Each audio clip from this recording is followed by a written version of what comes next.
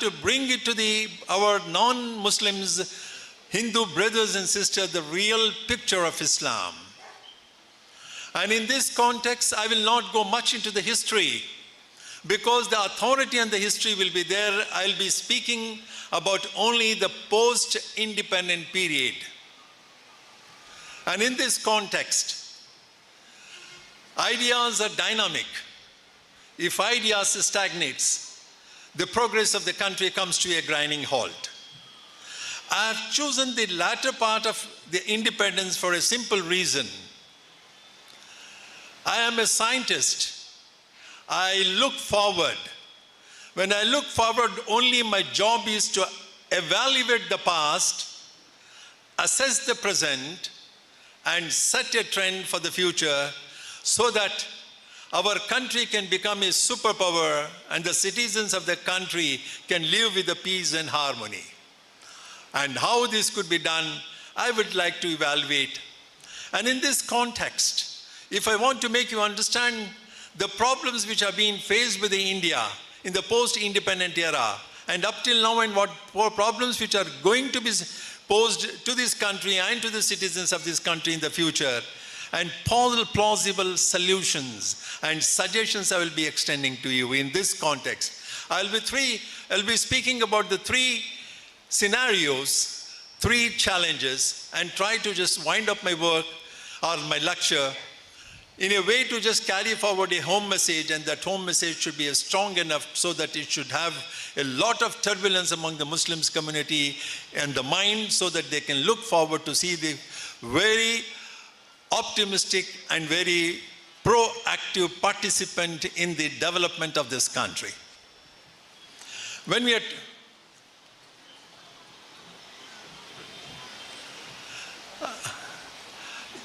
I have got a message whether is it possible to talk in Urdu or Hindi.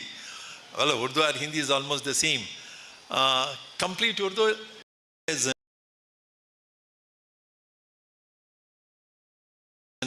Francis Yokohama, who wrote End of the World and the Last Man.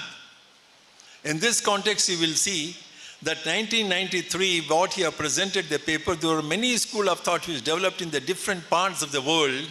And the simple gist of that, what is happened in that particular, and in 1996, there's the whole that paper became, he presented a thesis, and that was published in the form of a book and one of the bestsellers. In this, you will see that if you take the whole world map, place it on a table in a parallelogram, you will see there is 4 important civilizations that have played a very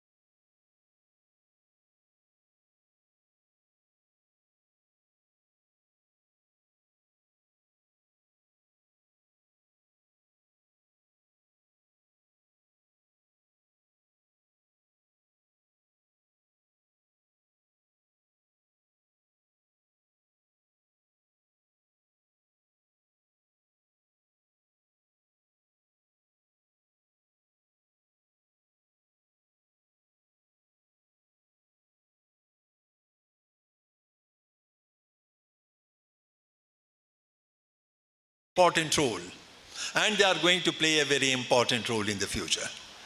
The first is the Western civilization. The Western civilization is not a new one. It has already, I think so, for the last 400 to 500 years, they have been ruling this world, and they continue to rule for some more time. But you will see in parallel, you will see the other part of the parallelogram. You will see the rise of the Chinese civilization or the Confucius civilization, which clearly mentions about the rise of the China as a superpower. No wonder, within 30 years, China has been able to uplift 70 crores of its population from the below poverty line to the above poverty line. And the third one, you will see that Islamic civilization which took place after the oil minister in the early 70s declared the petrol as a weapon. He raised the prices from $1.5, $2 to $18. There were so many threats and everything, and rest is the history. And thereby there was a resurgence of Islamic civilization. And the fourth one is the rise of Indian civilization in the post-independent era. And in this context, if you see, this is the world's scenario that is taking place. And now if you are concentrating what is happening to the Asian, you will see that the Japan, which almost was brought to the ashes in the Second World War after dropping the 2 bombs on Hiroshima and Nagasaki on 6th and 9th of August, still it has emerged as a superpower, but to a greater extent the challenge for India is not Japan but the China, which I have been telling in the same platform. I think so I have told not less than about 4 or 5 times, or maybe half a dozen times, almost about 15 years ago. And now it has become true. Now if you want to take up the Asian civilization and you come to the Indian scenario, in 1947, when India was partitioned to Pakistan and remaining as India, the population was about 33 crores, and rather I would say the 30 crores is starving, stricken subjects. I mean to say the poverty was done, hardly there was 0.5% of the rich people. And this you can estimate how poor the Indian, the Otan account, which was presented in November because there was no full budget because we got the independence on 15th of August, was merely 171 crores with a fiscal deficit of 24 crores, out of which almost half of it went to the defense. So that means to say for each and every person, there was hardly 3 or 4 rupees per year per person. From that, we have developed to that extent that during the time of Manmohan Singh as a Prime Minister, Pranab Mukherjee, the former president of the country, was the finance minister. He was the first one to present a budget of 1 million crore. When I'm talking of 1 million crore, and now we are just presenting more than 1.45 million, dynamic if ideas are stagnant, the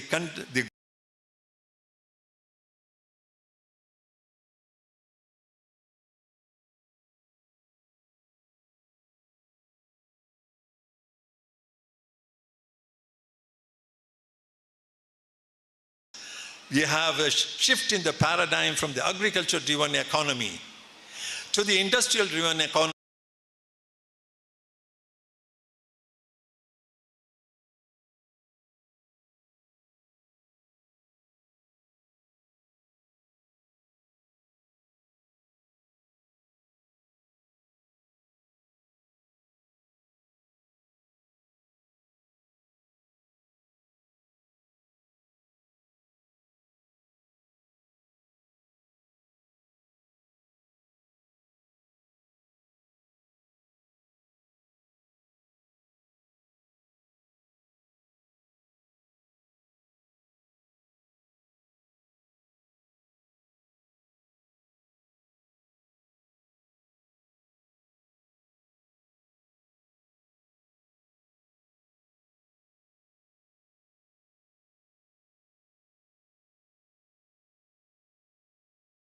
Terms and rather to just then go a little more in detail about the knowledge and the other aspect, particularly the concept of change or the dynamics of change or idea of change, then you will see that there is a very important aspect that we'll have to talk about.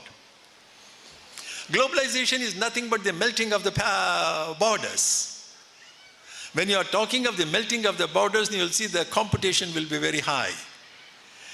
And when you are talking of the competition is very high, what is the one which can just sustain you to win the race will be only knowledge. Now, if you are talking of the knowledge, particularly for the Muslims community, because I want the Muslim community to be in the mainstream, I'll produce you the various data as to what has been enshrined in Quran, what has been enshrined in Hadith, what has been enshrined in Shariat, or we are following it, and why we are facing so much of the problems.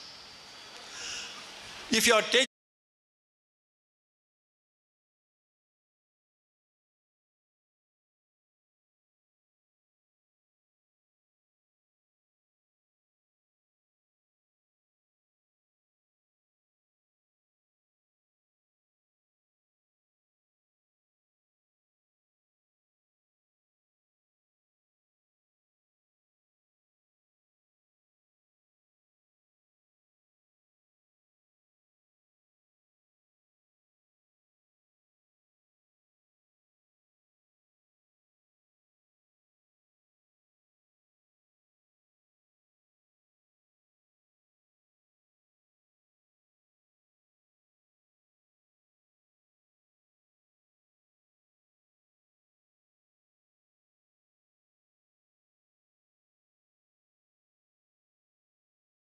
in 60 years, they will be able to accommodate.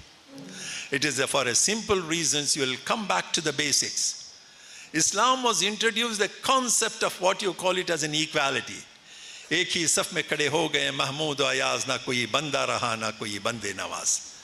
But you will see carefully, if you look at it, is the only the jurisprudence that was there in that context, or even today, the concept of equity, which was now introduced in the whole world in the last quarter of the 20th century, was introduced, which we call it as an adl.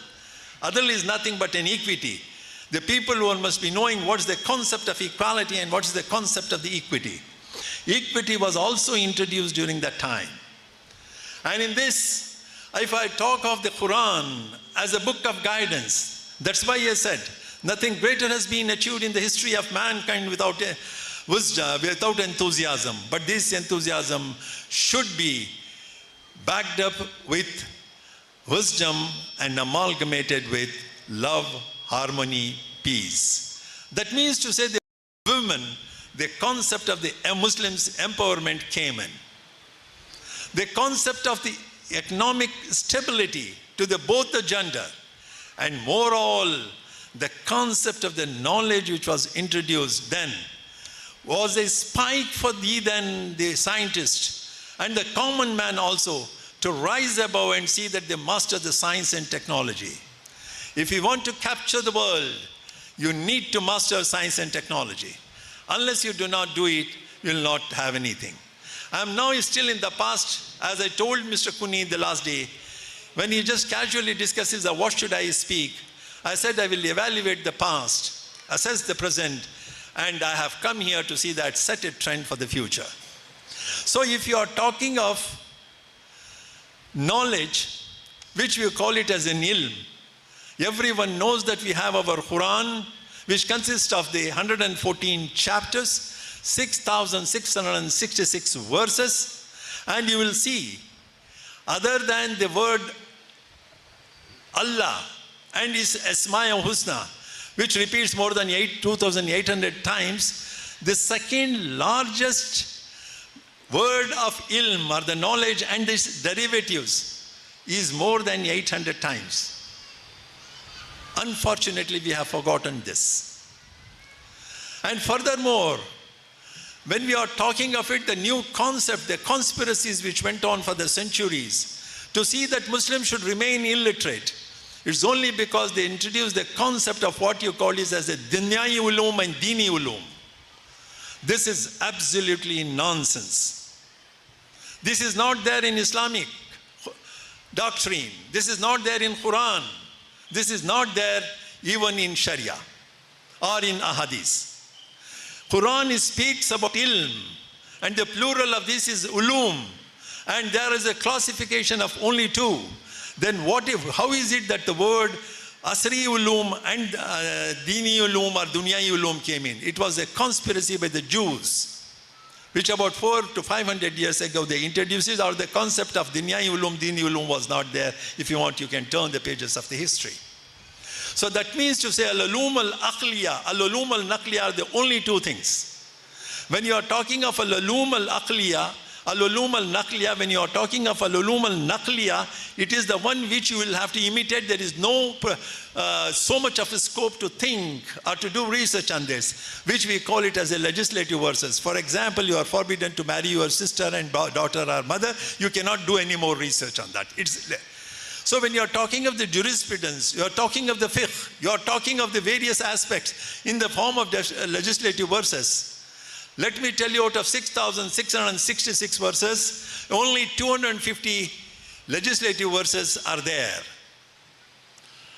Then what about the science? More than 750 verses are there in the Quran. That means to say 1/8 of the Quran speaks about the science. 1,400 verses of the Quran speaks about management, which is coming as the most important aspect.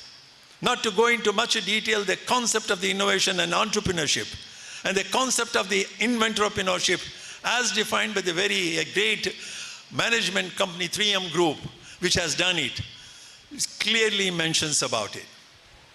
When you are talking of 750 verses which speaks of the Quran, you can imagine how much of the motivation and inspiration the Sahaba Ikram took it, and no wonder they produced the best knowledge, best instrument, best science and best technology. It was then backed up with what the moral and ethical values and the concept of the Falahi Riyasat, which was established, or a welfare state established by the Huzur Sallallahu Alaihi Wasallam during the Medina period, is the one which made the Muslims to see that the whole world kneeled down before them, and 2/3 of the then world was under the control of Islam. Let me just go a little more. Recently we are talking of the rocking stars, which was discovered. It is clearly mentioned in the Quran, As-samai wa tariq wa ma adraka ma tariq wa najmu wa saqib. Not to go in, I'll go further a little more into the details. As now if you are looking at the very important sciences which the various scientists are struggling to understand. I assure all the people who are all graduates and who are in the field is the genome mapping. All the scientists are struggling to understand the more into the depth of this.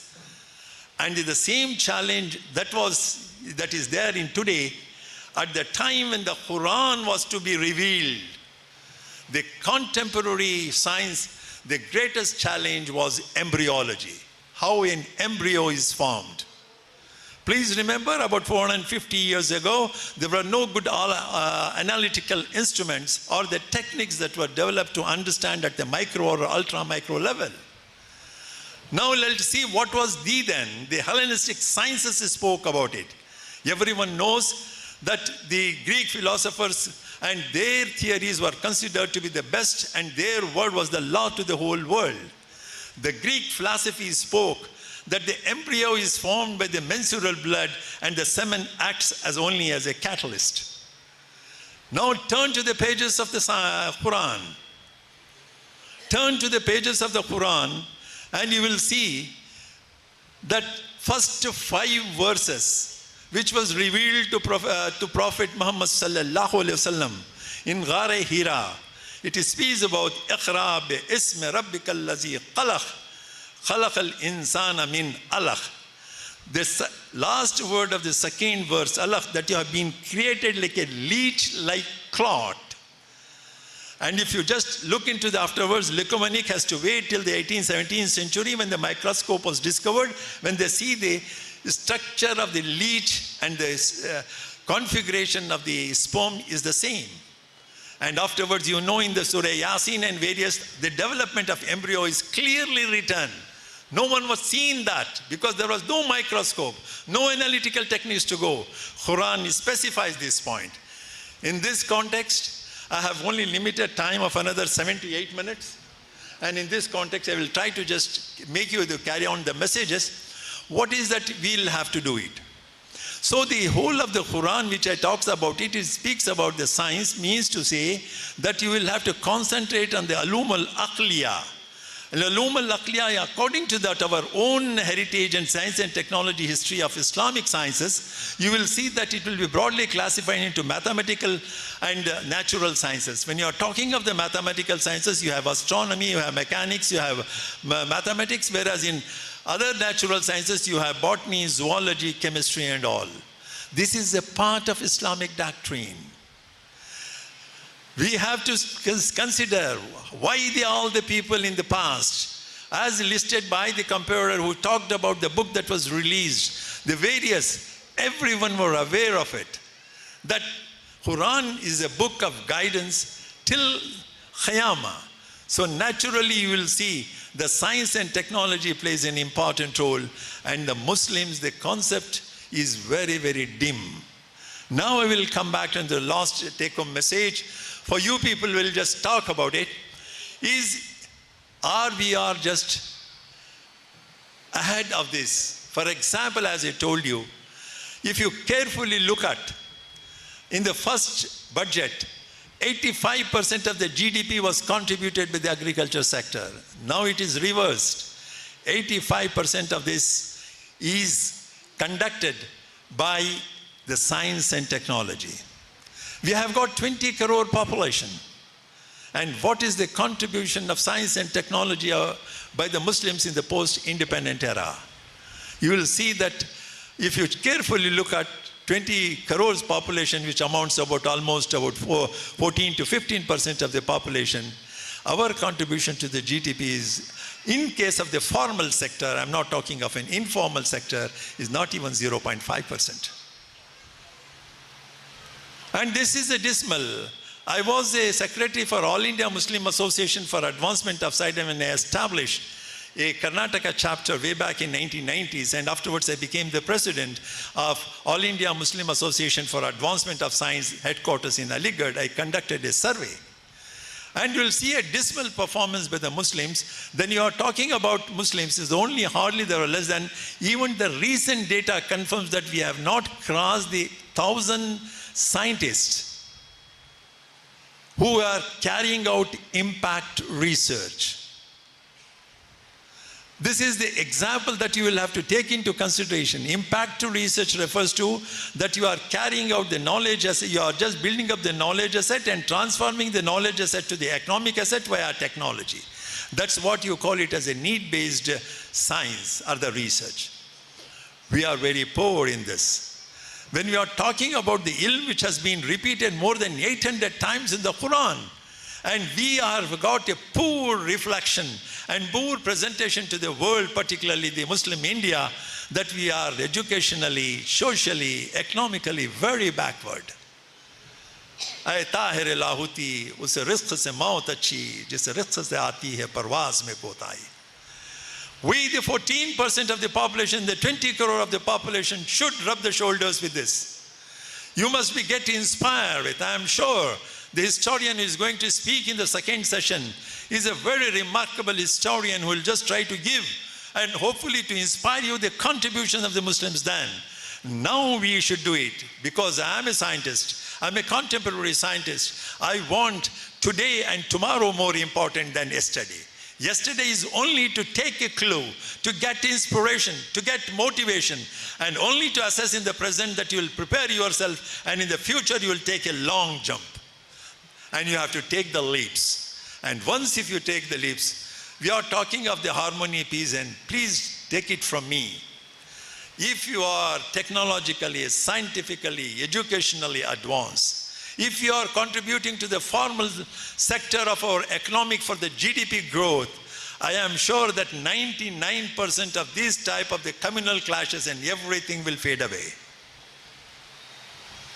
I repeat, the best way to halt the turbulence in the society is not due to any polarization created by money. It is not created by any sections of the society. If you carefully look at it, we have not contributed enough to the development of this country. So it is the need of the hour that every Muslim should take an oath that you will not only get your children and your other people, other community people educated, they should be highly educated, not only highly educated, quality educated, not only quality educated, you should produce scientists and technologists so that they should contribute to the country. This is exactly what I want. And if you are thinking that we are just offering 5 times the prayers and that should be sufficient, please let me know. We have huququllah and huququl ibad. Huququllah, we can get it. Even, for example, I don't offer some prayers. I still go to the God. You forgive me, He will forgive. But where is our character? Wherein we are standing as far as the huququl ibad is concerned? That is exactly the social order which was brought by the Prophet Muhammad sallallahu alaihi wasallam. It was the period of survival and consolidation, and it was the period of consolidation and glorification in Medina, which we call it as in welfare state. Well, ladies and gentlemen, the time is coming up because I have been given 25 minutes and it is almost coming to an end. What my is, I'm sorry that I have been asked in the last minute to speak in the Urdu. I will just speak, but I thought there will be a people, and Mangalore, as I know, is one of the very literate and having the good command over both Kannada, Urdu and English. I thought let me just do it so that the fluency will hopefully try to shake this one, bring some turbulence in your mind and to see that you carry forward.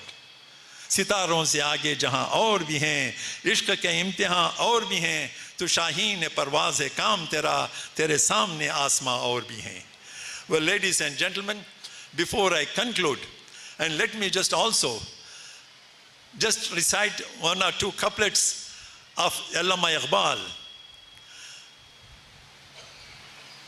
सदियां गुजर गई तेरे सजदों को क्या हुआ, सदियां गुजर गई तेरे सजदों को क्या हुआ, दुनिया तेरी बदल दे वो सजदा तलाश कर. Well, ladies and gentlemen, before I conclude, I thank very much the Shanti Prakashans, Mr. Kunni and all his colleague for being very enthusiastic. I was very well welcomed. I was given the wonderful hospitality, and it was my homecoming because I spent the best time of my life in this place. I have tried to motivate and inspire many of the people in this Bangalore city. All the people have been grateful to them, and I'll be also convey my thanks for at that time giving me an opportunity and also sharing my experience at this time. And in the end, I will just want to conclude a shloka from Bhagavad Gita. I am trying to prepare the Muslim community as the people of the men of action. Because we are docile people. We need a men of action to unravel the challenges, to accept it, whatever the challenges that come to us, and to see that we'll just take the leaps and show to the world we are the best people. We are the one who will just do it huququl ibad and bring a social order, and at the same time we are very advanced in science and technology. And in this context, I have, as I told you, I was looking at the translation of the people in action. I was going through the Bhagavad Gita because comparative religion has been my hobby. And in this context, you will see that in shloka, in chapter 4 and shloka 18, the English translation of this Bhagavad Gita goes very well. The man who sees action in inaction. I repeat, the English translation. The man who sees action in inaction, inaction in action, he is the man of he is a man of wisdom and true performer of all actions. Let us try to just get whatever is good from the different sources and see that we build up. This is exactly for a simple reason. Let me remind you, that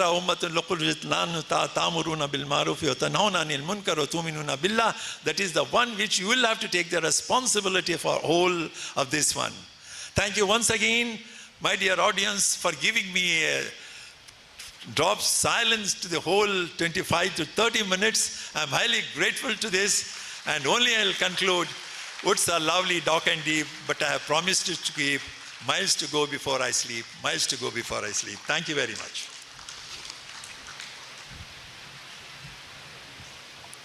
Professor Syed Akil Ahmad ravaru namma palige ಒಂದು ರೀತಿಯಲ್ಲಿ ಚಲಿಸುವ ಜ್ಞಾನ ಭಂಡಾರವಿದ್ದಂತೆ ಅತ್ಯಂತ ಸೂಕ್ಷ್ಮವಾಗಿ ಮತ್ತು ವಿಸ್ತಾರವಾಗಿ ಇಂದಿನ ಈ ವಿಚಾರಗೋಷ್ಠಿಯ ಉದ್ಘಾಟನೆಯನ್ನು ಅವರು ಮಾಡಿದ್ದಾರೆ. ಬಹಳಷ್ಟು ವಿಚಾರಗಳನ್ನು ನಮ್ಮ ಮುಂದೆ ಚರ್ಚಿಸಿದ್ದಾರೆ. ಅವರು ಇಂಗ್ಲಿಷ್ನಲ್ಲಿ ಮಾತನಾಡುವುದರ ಮೂಲಕ ಇನ್ನೊಂದು ಉಪಕಾರ ನಮಗೆ ಮಾಡಿದ್ದಾರೆ.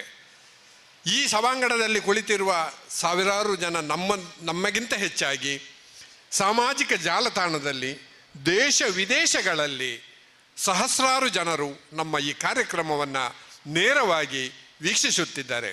ಅವರೆಲ್ಲರಿಗೂ ಒಂದು ಒಳ್ಳೆಯ ಸಂದೇಶ ತಲುಪಿದೆ ಮಾತ್ರವಲ್ಲ, ನಾವು ಬಿಟ್ಟಿರುವಂತಹ ಉಳಿಸುತ್ತೇವೆ ಎನ್ನುವ ಬಾಣ ಎಲ್ಲಿಗೆ ಹೋಗಿ ತಲುಪಬೇಕೋ ಅಲ್ಲಿಗೆ ಸರಿಯಾಗಿ ತಲುಪಿದೆ ಎಂದು ನಾವು ಭಾವಿಸುತ್ತೇವೆ. ನಿಮ್ಮೆಲ್ಲರ ಪರವಾಗಿ ನಾನು ಅವರಿಗೆ ತುಂಬ ಹೃದಯದ ಧನ್ಯವಾದಗಳನ್ನು, ಕೃತಜ್ಞತೆಗಳನ್ನು ಸಲ್ಲಿಸುತ್ತೇನೆ. ಸ್ನೇಹಿತರೆ, ಇದುವರೆಗೆ ಈ ವೇದಿಕೆಯಲ್ಲಿ ಏನು ನಡೆಯಿತು ಇದು ನಮ್ಮ ಮುಖ್ಯ ಕಾರ್ಯಕ್ರಮವಲ್ಲ. ನಮ್ಮ ಮುಖ್ಯ ಕಾರ್ಯಕ್ರಮ ಒಂದು ಮಹತ್ವಪೂರ್ಣವಾದ ವಿಚಾರಗೋಷ್ಠಿ ಇನ್ನು ಮುಂದೆ ನಡೆಯಲಿದೆ. ಅದಕ್ಕಾಗಿ ಒಂದು ರೀತಿಯ ವಾರ್ಮ್ ಅಪ್, ನಿಮ್ಮನ್ನು ಬಿಸಿಗೊಳಿಸುವ ಕೆಲಸ ಮಾತ್ರ ಈ ವೇದಿಕೆಯಲ್ಲಾಗಿದೆ. ಇದೀಗ ನಿಮಗೆ ಸ್ವಲ್ಪ ವಿರಾಮವನ್ನು ಕೊಡುತ್ತೇವೆ. 6:45ಕ್ಕೆ ಸರಿಯಾಗಿ ನೀವೆಲ್ಲ ಬೇಗ ಬಂದು ಕುಳಿತುಕೊಳ್ಳುವುದರ ಮೂಲಕ ನಾವೆಲ್ಲ ಬಹುನಿರೀಕ್ಷಿಸುತ್ತಿರುವಂತಹ ವಿಚಾರಗೋಷ್ಠಿಯನ್ನು ಸಹ ನೀವು ಯಶಸ್ವಿಗೊಳಿಸಿಕೊಳ್ಳಬೇಕು. ಮತ್ತೊಮ್ಮೆ ಹೇಳುತ್ತಿದ್ದೇನೆ, ಬಲಭಾಗದಲ್ಲಿರುವ ಮಿನಿ ಟೌನ್ ಹಾಲಿನಲ್ಲಿ ಪುರುಷರಿಗೆ ನಮಾಜ್ ಮತ್ತು ಲಘು ಉಪಹಾರದ ವ್ಯವಸ್ಥೆ ಇದೆ. ಬಲಭಾಗದಲ್ಲಿರುವಂತಹ ಪ್ರದೇಶದಲ್ಲಿ ಮಹಿಳೆಯರಿಗೆ, ದಯವಿಟ್ಟು ಯಾರು ಪುರುಷರು ಬಲಭಾಗದ ಬಾಗಿಲಲ್ಲಿ ಹೋಗಬಾರದು, ಒಳಗೆ ಬನ್ನಿ. ಮಹಿಳೆಯರಿಗೆ ಅಲ್ಲಿ ನಮಾಜ್ ಮತ್ತು ಲಘು ಉಪಹಾರದ ವ್ಯವಸ್ಥೆ ಇದೆ. ಅದನ್ನೆಲ್ಲ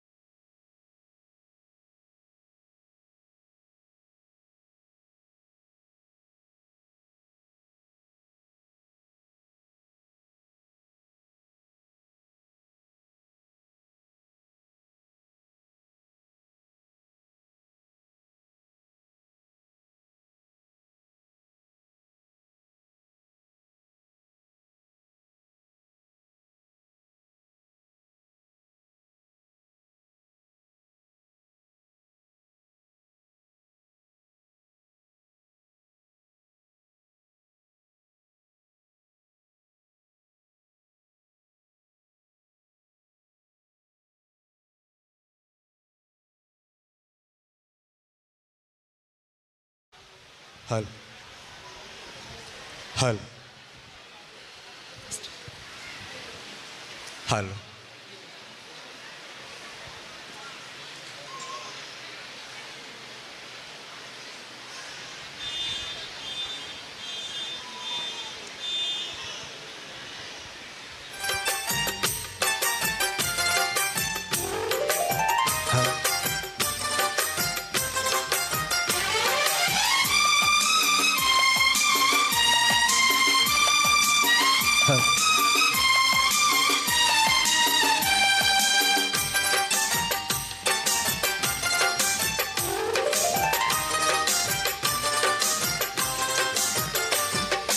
ಮಾನವಾ ಮಾನವಾ ರಾಶಿಗಕಲ್ ತನ್ನರ ಅಕಲ್ ಬುದ್ಧಿ ತನ್ನರ ಚೆಲ್ಲುವ ಚೆಲ್ಲುವ ತೆರಿഞ്ഞോ ನಲ್ಮೇರೋ ಕಾರ್ಯ ತೆರಿഞ്ഞോ ನಲ್ಮೇರೋ ಕಾರ್ಯ ഈ ഭൂമിയിൽ ഉടനങ്ങ പെരുന്തര് നങ്ക് ആയുസ് ഉള്ളോ പാരി ചെറിയത് ഈ ഭൂമിയിൽ ഊടനങ്ങ പെരുന്തര് നങ്ക് ആയുസ് ഉള്ളോ പാരി ചെറിയത് മാനവാ മാനവാ രാശികക്കല് തന്നരാ അകല് ബുദ്ധി തന്നരാ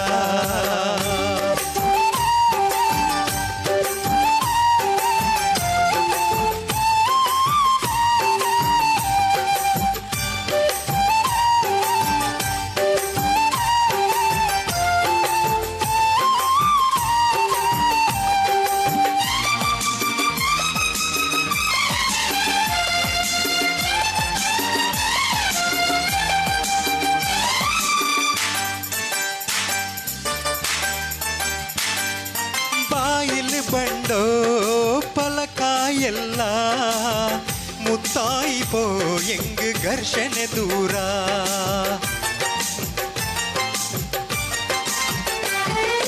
ಬಾಯಿಲ್ ಬಂಡೋ ಪಲಕಾಯೆಲ್ಲ മുത്തായി പോയെങ്ക് ഘർഷണ ദൂര ഒരു മത്തില് കിരുപത്തില് എല്ലാരും മനസ്സിലും എന്തായാര മണിസരാസിരോ ചൊമ്മ പിരിസാക്കുവ പർക്കത്തരോ സദാ നങ്ങ പടയുവ മണിസരാസിരോ ചൊമ്മ പിരിസാക്കുವ പർക്കത്തരോ സദಾ നങ്ങ പടയുವ മാനവാ മാനവാ രാശികക്കല് തന്നരാ അകല് ബുദ്ധി തന്നരാ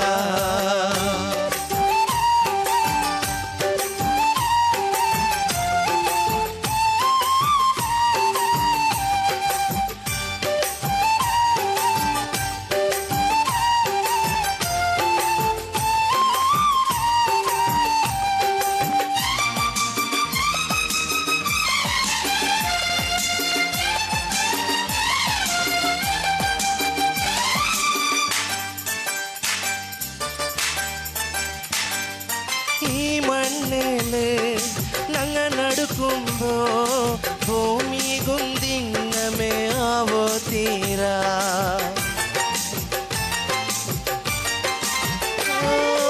ഈ മണ്ണില് ഞങ്ങ നടക്കുമ്പോ ഭൂമി കുന്തിങ്ങമേ ആവോ തീരാ പരിശുദ്ധമായോ ഈ മനസ്സില് കണ്ടാത്തോ ചിന്തന ಬರಗೆ ದೇರ ಶ್ವಾಸ ಇಕ್ಕುಂಬೋ ಎಂದಿಗಾಕಾರ ಐಕ್ಯತೆ ಗೂಡ ಕೊಡುಕುವ ಸಹಕಾರ ಶ್ವಾಸ ಇಕ್ಕುಂಬೋ ಎಂದಿಗೆ ಅಹಂಕಾರ ಐಕ್ಯತೆ ಕೂಡ ಕೊಡುಕುವ ಸಹಕಾರ ಮಾನವ ಮಾನವ ರಾಶಿ ಗಕಲೆ ತನ್ನೇರ ಅಕಲೆ ಬುದ್ಧಿ ತನ್ನೇರ ಚೆಲ್ಲುವ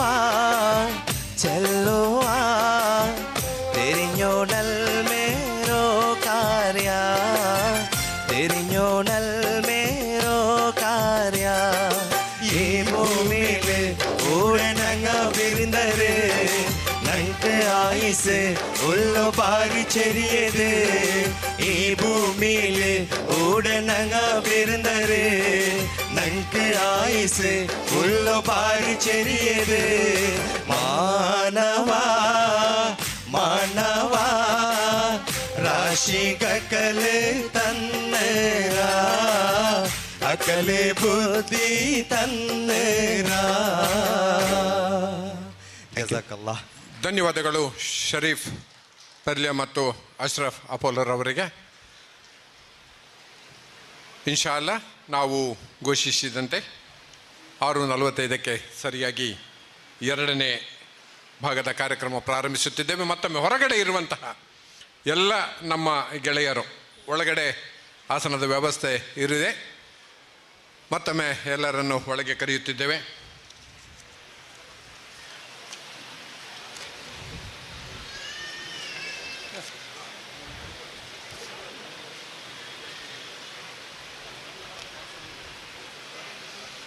ಭಾರತದ ಇತಿಹಾಸ ಮತ್ತು ಮುಸ್ಲಿಮರು ಬಹಳ ಮಹತ್ವಪೂರ್ಣವಾದಂತಹ ವಿಚಾರಗೋಷ್ಠಿ. ಇದನ್ನು ಈಗಾಗಲೇ ಸ್ಥಾಪಕ ಕುಲಪತಿಗಳಾದಂತಹ ಯನಪಯ್ಯ ಯೂನಿವರ್ಸಿಟಿಯ ಪ್ರೊಫೆಸರ್ ಸೈಯದ್ ಅಖಿಲ್ ಅಹ್ಮದ್ ರವರು ತಮ್ಮ ಉದ್ಘಾಟನಾ ಭಾಷಣದಲ್ಲಿ ಭಾಷಣದ ಮೂಲಕ ಉದ್ಘಾಟಿಸಿಕೊಟ್ಟಿದ್ದಾರೆ. ಇದೀಗ ಈ ವಿಚಾರ ಗೋಷ್ಠಿಯ ಮಹತ್ವದ ಮಜಲಿಗೆ ನಾವು ಹೋಗುತ್ತಿದ್ದೇವೆ.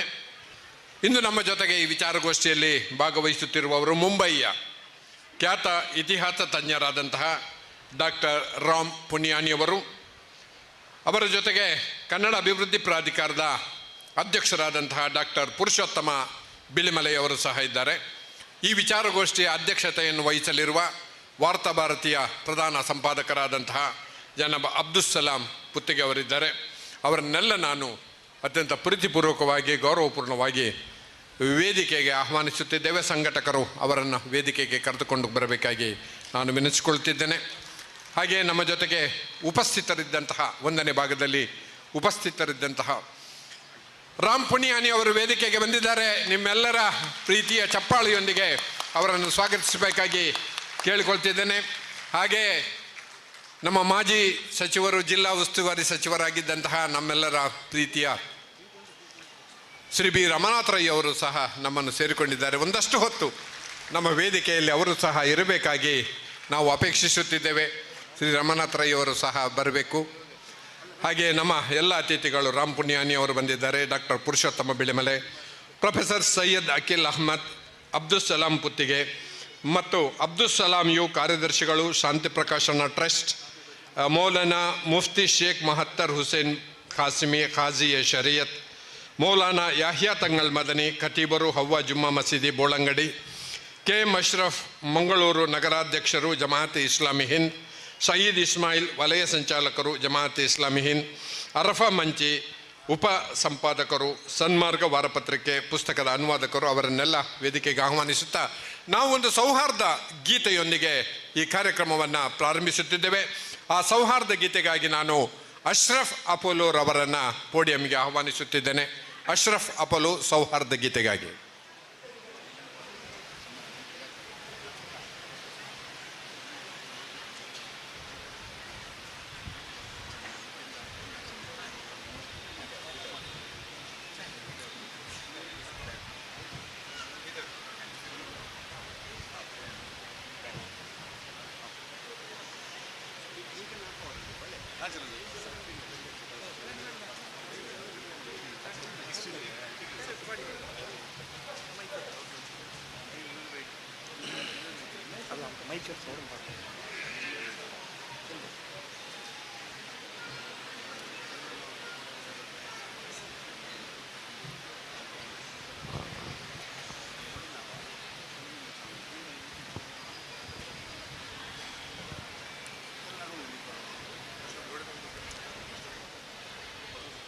ಅಸ್ಸಲಾಮು ಅಲೈಕುಂ ವರಹಮತುಲ್ಲಾ.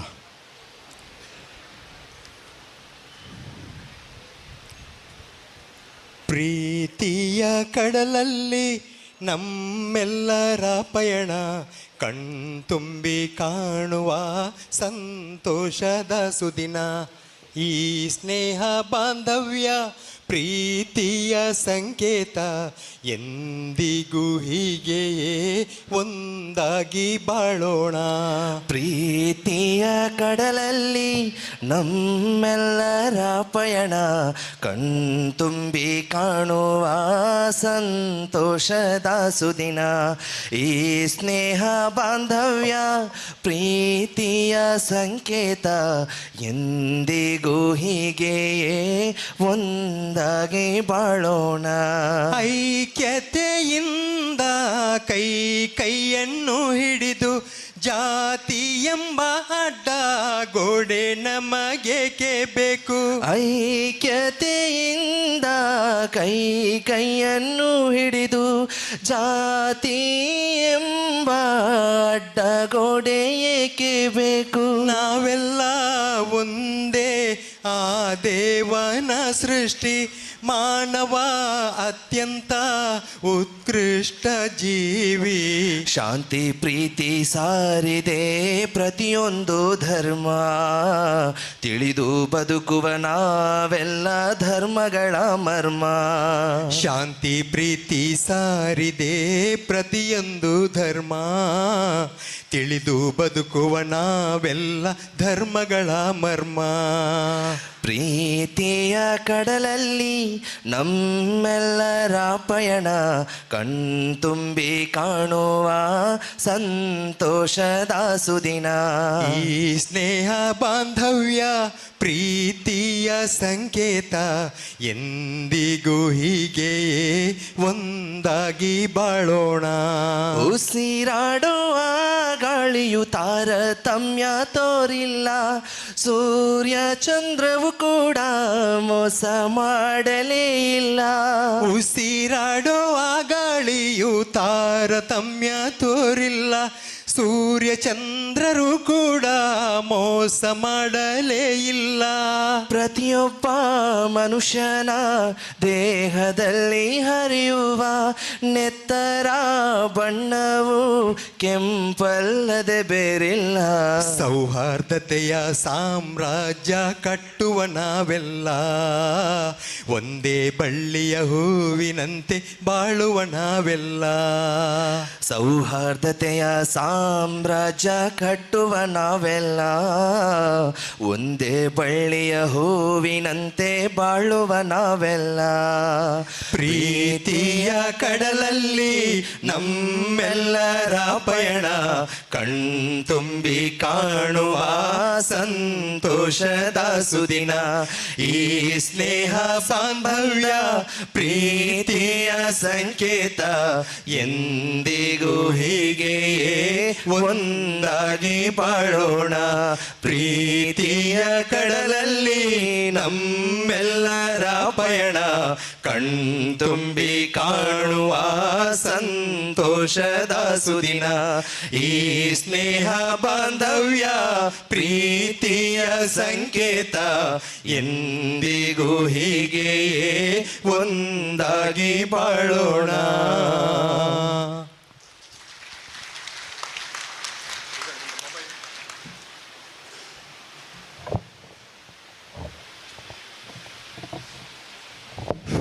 ಎಂದಿಗೂ ಹೀಗೆ ಒಂದಾಗಿ ಬಾಳೋಣ. ಬಹಳ ಸುಂದರವಾದಂತಹ ಸೌಹಾರ್ದ ಗೀತೆಯನ್ನು ಹಾಡಿದಂತಹ ಅಶ್ರಫ್ ಅಪಲು ಮತ್ತು ಶರೀಫ್ ಎರ್ಲಿ ಅವರಿಗೆ ನಿಮ್ಮೆಲ್ಲರ ಪರವಾಗಿ ತುಂಬು ಹೃದಯದ ಧನ್ಯವಾದಗಳನ್ನು ಸಲ್ಲಿಸ್ತಿದ್ದೇನೆ. ಸ್ನೇಹಿತರೆ, ಕೆಲವು ಹೊಸ ಅತಿಥಿಗಳು ವೇದಿಕೆಯಲ್ಲಿ ನಮ್ಮೊಂದಿಗೆ ಸೇರಿಕೊಂಡಿದ್ದಾರೆ. ಆದ್ದರಿಂದ ಅವರನ್ನು ಸಹ ಅಧಿಕೃತವಾಗಿ ಸಂಕ್ಷಿಪ್ತವಾಗಿ ಮತ್ತೊಮ್ಮೆ ಸ್ವಾಗತಿಸಲಿದ್ದಾರೆ ನಮ್ಮೆಲ್ಲರ ಪ್ರೀತಿಯ ಮೊಹಮ್ಮದ್ ಕುಂಜಿ ಅವರು. ಬಿಸ್ಮಿಲ್ಲಾಹಿರ್ ರಹ್ಮಾನ್ ರಹೀಂ. ಪರಮದಯಾಮಯನು ಕರುಣಾನಿಧಿಯೂ ಆದ ಅಲ್ಲಾಹನ ನಾಮದಿಂದ ಈಗಾಗಲೇ ಈ ಕಾರ್ಯಕ್ರಮಕ್ಕೆ ಎಲ್ಲ ಅತಿಥಿಗಳನ್ನು ಸ್ವಾಗತಿಸಲಾಗಿದೆ. ಇದೀಗ ವಿಶೇಷ ಅತಿಥಿಗಳು ನಮ್ಮ ಜೊತೆಯಲ್ಲಿದ್ದಾರೆ. ಅವರನ್ನು ಸ್ವಾಗತಿಸುವ ಜವಾಬ್ದಾರಿಯನ್ನು ನಿರ್ವಹಿಸ್ತಾ ಇದ್ದೇನೆ. ಈಗಾಗಲೇ ನಮ್ಮ ವೇದಿಕೆಗೆ ಈ ಕಾರ್ಯಕ್ರಮದ ವಿಶೇಷ ಅತಿಥಿ ಡಾಕ್ಟರ್ ರಾಮ್ ಪುನಿಯಾನಿ ಅವರು ಆಗಮಿಸಿದ್ದಾರೆ. ಈ ದೇಶದ ಖ್ಯಾತ ಇತಿಹಾಸ ತಜ್ಞ. ಅವರು ಒಬ್ಬ ಡಾಕ್ಟರ್, ಒಬ್ಬ ಲೇಖಕ, ಒಬ್ಬ ವಿದ್ವಾಂಸ, ಒಬ್ಬ ಮೇಧಾವಿ. ಹೀಗೆ ಹಲವು ವಿಶೇಷಣಗಳಿಂದ ಅವರನ್ನು ನೀವು ಗುರುತಿಸಬಹುದು.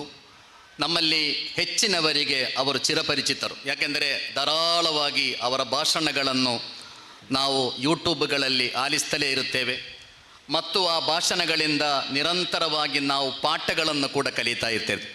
ನಮ್ಮ ಸೌಭಾಗ್ಯ ಈ ಸುದಿನದಂದು ಶಾಂತಿ ಪ್ರಕಾಶನದ ಈ ಪುಸ್ತಕ ಬಿಡುಗಡೆಯ ಸಮಾರಂಭಕ್ಕೆ ಡಾಕ್ಟರ್ ರಾಮ್ ಪುನ್ಯಾನಿ ಅವರು ಈ ವೇದಿಕೆಗೆ ಆಗಮಿಸಿದ್ದಾರೆ.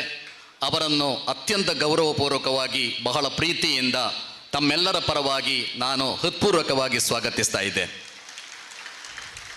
ಈ ಕಾರ್ಯಕ್ರಮದಲ್ಲಿ ನಮ್ಮ ಜೊತೆ ನಮ್ಮೆಲ್ಲರ ಹಿರಿಯರು, ನಾವೆಲ್ಲ ಬಹಳ ಗೌರವಿಸುವ ಈ ಜಿಲ್ಲೆಯ ಒಬ್ಬ ಸ್ವಚ್ಛ ರಾಜಕಾರಣಿ, ತನ್ನ ಆದರ್ಶಗಳಿಗೆ ಬಹಳ ಬದ್ಧತೆ ಇರುವಂತಹ ಒಬ್ಬ ರಾಜಕಾರಣಿ ಬಿ ರಮಾನಾಥ ರೈ ಅವರು ನಮ್ಮ ಜೊತೆ ಈ ವೇದಿಕೆಯಲ್ಲಿದ್ದಾರೆ. ಅವರನ್ನು ಕೂಡ ಶಾಂತಿ ಪ್ರಕಾಶನದ ವತಿಯಿಂದ ಅತ್ಯಂತ ಗೌರವಪೂರ್ವಕವಾಗಿ ನಾನು ಈ ಕಾರ್ಯಕ್ರಮಕ್ಕೆ ಸ್ವಾಗತಿಸ್ತಾ ಇದ್ದೇನೆ. ಮೌಲಾನಾ ಯಹಿಯಾ ತಂಗಳ್ ಮದನಿ ಅವರು ಸ್ವಲ್ಪ ತಡವಾಗಿ ನಮ್ಮನ್ನು ಸೇರಿಕೊಂಡಿದ್ದಾರೆ. ಅವರನ್ನು ಕೂಡ ಈ ಕಾರ್ಯಕ್ರಮಕ್ಕೆ ಬಹಳ ಗೌರವಪೂರ್ವಕವಾಗಿ ನಾನು ಸ್ವಾಗತಿಸ್ತಾ ಇದ್ದೇನೆ.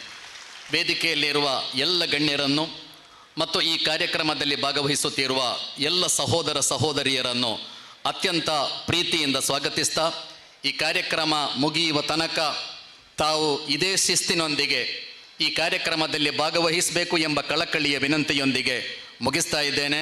ಅಸ್ಸಲಾಮು ಅಲೈಕುಂ. ನಿಮ್ಮೆಲ್ಲರ ಮೇಲೆ ದೇವನ ಶಾಂತಿ ಮತ್ತು ಕರುಣೆ ಇರಲಿ. ಧನ್ಯವಾದಗಳು ಮೊಹಮ್ಮದ್ ಕುಂಜಿ ಅವರಿಗೆ. ಸ್ನೇಹಿತರೆ, ನಮ್ಮ ಜೊತೆಗೆ ಕರ್ನಾಟಕ ಕನ್ನಡ ಪ್ರಾಧಿಕಾರದ ಅಧ್ಯಕ್ಷರಾದಂತಹ ಡಾಕ್ಟರ್ ಪುರುಷೋತ್ತಮ ಬಿಳಿಮಲೆಯವರಿದ್ದಾರೆ. ಮೊದಲ ಭಾಗದಲ್ಲಿ ನಾವು ಚರ್ಚಿಸಿದ ಹಾಗೆ ಹೇಗೆ ಇತಿಹಾಸವನ್ನು ಅಳಿಸಲಾಗುತ್ತಿದೆಯೋ ಹಾಗೆ ಈ ದೇಶದ ಸುಂದರ ಭಾಷೆಗಳನ್ನು ಅಳಿಸುವ ಪ್ರಯತ್ನಗಳು ನಡೆಯುತ್ತಿದೆ. ನಮ್ಮ ಸುಂದರ ಕನ್ನಡ ಭಾಷೆಯನ್ನು ಅಳಿಸಲು ಯಾರಾದರೂ ಪ್ರಯತ್ನಿಸಿದರೆ ಅವರಿಗೆ ದಿಟ್ಟವಾದ ಉತ್ತರವನ್ನು ಕೊಡುವ ಓರ್ವ ಸಮರ್ಥ ವ್ಯಕ್ತಿ ಇವತ್ತು ಆ ಪ್ರಾಧಿಕಾರದ ಅಧ್ಯಕ್ಷದ ಪೀಠದಲ್ಲಿ ಕುಳಿತಿದ್ದಾರೆ, ಪುರುಷೋತ್ತಮ ಬಿಳಿಮಲೆಯವರು. 2 ದಿನಗಳ ಹಿಂದೆ ಅವರು ಫೇಸ್ಬುಕ್ಕಿನಲ್ಲಿ ಬರೆದಂತಹ ಒಂದು ಮಾತು ಅವರ ಅನುಮತಿಯೊಂದಿಗೆ ಇಲ್ಲಿ ವಾಚಿಸಲು. ಸರ್, 2 ದಿನಗಳ ಹಿಂದೆ ನೀವು ಫೇಸ್ಬುಕ್ಕಿನಲ್ಲಿ ಬರೆದ 2 ಮಾತನ್ನು ಇಲ್ಲಿ ನಾನು ವಾಚಿಸಲು ಇಷ್ಟಪಡುತ್ತೇನೆ. ಒಬ್ಬ ಫೋನ್ ಮಾಡಿದ, ಹಿಂದಿ ಭಾಷೆಯಲ್ಲಿ ಮಾತನಾಡಿದ. ನಾನು ಟೆಲಿಫೋನ್ ಎಂಕ್ವೈರಿ ಅಥಾರಿಟಿ ಆಫ್ ಇಂಡಿಯಾದಿಂದ ಮಾತನಾಡುತ್ತಿದ್ದೇನೆ ಅಂದ. ಮಾತಿಗೆ ಹಿನ್ನೆಲೆಯಾಗಿ ಕಚೇರಿಯಲ್ಲಿ ಇತರರು ಮಾತಾಡುವಂತೆ ಸದ್ದು ಕೂಡ ಕೇಳ್ತಿತ್ತು. ನಾನು ಸರಿ, ಏನಾಗಬೇಕು? ಅವನು, ನಿಮ್ಮ ಮೊಬೈಲ್ನಲ್ಲಿ ಇಲ್ಲೀಗಲ್ ಮಾತುಕತೆ ನಡೆಯುವುದು ಗಮನಕ್ಕೆ ಬಂದಿದೆ. 2 ಗಂಟೆಗಳಲ್ಲಿ ನಿಮ್ಮ ಫೋನ್ ಲೈನ್ ಕಟ್ಟು ಮಾಡಲಾಗುವುದು. ನಾನು, ಹೌದಾ ಸರ್? ಮೊದಲು ಕಟ್ಟು ಮಾಡಿ, ನನಗಂತೂ ಈ ಫೋನ್ ಸಾಕಾಗಿದೆ, ಬರೀ ನಿನ್ನಂತಹ ಬಾಸ್ಟರ್ಡ್ಗಳ ಫೋನ್ ಬರ್ತಿದೆ. ಅವನು ಫೋನ್ ಕಟ್ಟು ಮಾಡಿದ. ನಾನು ನನ್ನ ಕೆಲಸ ಮುಂದುವರಿಸಿದೆ. ಇದು ಖಡಕ್ ಪುರುಷೋತ್ತಮ ಬಿಳಿಮಲೆ ಅವರ ಒಂದು ಶಾಂಪಲ್ ಮಾತ್ರ.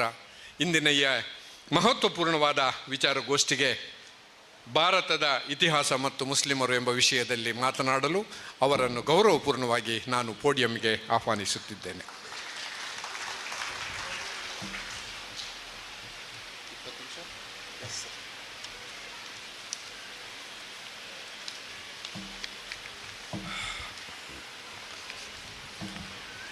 ಶಾಂತಿ ಪ್ರಕಾಶನ ಆಯೋಜಿಸುತ್ತಿರುವ ಈ ವಿಚಾರ ಸಂಕಿರಣದ ಸಂದರ್ಭದಲ್ಲಿ ವೇದಿಕೆಯ ಮೇಲೆ ಉಪಸ್ಥಿತರಿರುವ ಎಲ್ಲ ಮಹನೀಯರಿಗೂ ಕೂಡ ಗೌರವಪೂರ್ವಕವಾಗಿ ನನ್ನ ವಂದನೆಗಳನ್ನು ಸಮರ್ಪಿಸಿ, ಸ್ನೇಹಿತರೆ, ನೇರವಾಗಿ ವಿಷಯಕ್ಕೆ ಬರ್ತಿದ್ದೀನಿ. ಯಾಕೆಂತಂದರೆ 20 ನಿಮಿಷದಲ್ಲಿ ನಾನು ಕೆಲವು ವಿಷಯಗಳನ್ನು ನಿಮ್ಮ ಮುಂದೆ ಇಡಬೇಕು ಅಂತ ನಾನೊಂದು ಪ್ರಬಂಧವನ್ನೇ ಬರ್ಕೊಂಡು ಬಂದಿದ್ದೇನೆ. ಆದರೆ ಪ್ರಬಂಧವನ್ನು ಓದುವುದಿಲ್ಲ, ಅದರ ಮುಖ್ಯ ವಿಷಯಗಳನ್ನು ನಿಮ್ಮ ಮುಂದೆ ಇಡುತ್ತೇನೆ.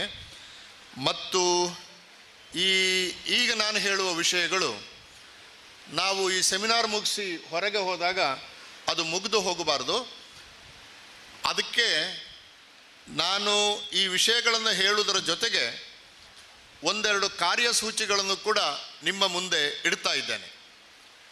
ಇಲ್ಲಿ ಶಾಂತಿ ಪ್ರಕಾಶನ ಇದೆ, ಹಿರಿಯರಾದ ಪುತ್ತಿಗೆಯವರಿದ್ದಾರೆ, ಅನೇಕ ಬುದ್ಧಿಜೀವಿಗಳು ಇದ್ದೀರಿ. ಇಂಥ ಕಾರ್ಯಕ್ರಮಗಳಾದಾಗ ಶಕ್ತಿ ಮೀರಿ ಸಹಾಯ ಧನ ಸಹಾಯ ಮಾಡುವ ಹಿರಿಯರು ಸ್ನೇಹಿತರು ಎಲ್ಲ ಇದ್ದೀರಿ.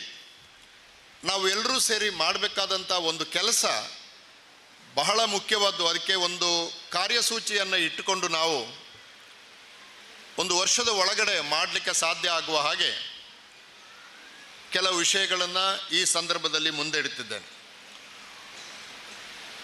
ಇದು ಯಾಕೆ ಈ ಕೆಲಸ ಮಾಡಬೇಕಾಗಿದೆ ಅಂತಂದರೆ, ನೀವು ಕಳೆದ ಒಂದು ವರ್ಷದಲ್ಲಿ 2024 ಅನಂತರ 25ರಲ್ಲಿ ಚಾಲ್ತಿಗೆ ಬಂದ NCERTಯ ಪಠ್ಯಪುಸ್ತಕ, NCERT ಅವರು ಏನು ಮಾಡ್ತಾರೆ ಅಂದರೆ ಈ ವಿಷಯಗಳಿರುವ ಪುಸ್ತಕಗಳನ್ನು ಮಕ್ಕಳು ಓದಬೇಕು ಅಂತ ಪ್ರಿಸ್ಕ್ರೈಬ್ ಮಾಡ್ತಾರೆ. ಆ ಕರಿಕ್ಯುಲಮನ್ನು ಇಟ್ಟುಕೊಂಡು ಯಾರು ಬೇಕಾದರೂ ಪುಸ್ತಕ ಬರಿಬೋದು. ಅದೇ ಕರಿಕ್ಯುಲಮನ್ನು ಆಚೆ ಈಚೆ ಹೋಗಬಾರ್ದು. ಮಕ್ಕಳಿಗೆ ಅರ್ಥ ಆಗುವ ಭಾಷೆಯಲ್ಲಿ ನೀವು ಇಂಗ್ಲೀಷಲ್ಲಿ ಬರಿಬೋದು. ಬರೆದ್ರೆ ಮಕ್ಕಳು ನಿಮಗೆ ಆ ಕರಿಕ್ಯುಲಮ್ನಲ್ಲೇ ಇದು ಇದೆ ಅಂತಂದರೆ ನೀವು ಹೇಳಿದ ಶಾಲೆಯಲ್ಲಿ ಅದನ್ನು ಓದ್ಬೋದು. ನಾನು ಒಂದು ಪುಸ್ತಕ ಓದ್ತಾ ಇದ್ದೆ, ಅದು ಓರಿಯೆಂಟಲ್ ಬ್ಲ್ಯಾಕ್ ಸ್ವ್ಯಾನ್ ಅವರು ಪ್ರಿಂಟ್ ಮಾಡಿದರು. ಹೈದರಾಬಾದಿನಲ್ಲಿದೆ Oriental Black Swan, international publishers ಅವರು. ಅದರ ಸಿಲೆಬಸ್ ಕೊಟ್ಟದ್ದು NCERT ಅವರು. ಮತ್ತು ಓರಿಯೆಂಟಲ್ ಬ್ಲ್ಯಾಕ್ ಸ್ವಾನ್ ಅವರು ಅಂತಾರಾಷ್ಟ್ರೀಯ ಮಟ್ಟದ ಪಬ್ಲಿಷರ್ ಆದ್ದರಿಂದ ಓರಿಯೆಂಟಲ್ ಬ್ಲ್ಯಾಕ್ ಸ್ವಾನ್ ಅವರು ಪ್ರಕಟಿಸಿದ NCERTಯ ಪುಸ್ತಕವನ್ನು 6ನೇ ಕ್ಲಾಸಿನ ಮಕ್ಕಳು, ಕೋಟ್ಯಂತರ ಮಕ್ಕಳು ಇವತ್ತು ದೇಶದಲ್ಲಿ ಓದ್ತಾರೆ. ಅದರ 6ನೇ ಪಾಠದಲ್ಲಿ ಗ್ರೇಟ್ ಕಿಂಗ್ಡಮ್ಸ್ ಆಫ್ ಇಂಡಿಯಾ ಅಂತ ಒಂದು ಪಾಠ ಇದೆ. ಗ್ರೇಟ್ ಕಿಂಗ್ಡಮ್ಸ್ ಆಫ್ ಇಂಡಿಯಾ ಅಂತ ನೀವು ಯಾರಾದರೂ ಪುಸ್ತಕ ತೆಗೆದು ನೋಡ್ಬೋದು. ಗ್ರೇಟ್ ಕಿಂಗ್ಡಮ್ಸ್ ಆಫ್ ಇಂಡಿಯಾ ಪಾಠ ಆರಂಭವಾದಾಗ ಅದರ ಮೊದಲ ಪುಟದ ಅರ್ಧ ಭಾಗದಲ್ಲಿ ಗ್ರೇಟ್ ಕಿಂಗ್ಡಮ್ಸ್ ಆಫ್ ಇಂಡಿಯಾ ಅಂತ ಕುರು ಮತ್ತು ಪಾಂಚಾಲರ ಬಗ್ಗೆ ವಿವರ ಇದೆ. ಕುರು ಮತ್ತು ಪಾಂಚಾಲರು ಮಹಾಭಾರತದಲ್ಲಿ ಕಾಣಿಸಿಕೊಂಡ, ಕಾವ್ಯದಲ್ಲಿ ಕಾಣಿಸಿಕೊಂಡ, ಯುದ್ಧದಲ್ಲಿ ಮುಖಾಮುಖಿಯಾದ 2 ಗುಂಪುಗಳು. ಕುರು ಕೌರವರು, ಪಾಂಡವರು. ಅವು ಮಹಾ ಗ್ರೇಟ್ ಕಿಂಗ್ಡಮ್ಸ್ ಆಗಿ ನಮಗೆ ಕಾಣ್ತಾ ಇರೋದು ಕಾವ್ಯದಲ್ಲಿ. ಕವಿಬಂಧದೊಳು ಕಟ್ಟಿದರಲ್ತೆ ಏನಗ್ಗಳಮೋ ಕವೀಂದ್ರರ ಅಂತ 11ನೇ ಶತಮಾನದ ಒಬ್ಬ ಕವಿ, ಕನ್ನಡದ ಕವಿ ಹೇಳ್ತಾನೆ. ಕವಿಗಳು ಕಟ್ಟುತ್ತಾರೆ, ಉದಾರವಾಗಿ ಕಟ್ಟುತ್ತಾರೆ. ವಾಮನನು 1 ಹೆಜ್ಜೆಯಿಂದ ಆಕಾಶವನ್ನು ಅಳೆದ, 1 ಹೆಜ್ಜೆಯಿಂದ ಭೂಮಿಯನ್ನು ಅಳೆದ. ಇದು ಕವಿಗಳು ಕಲ್ಪನೆಯಲ್ಲಿ ಕಟ್ಟಿದ್ದು, ಅದು ಇತಿಹಾಸ ಅಲ್ಲ. ಅದು ಕುರು ಮತ್ತು ಪಾಂಡವರು, ಕುರು ಮತ್ತು ಪಾಂಡವರ ಅವು 2 ಆ ಕಾಲದ ಟ್ರೈಬಲ್ ಗುಂಪುಗಳು, ಚಿಕ್ಕ ಚಿಕ್ಕ ಗುಂಪುಗಳಿದ್ದು ಹೋರಾಟ ಮಾಡಿದ್ದಾವೆ. ಆದರೆ ಅವು ಗ್ರೇಟ್ ಕಿಂಗ್ಡಮ್ಸ್ಗಳಲ್ಲ. ಈ ಪಾಠ ಪುಸ್ತಕದಲ್ಲಿ ಅವುಗಳನ್ನು ಗ್ರೇಟ್ ಕಿಂಗ್ಡಮ್ಸ್ ಅಂತ ಸೇರಿಸಿದ್ದಾರೆ. ಅರ್ಧ ಪುಟ ಮಾಹಿತಿ ಇದೆ. ನಿಜವಾದ ಗ್ರೇಟ್ ಕಿಂಗ್ಡಮ್ ಭಾರತದ ಇತಿಹಾಸದಲ್ಲಿ ಆರಂಭವಾದ್ದು ಗುಪ್ತರಿಂದ. ಆ ಗುಪ್ತರ ಬಗ್ಗೆ ಸಾಕಷ್ಟು ಮಾಹಿತಿ ಇದೆ. ಚಂದ್ರಗುಪ್ತ ಮೌರ್ಯ ದೊಡ್ಡ ಅಫ್ಘಾನಿಸ್ತಾನದಿಂದ ಪಾಟಲಿಪುತ್ರದವರೆಗೆ ದಕ್ಷಿಣಕ್ಕೆ ಬಹುಮಟ್ಟಿಗೆ ವಿಂಧ್ಯ ಪರ್ವತದವರೆಗಿನ ಉತ್ತರ ಭಾರತದ ಬೃಹತ್ ಇಂದ್ರ, ಗ್ರೇಟರ್ ಇಂಡಿಯಾ ಅಂತ ಹೇಳ್ತೀವಿ ನಾವು, ಅದನ್ನು ಒಂದು ಕಾಲದಲ್ಲಿ ಆಳಿ ಅಫ್ಘಾನಿಸ್ತಾನದಂಥ ಕಡೆ ಗ್ರೀಕರ ಜೊತೆ ಸಂಬಂಧವನ್ನು ಏರ್ಪಡಿಸಿಕೊಂಡು ರೋಮ್ನ ಜೊತೆ ವ್ಯಾಪಾರ ಮಾಡಿಕೊಂಡು ಒಂದು ಅರ್ಥದಲ್ಲಿ ಭಾರತೀಯ ಸಾಮ್ರಾಜ್ಯ ವಿದೇಶಗಳ ಜೊತೆಗೆ ಸಂಬಂಧವನ್ನು ಏರ್ಪಡಿಸಿಕೊಂಡು ಒಂದು ಸಾಂಸ್ಕೃತಿಕ ಮುಖಾಮುಖಿಗೆ ಕಾರಣವಾದಂಥ ಗ್ರೇಟ್ ಕಿಂಗ್ಡಮ್ ಗುಪ್ತರು. ಅದರ ಬಗ್ಗೆ ಮಾಹಿತಿ ಇದೆ. ಅದು ಆದ ಮೇಲೆ ಮೌರ್ಯರ ಬಗ್ಗೆ 3 ಸಾಲಿದೆ. ಗುಪ್ತರಷ್ಟೇ ದೊಡ್ಡ ಅರಸ ಅಶೋಕ, ಆದರೆ ಅಶೋಕನ ಬಗ್ಗೆ 3 ಸಾಲಿದೆ. ಆ 3 ಸಾಲಿನಲ್ಲಿ ಏನು ಹೇಳ್ತಾರೆ ಅಂತಂದರೆ, ಅಶೋಕನು ಬಹಳ ದೊಡ್ಡ ಅರಸನಾಗಿದ್ದ. ಕಳಿಂಗ ಯುದ್ಧದ ನಂತರ ಅವನು ಧರ್ಮ ಪ್ರಚಾರದಲ್ಲಿ ತೊಡಗಿದನು. ಇಷ್ಟೇ. ಅವನು ಬೌದ್ಧನಾದ, ಅವನು ಬೌದ್ಧ ಧರ್ಮದ ತತ್ವಗಳನ್ನು ಪ್ರಚಾರ ಮಾಡಿದ, ಯಾವುದು ಕೂಡ ಇಲ್ಲ. ಇದು ಆದ ಮೇಲೆ ಒಂದು 4 ಸಾಲು ಉತ್ತರ ಭಾರತದ ಸಣ್ಣ ಪುಟ್ಟ ಅರಸರುಗಳ ಬಗ್ಗೆ ಇಟ್ಟು 1100ರಲ್ಲಿ ಆ ಗ್ರೇಟ್ ಕಿಂಗ್ಡಮ್ಗಳ ಇತಿಹಾಸ ಮುಗಿದೋಗುತ್ತೆ. 1206ರಿಂದ 1857ರವರೆಗೆ ಭಾರತದ ಮುಕ್ಕಾಲು ಭಾಗವನ್ನು ಆಳಿದ ಮುಘಲರ ಬಗ್ಗೆ ಒಂದು ಸಾಲು ಕೂಡ ಇಲ್ಲ. ಇಸ್ಲಾಂ ಆಳ್ವಿಕೆ ಬರೀ ಮುಘಲರದು ಮಾತ್ರ ಅಲ್ಲ. ನಿಮಗೆ ಬಹಳ ಜನ ಗೊತ್ತಿರೋದು 4-5 ಗುಲಾಮಿ ವಂಶ, ಖಿಲ್ಜಿ ವಂಶ, ತುಘಲಕ್ ವಂಶ, ಸಯ್ಯದ್ ವಂಶ, ಲೋಧಿ ವಂಶ, ಆಮೇಲೆ ಮುಘಲ್ ಸಾಮ್ರಾಜ್ಯ. 1857ರ ಮೊದಲ ಸ್ವಾತಂತ್ರ್ಯ ಸಂಗ್ರಾಮದ ಸಂದರ್ಭದಲ್ಲಿ ಅರಸನಾಗಿದ್ದಂಥ ಆದಿಲ್ ಶಾಹಿಯ ಕೊನೆ ಆಗೋದರೊಂದಿಗೆ, ಬಹದ್ದೂರ್ ಶಾ ಕೊನೆ ಆಗೋದರೊಂದಿಗೆ ಮುಘಲ್ ಸಾಮ್ರಾಜ್ಯ ಅವನತಿ ಆಯಿತು. 1206ರಿಂದ 1857ರವರೆಗೆ ಅಖಂಡ ಭಾರತವನ್ನು ಆಳಿದ, ನಿಜವಾದ ಅರ್ಥದಲ್ಲಿ ಗುಪ್ತರು, ಮೌರ್ಯರು, ಮುಘಲರು ಇವರು ಭಾರತದ ಬಹುಭಾಗವನ್ನು ಆಳಿದ. ದಕ್ಷಿಣ ಭಾರತವನ್ನು ಆಳಲಿಕ್ಕೆ ಹೆಚ್ಚಿನವರೆಗೆ ಆಗಲಿಲ್ಲ. ಯಾಕಂದರೆ ಚೋಳರು, ಪಾಂಡ್ಯರು, ಪುಲಕೇಶಿ ಇವ್ರನ್ನೆಲ್ಲ ರೆಸಿಸ್ಟೆನ್ಸ್ ಇತ್ತು. ಹರ್ಷನನ್ನು ಪುಲಕೇಶಿಯೇ ಸೋಲಿಸ್ಬಿಡ್ತಾನೆ. ಆಮೇಲೆ ಇಷ್ಟು ದೂರದವರೆಗೆ ಅವರೇನು ಅರಸರು ಬರಲಿಲ್ಲ. ಯಾವುದೋ ಕಾರಣಕ್ಕೆ. ಭಾರತ ಅಂದರೆ ಉತ್ತರ ಭಾರತ, ವಿಂಧ್ಯಾದ ಉತ್ತರಕ್ಕೆ ಅಫ್ಘಾನಿಸ್ತಾನ ಗಡಿಯಾಗಿ, ಕಂದಹಾರ ಗಡಿಯಾಗಿ, ಈ ಕಡೆ ಇವತ್ತಿನ ಬಾಂಗ್ಲಾದೇಶದ ಗಡಿಯಾಗಿ ಇದ್ದಂಥ ಬೃಹತ್ ಭಾರತ.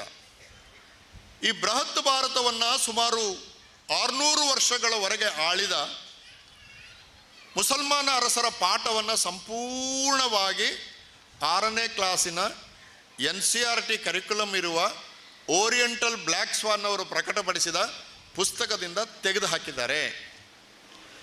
ನಮ್ಮ ಮಕ್ಕಳಿಗೆ ತಾಜ್ ಮಹಲ್ ಬಗ್ಗೆ ಹೇಳಬೇಕಾದ್ರೆ, ನಮ್ಮ ಮಕ್ಕಳಿಗೆ ಹುಮಾಯೂನ್ ಸ್ಟೋಮ್ ಬಗ್ಗೆ ಹೇಳಬೇಕಾದ್ರೆ, ನಮ್ಮ ಮಕ್ಕಳಿಗೆ ದೆಹಲಿಯಲ್ಲಿ ಆಕಾಶದಷ್ಟೆತ್ತರ ತಲೆ ಎತ್ತಿ ನಿಂತಿರುವ ಕುತುಬ್ ಮಿನಾರ್ ಬಗ್ಗೆ ಹೇಳಬೇಕಾದ್ರೆ, ನಮಗೆ ಇತಿಹಾಸದ ತಳಹದಿಯೇ ಇಲ್ಲದ ಹಾಗೆ ಶಿಕ್ಷಣ ಪದ್ಧತಿ ಮಾಡ್ತಾ ಇದೆ. ದುರ್ದೈವವೋ ನಮ್ಮ ನಿರಾಸಕ್ತಿಯೋ ನಮಗೆ ಅದನ್ನು ಅತ್ಯಂತ ತೀವ್ರವಾಗಿ ಪ್ರತಿಭಟಿಸುವ ಶಕ್ತಿ ಕೂಡ ಇಲ್ಲವಾಗಿದೆ. ಹಾಗಾಗಿ ಪಠ್ಯಪುಸ್ತಕದಿಂದ ಹೋಗಿದೆ, ನಾವು ಬಹುಮಟ್ಟಿಗೆ ಹೋದರೆ ಹೋಯಿತು ಅಂತ ಬಿಟ್ಟಿದ್ದೇವೆ. ಕೆಲವರು ಒಳಗೊಳಗೆ ರೋಧಿಸ್ತಾರೆ, ಹೀಗಾಗಿತ್ತಲ್ಲ.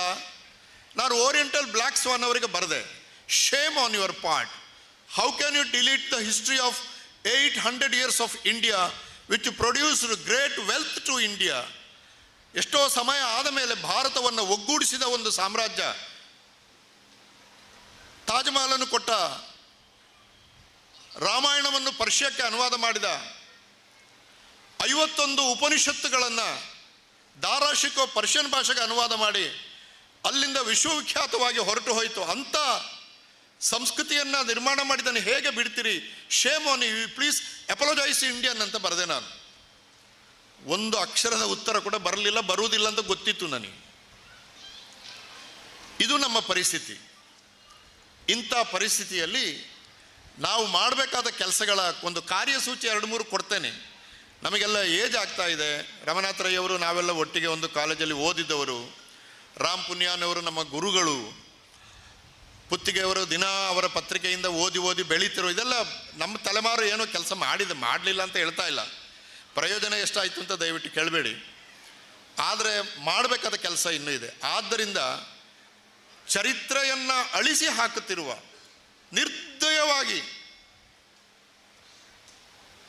ಒಂದು ಮಾನ ಮರ್ಯಾದೆ ಏನಾದರೂ ಇರಬೇಕಲ್ಲ ಒಬ್ಬನನ್ನು ತೆಗೆಯುವಾಗ. ಅವ ಕೆಟ್ಟ ಅರಸ ಅಂತಾದ್ರೂ ಬರೀರಿ.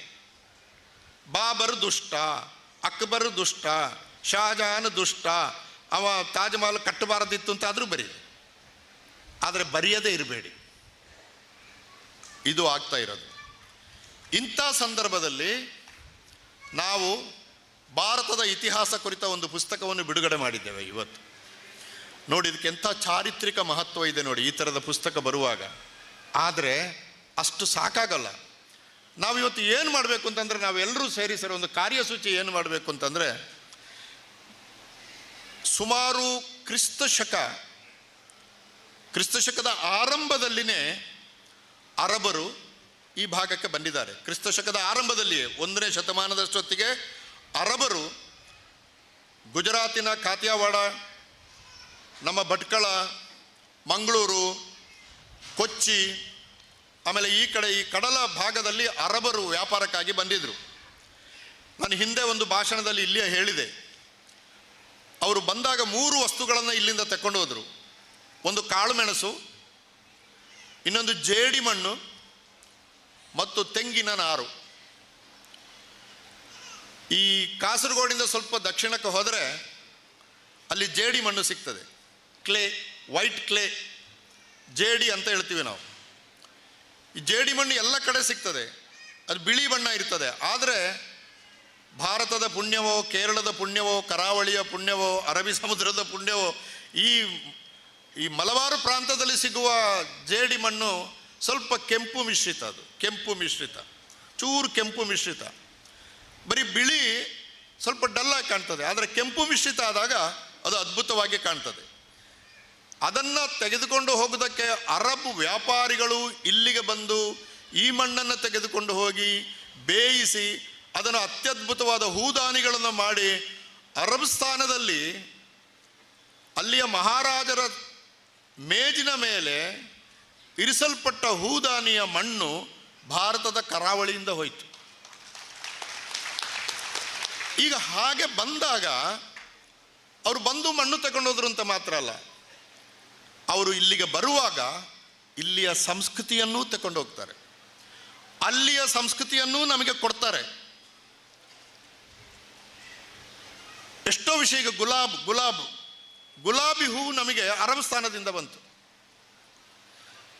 ತೆಂಗಿನಕಾಯಿ, ದೊಡ್ಡ ತೆಂಗಿನಕಾಯಿಯಿಂದ ಹುರಿ ಹಗ್ಗ ಮಾಡಿ ಶಿರ್ಷಿಯಿಂದ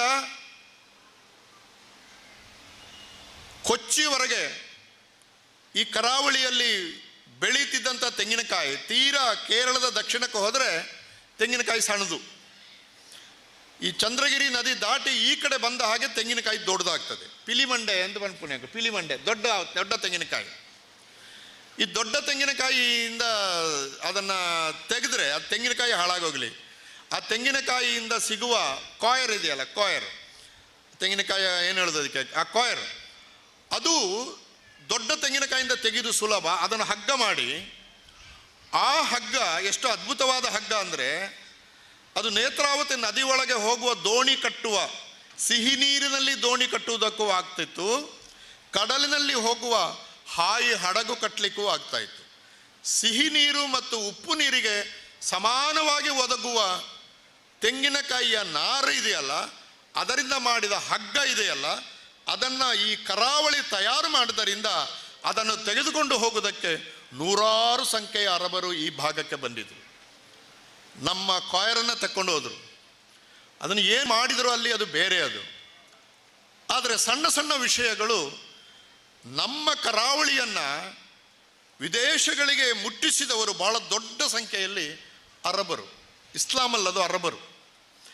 ಆದರೆ 7ನೇ ಶತಮಾನಕ್ಕೆ ಅಷ್ಟು ಹೊತ್ತಿಗೆ ಪ್ರವಾದಿ ಮಹಮ್ಮದರು ಅರಬ್ ಸ್ಥಾನದಲ್ಲಿ ಒಂದು ದೊಡ್ಡ ಕ್ರಾಂತಿ ಮಾಡಿ ದಯೆಯನ್ನು ಬೆಳೆಸಿ ಏಕದೇವೋಪಾಸನೆಯನ್ನು ಹೇಳಿಕೊಟ್ಟು ಮಾನವರೆಲ್ಲರೂ ಸಮಾನರು ಅಂತ ಒಂದು ಸಂದೇಶವನ್ನು ಕೊಟ್ಟದ್ದು ಆ ಕಾಲದಲ್ಲಿ ಅತ್ಯಂತ ಕ್ರಾಂತಿಕಾರಿಯಾದ್ದಾಗಿತ್ತು. ಅದನ್ನು ಜಗತ್ತಿನ ಯಾವ್ಯಾವ ಮೂಲೆಯಲ್ಲಿ ಅರಬರು ಇದ್ದರೋ ಅವರು ಇದ್ದಲ್ಲಿಯೇ ಅಂಗೀಕರಿಸಿದರು ಮತ್ತು ಇಸ್ಲಾಮನ್ನು ಕಾಸ್ಮೋಪಾಲಿಟನ್ ಮಾಡಿದರು. ನೋಡಿ, ಕಾಸ್ಮೋಪಾಲಿಟನ್ ಮಾಡಿದರು. ಅದು ಅಲ್ಲೇ ಇದ್ದದಲ್ಲ ಅದು. ಆದರೆ ಅವರು ಕರಾವಳಿ ಇದ್ದಾಗ ಕರಾವಳಿಯಲ್ಲಿ ಅದನ್ನು ಅಂಗೀಕರಿಸಿ. ನೋಡಿ, ಕ್ರಿಸ್ತಶಕ 643ಕ್ಕೆ ಕರಾವಳಿಯ ಮೊದಲ ಹಡಗು ಬಂತು ಅಂತ ಇತಿಹಾಸ ಹೇಳ್ತದೆ. ನಾನು ಇದನ್ನು ಯಾಕೆ ಹೇಳ್ತಿದ್ದೀನಿ ಅಂತಂದರೆ, ಸಾಹೇಬ್ರೆ, ನಾವು ಇಸ್ಲಾಂ ಭಾರತಕ್ಕೆ ಬಂದದ್ದು, ಅದು ಬೆಳೆದದ್ದು, ನಮ್ಮ ಸಂಸ್ಕೃತಿಗೆ ಮುಖಾಮುಖಿ ಆದ್ದು, ನಮ್ಮ ಸಂಸ್ಕೃತಿಯಿಂದ ಅರಬ್ ಸ್ಥಾನಕ್ಕೆ ಅದು ತೆಕ್ಕೊಂಡು ಹೋದ್ದು, ಅಲ್ಲಿಂದ ನಮಗೆ ತಂದದ್ದು, ಇದು ಎಲ್ಲದರ ಕುರಿತು 60-70 ಪುಟಗಳ ಚಿಕ್ಕ 100 ಪುಸ್ತಕ ತರಬೇಕು ಒಂದು ವರ್ಷದ ಒಳಗಡೆ. 100 ಪುಸ್ತಕ ನಮಗೆ ತರಲಿಕ್ಕೆ ಸಾಧ್ಯ ಆಗಬೇಕು. ಇದು ಬಹಳ ಮುಖ್ಯ. ಇದನ್ನು ಕನ್ನಡದಲ್ಲಿ ತನ್ನಿ. ಯಾಕಂದರೆ ಇದು ಕನ್ನಡ ಓದುಗರಿಗೂ ಬೇಕು. ಇದು ಬಹಳ ಜನರಿಗೆ ಈ ಇತಿಹಾಸವೇ ಗೊತ್ತಿಲ್ಲ. ಅವ್ರಿಗೆ ಗೊತ್ತಿರೋದು ಒಂದೇ, ರಾಮ ಜನ್ಮಭೂಮಿ ಉರುಳಿಸಿ ಹಾಕಿದ್ರು ಅಂತ, ಇಷ್ಟೇ.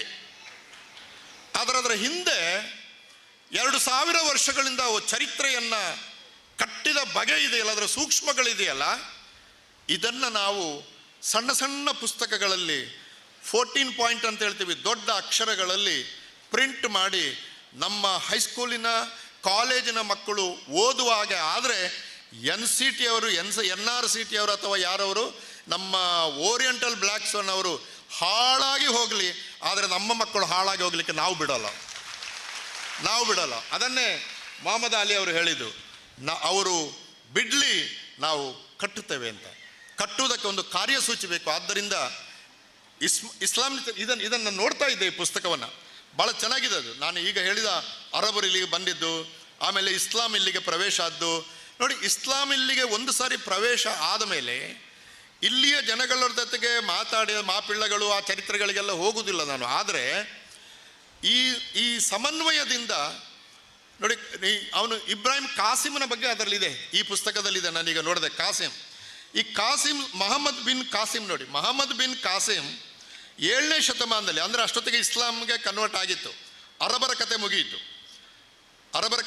ಅರಬರು ಏಷ್ಯಾದ, ಮುಖ್ಯವಾಗಿ ಆಗ್ನೇಯ ಏಷ್ಯಾದ ಮತ್ತು ಬೇರೆ ಬೇರೆ ಕಡೆಯ ಜನಗಳ ಜೊತೆ ವ್ಯಾಪಾರ ಮೂಲಕವಾದಂಥ ಒಂದು ಸಂಬಂಧವನ್ನು ಸ್ಥಾಪಿಸಿದ್ದರಿಂದ ಅರೇಬಿಕ್ ಕಲ್ಚರ್ ಎಂಬುದು ಕ್ರಿಸ್ತಶಕ 2ನೇ ಶತಮಾನದಷ್ಟೊತ್ತಿಗೆ ಒಂದು ಕಾಸ್ಮೋಪಾಲಿಟನ್ ಕಲ್ಚರ್ ಆಗಿತ್ತದು, ಅಂತಾರಾಷ್ಟ್ರೀಯವಾದ ಕಲ್ಚರ್ ಆಗಿತ್ತದು. ಆ ಕಲ್ಚರ್ ಇಸ್ಲಾಂ ಆಗಿ ಇಂಡಿಯಾಕ್ಕೆ ಬಂದಾಗ ನೋಡಿ, ಮೊಹಮ್ಮದ್ ಕಾಸಿಂ ಬರೀತಾನೆ. ಈ ಮೊಹಮ್ಮದ್ ಕಾಸಿಂ ಮೇಲೆ ಒಂದು ಪುಸ್ತಕ ಬರಬೇಕು. ಮೊದಲನೆಯ ಹಡಗು ಕರಾವಳಿಗೆ ಬಂತಲ್ಲ 643ರಲ್ಲಿ, ಅದರ ಬಗ್ಗೆ ಒಂದು ಪುಸ್ತಕ ಬರಬೇಕು. ಅರೇಬಿಯನ್ಸರು ಬಂದು ಇಲ್ಲಿ ನಮ್ಮಲ್ಲಿ ಏನೆಲ್ಲ ವ್ಯವಹಾರ ಮಾಡಿದ್ರು, ಕಾಳುಮೆಣಸು ಹೇಗೆ ಹೋಯ್ತು, ಆ ಕಾಳುಮೆಣಸು ಎಲ್ಲಿಗೆ ಹೋಯ್ತು, ಜೇಡಿ ಮಣ್ಣು ಎಲ್ಲಿಗೆ ಹೋಯ್ತು, ತೆಂಗಿನಕಾಯಿ ನಾರು ಎಲ್ಲಿಂದ ಬಂತು, ಇದರ ಬಗ್ಗೆ ಒಂದು ಪುಸ್ತಕ ಆಗಬೇಕು. ಮೊಹಮ್ಮದ್ ಕಾಸಿಂ ಸಿಂಧೂ ಪ್ರಾಂತದಲ್ಲಿ ಬಂದು ಸಾಮ್ರಾಜ್ಯವನ್ನು ಸ್ಥಾಪನೆ ಮಾಡುವಾಗ ಇಲ್ಲಿದ್ದಂಥ ಸಾಂಪ್ರದಾಯಿಕ ಜನಗಳು ಇದ್ದಾರಲ್ಲ, ಭಾರತೀಯರು ಮತ್ತು ಬಂದವರ ನಡುವೆ ಒಂದು ಸಣ್ಣ ಸಂಘರ್ಷ ಏರ್ಪಟ್ಟಾಗ ಅವ 4 ಒಪ್ಪಂದಗಳಿಗೆ ಸಹಿ ಹಾಕ್ತಾನೆ. ಈ 4 ಒಪ್ಪಂದಗಳು ಆರ್ಕೈವ್ಸಲ್ಲಿ ಸಿಗ್ತದೆ. ಈ ಆರ್ಕೈವ್ಸಲ್ಲಿರುವ ಈ ಮಾಹಿತಿ ಕನ್ನಡಕ್ಕೆ ಬರಬೇಕು, ಪುಸ್ತಕ ಆಗಬೇಕು, ನಮ್ಮ ಮಕ್ಕಳು ಓದಬೇಕು, ನಾವು ಓದಬೇಕು.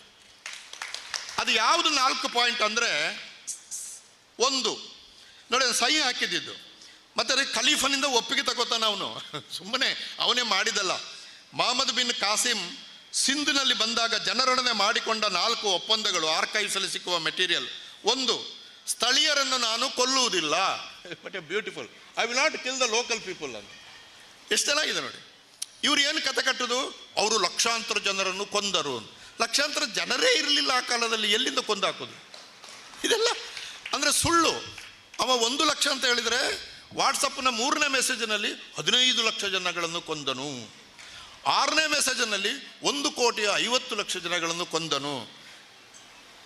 ಅಷ್ಟು ಜನ ಇರಲಿಲ್ಲ ಸ್ವಾಮಿ ಆಗ. ಮೊನ್ನೆ ಯಾರೋ ಕೇಳ್ತಾ ಇದ್ರು, ಟಿಪ್ಪು ಸುಲ್ತಾನನು ಮಂಡ್ಯದಲ್ಲಿ 80,000 ಬ್ರಾಹ್ಮಣರನ್ನು ಮುಸ್ಲಿಂ ಮತಕ್ಕೆ ಕನ್ವರ್ಟ್ ಮಾಡಿದ ಅಂತ. ಎಲ್ಲಿದ್ರು 80,000 ಜನ ಟಿಪ್ಪು ಉಳಿದ ಕಾಲದಲ್ಲಿ? ಆ ಮಡಿಕೇರಿಯಲ್ಲಿ ಇದ್ದದ್ದು ಹೇಳಿ ಕೇಳಿ 10-30,000 ಜನ ಇದ್ದಿರಬೇಕು. ಅಲ್ಲಿ ಸೊಳ್ಳೆ, ಪ್ಲೇಗು, ಈಗೆಲ್ಲ ಅದು ಏನು ಭಾಳ ಒಳ್ಳೆಯ ಊರದು. ಒಂದು 100 ವರ್ಷದ ಹಿಂದೆ ಕೊಡಗಿಗೆ ಯಾರು ಹೋಗ್ತಾ ಇರಲಿಲ್ಲ. ಇದು ಇಂಥ ಕಾಲಘಟ್ಟದಲ್ಲಿ ನಾವು ತೀವ್ರವಾದ ಸಂಶೋಧನೆಯ ಮೂಲಕ, ಆರ್ಕೈವ್ಸಲ್ಲಿ ಸಿಕ್ಕುವ ಮಾಹಿತಿಗಳ ಮೂಲಕ, ಲಂಡನ್ ಮ್ಯೂಸಿಯಂ ಮೊದಲಾದ ಕಡೆ ಸಿಗುವ ಮಾಹಿತಿಗಳನ್ನು ಇಟ್ಟುಕೊಂಡು ಚರಿತ್ರೆಯ ಚಿಕ್ಕ ಚಿಕ್ಕ ಪುಸ್ತಕಗಳನ್ನು ಬರೆದು ಜನಗಳ ತಿಳುವಳಿಕೆಯನ್ನು ಹೆಚ್ಚಿಸದೆ ಹೋದರೆ ಮುಂದಿನ 50 ವರ್ಷದಲ್ಲಿ ನಮಗೆ ಯಾರಿಗೂ ನಮ್ಮದೇ ನಾಡಿನಲ್ಲಿ ಒಂದು ಸ್ಥಳವೇ ಇಲ್ಲದಂಥ ವಾತಾವರಣ ಬರ್ತದೆ. ಅದನ್ನು ತಯಾರು ಮಾಡೋದಕ್ಕೆ ಜನ ಸಿದ್ಧರಿದ್ದಾರೆ. ಅದನ್ನು ನಮ್ಮ ಪ್ರೊಫೆಸರ್ ಸಾಹೇಬರು ತುಂಬ ಚೆನ್ನಾಗಿ ಹೇಳಿದರು ನೋಡಿ. ಅದು ಒಂದು, ಸ್ಥಳೀಯರನ್ನು ಕೊಲ್ಲುವುದಿಲ್ಲ, ಪೂಜಾ ಸ್ಥಳಗಳನ್ನು ನಾಶ ಮಾಡುವುದಿಲ್ಲ. ಇದು ಲಿಖಿತ ಒಪ್ಪಂದ ಸರ್. Approved by Khalifa. ನೋಡಿ ಅದು ಎಷ್ಟು ಚೆನ್ನಾಗಿದೆ, ಇದು ಹೇಳಬೇಕು ನಾವು. ಎರಡನೇದು ನೋಡಿ, ಆ ಕಾಲಕ್ಕೆ ಅವನು ಅಷ್ಟೆಲ್ಲ ಆದ ಮೇಲೆ ಪಾಪ್ಯುಲರ್ ಆದ ಅವನ ಹತ್ರ ಬ್ರಾಹ್ಮಣರ ಒಂದು ನಿಯೋಗ ಹೋಗ್ತದೆ ಆ ಕಾಲದಲ್ಲಿ. ಆ ಬ್ರಾಹ್ಮಣರು ಹೋಗಿ ಕೇಳುವುದೇನು ಅಂತಂದರೆ, ನೋಡಿ ಸ್ವಾಮಿ, ನಾವು ಬ್ರಾಹ್ಮಣರು ಅನೇಕ ಬೇರೆ ಸಮುದಾಯಗಳಿದೆಯಲ್ಲ, ಅವರಿಗಿಂತ ನಾವು ಹೆಚ್ಚಿನ ತಿಳುವಳಿಕೆ ಇದ್ದವರು, ವಿದ್ಯಾವಂತರಾದ್ದರಿಂದ ನಿಮ್ಮ ಅಧಿಕಾರ ಸ್ಥಾನದಲ್ಲಿ ನಮಗೆ ಹೆಚ್ಚಿನ ಅವಕಾಶ ಕೊಡಬೇಕು ಅಂದರು. ಅದಕ್ಕೆ ಮೊಹಮ್ಮದ್ ಕಾಸಿಂ ಒಪ್ಪುತ್ತಾನೆ. ಹಾಗಾಗಿ ಬ್ರಾಹ್ಮಣರು ಮೊಹಮ್ಮದ್ ಕಾಸಿಂನ ಅಧಿಕಾರ ಸ್ಥಾನದಲ್ಲಿ ಹೆಚ್ಚಿನ ಸಂಖ್ಯೆಯಲ್ಲಿದ್ದರು. ಇತಿಹಾಸ ಹೆಂಗಿದೆ ನೋಡಿ. ಈಗ ಬೈಯುವುದು ಯಾರು ಮೊಹಮ್ಮದ್ ಕಾಸಿಮಿಗೆ? ಅವರೇ. ಬೈಯುವುದು ಯಾರು? ಶಾಪ ಹಾಕೋರು ಯಾರು? ಪಾಲಿಟಿಕ್ಸ್ ಮಾಡೋರು ಯಾರು? ಅವರೇ. ಅವು ಬಂದಾಗ ನಾವು ಬುದ್ಧಿವಂತರು ಸ್ವಾಮಿ, ನಮಗೆ ಬದುಕಲಿಕ್ಕೆ ಅವಕಾಶ ಕೊಟ್ಟಿದ್ದ, ಲೆಟ್ರ್ ಕೊಟ್ಟು, ಅರ್ಜಿ ಕೊಟ್ಟು, ಕೆಲಸ ತಗೊಂಡು ದರ್ಬಾರ್ ಮಾಡಿದವರು ಯಾರು? ಅವ್ರು ಯಾರು? ಈ ಇತಿಹಾಸವನ್ನು ಹೊರಗೆ ಹಾಕ್ಬೇಕು. ಇದು ಎರಡನೇದು.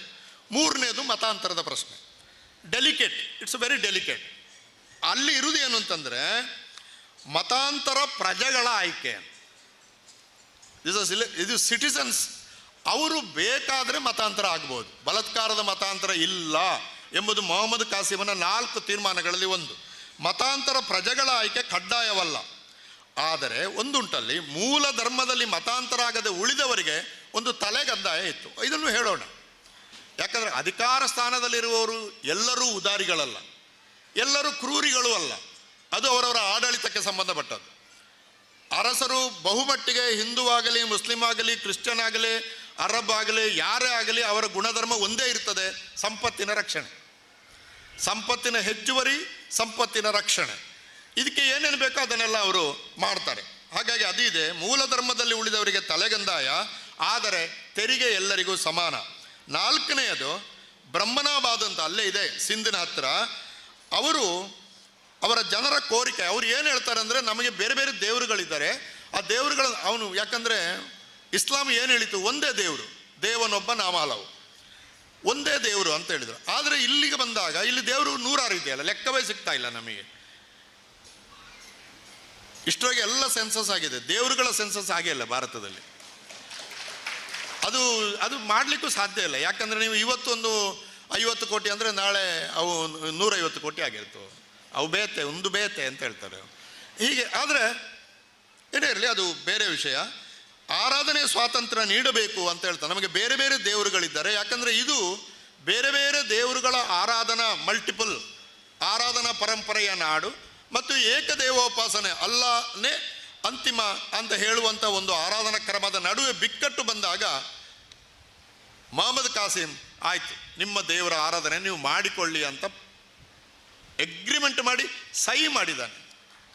ಇನ್ನೇನು ಬೇಕು? ಹೀಗಾಗಿ ನಾವು ಇದನ್ನು ಇವತ್ತು ಹೇಳಬೇಕಾಗಿದೆ. ಹಾಗಾಗಿ ಸಿಂಧಿನ ಆಡಳಿತ ಇದೆಯಲ್ಲ, ಅದು ಸಿಂಧಿಗೆ ಬಂದಾಗ, ನಾನು ಆಗ ಆರಂಭದಲ್ಲಿ ಏನು ಹೇಳಿದೆ, ಕಾಸ್ಮೋಪಾಲಿಟನ್ ಅಂತ ಹೇಳಿದೆ ನಾನು. ಈ ಕಾಸ್ಮೋಪಾಲಿಟನ್ ಎಂಬುದು ಎಲ್ಲ ಕಡೆ ಒಂದೇ ರೀತಿ ಇರಲಿಲ್ಲ ಎಂಬುದು ಕೂಡ ನಾವು ಅರ್ಥ ಮಾಡ್ಕೋಬೇಕು. ಸಿಂಧಿಗೆ ಬಂದಾಗ ಅದು ಸಿಂಧ್ ಜನಗಳ ಸಂಸ್ಕೃತಿ ಮತ್ತು ಅರಬ್ನಿಂದ ಇಸ್ಲಾಮಿಗೆ ಕನ್ವರ್ಟ್ ಆಗಿ ಇಸ್ಲಾಂ ಮೂಲಕ ಬಂದ ಸಂಸ್ಕೃತಿ ಎರಡೂ ಸೇರಿ ಪೂರ್ತಿ ಇಸ್ಲಾಮೂ ಅಲ್ಲದ, ಪೂರ್ತಿ ಹಿಂದೂ ಅಲ್ಲದ ಒಂದು ಮಧ್ಯಮ ತರಗತಿಯ ಸಂಸ್ಕೃತಿ ನಿರ್ಮಾಣ ಆಯಿತು. ಒಂದು ಮಧ್ಯಮ ತರಗತಿಯ ಸಂಸ್ಕೃತಿ ನಿರ್ಮಾಣ ಆಯಿತು. ಅದು ಸಹಿಷ್ಣುತೆಗೆ ಒಂದು ಸಂಕೇತ ಮತ್ತು ಇದು ಅರಬರ ಒರಿಜಿನಲ್ ನಾಗರಿಕತೆಗಿಂತ ಎಷ್ಟೋ ಉಜ್ವಲವಾಗಿತ್ತು, ಎಷ್ಟೋ ಉಜ್ವಲವಾಗಿತ್ತು. ಇದನ್ನು ನಾವು ಪಠ್ಯಪುಸ್ತಕಗಳ ಮೂಲಕ ಹೇಳಬೇಕು. ಇನ್ನು ಒಂದು ಪಾಯಿಂಟ್ ಹೇಳಿ ನಿಲ್ಲಿಸ್ತೀನಿ, ನನ್ನ ಸಮಯ ಆಯಿತು, 5 ನಿಮಿಷ ತಗೊಳ್ತೀನಿ. ಏನಂದರೆ, ಈಗ ಇಸ್ಲಾಂ ಇಂಡಿಯಾಕ್ಕೆ ಬಂದದ್ದು ಯಾವಾಗ ಅಂತ ಕೇಳಿದರೆ 7ನೇ ಶತಮಾನ ಅಂತ ಹೇಳೋದು ಸ್ಪಷ್ಟ. ಮೊದಲ ಹಡಗು ಕರಾವಳಿಗೆ ಬಂದದ್ದು ಕ್ರಿಸ್ತಶಕ 643 ಎಂಬುದು ದಾಖಲು. ಕ್ರಿಸ್ತಶಕ 7ನೇ ಶತಮಾನದಲ್ಲಿ ಮುಸಲ್ಮಾನರು ಭಾರತಕ್ಕೆ ಬಂದಾಗ ಭಾರತದ ಪರಿಸ್ಥಿತಿ ಹೇಗಿತ್ತು ಎಂಬುದನ್ನು ಒಂದು ಚೂರು ನಾವು ಹೆಚ್ಚು ಎಚ್ಚರದಿಂದ ಅರ್ಥ ಮಾಡಿಕೊಳ್ಬೇಕು. ಒಂದು, ಸರಳವಾಗಿ ಹೇಳ್ತೀನಿ, ಸಮಯ ಕಡಿಮೆ ಇದೆ. ಒಂದು, ಬೌದ್ಧ ಧರ್ಮದ ಆಘಾತದಿಂದ ಹಿಂದೂ ಧರ್ಮ ದುರ್ಬಲವಾಗಿತ್ತು. ಜೈನ ಧರ್ಮದ ಆಘಾತದಿಂದ ಅಹಿಂಸೆಯೇ ಪರಮೋ ಧರ್ಮ ಅಂತ ಅವರು ಹೇಳಿದ್ದರಿಂದ ಹಿಂಸೆಯನ್ನು ಪ್ರಧಾನವಾಗಿಟ್ಟುಕೊಂಡಂಥ ಹಿಂದೂ ಧರ್ಮದ ಕೆಲವು ರಿಚುವಲ್ಗಳು ಏನಾಗಿದ್ದಾವೆ, ಅವು ತನ್ನ ಶಕ್ತಿಯನ್ನು ಕಳ್ಕೊಂಡಿತು. ಜಾತಿ ಪದ್ಧತಿ ಬಹಳ ಕ್ರೂರವಾಗಿತ್ತು. ಇವುಗಳ ಎಲ್ಲವನ್ನು ಕೂಡ ನಿಭಾಯಿಸುವಂಥ ಒಂದು ಪ್ರಚಂಡವಾದ ರಾಜಶಕ್ತಿ ಇರಲಿಲ್ಲ. ಕೃಷಕ 647ರಲ್ಲಿ ಹರ್ಷ ಸತ್ತೋಗ್ತಾನೆ. ಹರ್ಷ ಸತ್ತು ಹೋದ ಮೇಲೆ 647ರಲ್ಲಿ ನೋಡಿ, 643ಕ್ಕೆ ಹೊಸ ಹಡಗು ಬಂದಿದೆ. 647ರಲ್ಲಿ ಹರ್ಷ ಸತ್ತು ಹೋಗ್ತಾನೆ. 647ರಿಂದ 1206 ಮುಘಲ್ ಸಾಮ್ರಾಜ್ಯ ಬರುವಲ್ಲಿವರೆಗಿನ ಭಾರತದಲ್ಲಿ ಇದ್ದಷ್ಟು ರಾಜಕೀಯ ಅರಾಜಕತೆ, ಗೊಂದಲ ಭಾರತೀಯ ಚರಿತ್ರೆಯಲ್ಲಿ ಎಂದೂ ಇರಲಿಲ್ಲ. ದಕ್ಷಿಣದಲ್ಲಿ ಪುಲಕೇಶಿ, ಆ ಕಡೆ ಪಾಂಡ್ಯರು, ಈ ಕಡೆ ಚೋಳರು, ಚೇರರು, ಉತ್ತರ ಭಾರತಕ್ಕೆ ಹೋದರೆ ಪರಮಾರರು, ಚಂಡೇಲರು, ಎಲ್ಲ ಸಣ್ಣ ಸಣ್ಣ ರಾಜ. ಹರ್ಷನ ಕಾಲದಲ್ಲಿ ಬೃಹತ್ ಸಾಮ್ರಾಜ್ಯದ ಒಳಗೆ ಸೇರಿಕೊಂಡಿದ್ದವರು ಹರ್ಷ ಸತ್ತು ಹೋದ ಕೂಡಲೇ ಎಲ್ಲರೂ ಸ್ವಾತಂತ್ರ್ಯವನ್ನು ಘೋಷಿಸಿಕೊಂಡು ಪರಸ್ಪರ ಜಗಳಾಡಿ ಒಂದು ಅರಾಜಕತೆ ಉಂಟಾಗಿತ್ತು. ಅರಾಜಕತೆ ಉಂಟಾದ ಸಂದರ್ಭದಲ್ಲಿಯೇ ಹಿಂದೂ ಧರ್ಮವು ದುರ್ಬಲವಾಗಿತ್ತು. ಆ ದುರ್ಬಲವಾದ ಹಿಂದೂ ಧರ್ಮವನ್ನು ಗಟ್ಟಿಗೊಳಿಸುವುದಕ್ಕೆ 7ನೇ ಶತಮಾನದಲ್ಲಿ ಶಂಕರಾಚಾರ್ಯನಂತವನ ಪ್ರವೇಶ ಆಗಬೇಕಾಯಿತು. ಮಹಾಭಾರತದಂಥ ಕಥೆ ಒಳಗಡೆ ಶೂದ್ರ ಶಂಭೂಕನ ತಲೆ ಕಡದ ಕಥೆಯನ್ನು ಸೇರಿಸಬೇಕಾಯಿತು. ಹಿಂದೂ ಧರ್ಮ ಎಷ್ಟು ಶ್ರೇಷ್ಠ ಅಂತ ಹೇಳುವುದು ಯಾಕೆ ಅಂತಂದರೆ ಅದು ಹೇಳಲಾಗದ ಸ್ಥಿತಿ ತಲುಪಿತ್ತು ಅಂತ. ಅದು ಅಧಪತನಕ್ಕೆ ಹೋದಾಗ ಅದನ್ನು ಎತ್ತಿ ಹಿಡಿಯುವುದಕ್ಕೆ ಮನುಸ್ಮೃತಿ ಬೇಕಾಯಿತು. ಅದರಿಂದ ಈ ದೇಶದ ಹಿಂದೂ ಧರ್ಮವನ್ನು ಉಳಿಸಲಿಕ್ಕೆ ಮಾಡಿದ ಮಹಾಪ್ರಯತ್ನ ಅಂದರೆ ಅದು ಮನುಸ್ಮೃತಿ. ಅದು ಎಷ್ಟು ಕೆಟ್ಟದಾಗಿದೆ ಅಂತಂದರೆ ಅದನ್ನು ಒಪ್ಪಿಕೊಂಡ್ರೆ ಹಿಂದೂ ಧರ್ಮ ಸಂಪೂರ್ಣ ನಾಶ ಆಗಿ ಹೋಗ್ತದೆ. ಆ ಥರ ಇದೆ ಅದು. ಆ ಸಂದರ್ಭದಲ್ಲಿನೇ ಮಹಾಭಾರತದ ಒಳಗೆ ನೋಡಿ, ಶೂದ್ರ ವಿದ್ಯೆ ಕಲ್ತ್ರೆ, ಶಂಭೂಕ ವಿದ್ಯೆ ಕಲ್ತ್ರೆ ಬ್ರಾಹ್ಮಣ ಹುಡುಗ ಸಾಯ್ತಾನೆ ಅಂತ ಒಂದು ಕತೆ ಕಟ್ಟಿದ್ರು. ಅದು ಮೂಲ ರಾಮಾಯಣದಲ್ಲಿ ಇಲ್ಲ ಅದು. ಆದರೆ ಅಂಥ ಒಂದು ಕಥೆಯನ್ನು ಕಟ್ಟಿದ್ರು, ರಾಮಾಯಣದ್ದು ಅಂತ ಸೇರಿಸಿದ್ರು. ಸೇರಿಸಬೇಕಾದಂಥ ಒಂದು ಅವಶ್ಯಕತೆ ಇತ್ತು ನೋಡಿ, ಒಂದು ಅವಶ್ಯಕತೆ ಇತ್ತು. ಕೃಷ್ಣ, ಭಾಗವತ ಕೃಷ್ಣ ಮತ್ತು ವೈದಿಕ ವಿಷ್ಣು ಎರಡು ವಿರೋಧ ಧ್ರುವದಲ್ಲಿದ್ದವರು. ಅವರು ಒಂದೇ ಕಡೆ ಇದ್ದವರೇ ಅಲ್ಲ ಅವರು. ಆದ್ದರಿಂದ ಗೋವರ್ಧನಗಿರಿಯ ಘಟನೆಯಲ್ಲಿ ದನಗಳಿಗೆ ತೊಂದರೆ ಕೊಟ್ಟಂಥ ಇಂದ್ರನ ಮಳೆಯನ್ನು ಕಿರುಬೆರಳೆತ್ತಿ ಇಂದ್ರನ ವಿರುದ್ಧ ನಿಂತವನೇ ಕೃಷ್ಣ. ಇಂದ್ರನ ವಿರುದ್ಧ ನಿಂತವನು. 7ನೇ ಶತಮಾನಕ್ಕಾಗುವಾಗ ಇಂದ್ರ ಮತ್ತು ಇವರು ಒಂದು ಹಂತಕ್ಕೆ ಬಂದು ಹಿಂದೂ ಧರ್ಮವನ್ನು ಗಟ್ಟಿಗೊಳಿಸುವ ಕೆಲಸ ಮಾಡಲಾಯಿತು. ಇಂಥ ಒಂದು ದುರ್ಬಲವಾದ ಭಾರತೀಯ ರಾಜಕೀಯ ಸಂದರ್ಭದಲ್ಲಿ ಪ್ರವೇಶ ಮಾಡಿ ತಮ್ಮ ಶಕ್ತಿ, ಸಾಮರ್ಥ್ಯ, ಯೋಚನೆ, ವ್ಯಾಪಾರದ ಗುಣಗಳು, ಸಹಿಷ್ಣುತೆ ಗುಣಗಳಿಂದ ಕೆಲಸ ಮಾಡುತ್ತಾ 1200ಕ್ಕಾಗುವಾಗ ಮೊಘಲ್ ಸಾಮ್ರಾಜ್ಯ ಉದಯವಾಗಿ ಮುಂದೆ 800 ವರ್ಷಗಳ ಕಾಲ ಭಾರತವನ್ನು ಅದು ಆಳಿತು ಅಂತ ಹೇಳೋದು. ಇದರ ಜೊತೆಗೆ ಒಂದು ಮಾತನ್ನು ನಾವು ಮತ್ತೆ ಹೇಳಬೇಕು. ಇಸ್ಲಾಂ ಈ ದೇಶವನ್ನು ಆಳಿದ ಮೇಲೆ ಹಿಂದೂಗಳ ಜೀವನದಲ್ಲಿ ಕೂಡ ಸಾಕಷ್ಟು ಬದಲಾವಣೆ ಆಗಿದೆ ಎಂಬುದನ್ನು ಮರಿಬಾರದು. ಇದು ನಮ್ಮ ಮೇಲೆ ಮಾಡಿದ ಪರಿಣಾಮ. ಇದು ಬರೀ ಹಾಳಾದ್ದನ್ನು ಹೇಳ್ತಾ ಇದ್ದಾರೆ, ಒಳ್ಳೆಯದಾದ್ದನ್ನು ಹೇಳೋದಿಲ್ಲ. ಭಾರತಕ್ಕೆ ಇಸ್ಲಾಂ ಪ್ರವೇಶ ಮಾಡಿದಾಗ ಅದು ಒಂದು ಧಾರ್ಮಿಕ ಶಕ್ತಿಯಾಗಿ ಪ್ರವೇಶ ಮಾಡಲಿಲ್ಲ, ಅದು ಒಂದು ಸಾಮಾಜಿಕ ಶಕ್ತಿಯಾಗಿ ಪ್ರವೇಶ ಮಾಡಿತ್ತು. ಆದ್ದರಿಂದಲೇ ಜಾತಿ ಸಮಾಜದಲ್ಲಿ ಅತ್ಯಂತ ಕೆಳಗಿದ್ದಂಥ ಶೂದ್ರರು, ಮಹಿಳೆಯರು, ದಲಿತರು ದೊಡ್ಡ ಸಂಖ್ಯೆಯಲ್ಲಿ ಆ ಧರ್ಮವನ್ನು ಅಪ್ಪಿಕೊಂಡ್ರು. ಇದನ್ನು ಮತಾಂತರ ಅಂತ ಹೇಳೋದು ಕಷ್ಟ. ಯಾಕೆ ಮತಾಂತರ ಅಂತ ಹೇಳಬೇಕಾದ್ರೆ ಇವರು ಹಿಂದೂಗಳಾಗಿರ್ಬೇಕಲ್ಲ. ಇವರು ಹಿಂದೂಗಳೇ ಆಗಿರಲಿಲ್ಲ, ಹಿಂದೂ ಧರ್ಮದ ಹೊರಗಡೆ ಇದ್ರಲ್ಲ ಅವರು. ಹಿಂದೂ ಧರ್ಮದ ಹೊರಗಡೆ ಇದ್ದವರು ಬೇರೆ ಯಾವುದೋ ಧರ್ಮವನ್ನು ಸೇರಿದಾಗ ಮತಾಂತರ ಅಂತ ಹೆಂಗೆ ಹೇಳ್ತೀರಿ ನೀವು?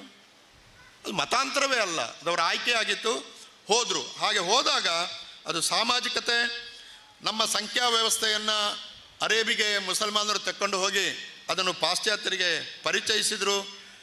ಮುಖ್ಯವಾಗಿ ವೈದ್ಯಶಾಸ್ತ್ರ, ಭಾರತೀಯ ವೈದ್ಯಶಾಸ್ತ್ರವನ್ನು ಅಭ್ಯಾಸ ಮಾಡಿದ ಇಸ್ಲಾಂ ಪಂಡಿತರು ಆ ವೈದ್ಯಶಾಸ್ತ್ರವನ್ನು ಪಶ್ಚಿಮದ ದೇಶಗಳಿಗೆ ಪರಿಚಯಿಸಿದ ರೀತಿ ಅಧ್ಯಯನ ಯೋಗ್ಯವಾದ್ದು, ಒಂದು ಪುಸ್ತಕ ಆಗಲಿಕ್ಕೆ ಯೋಗ್ಯವಾದ್ದು.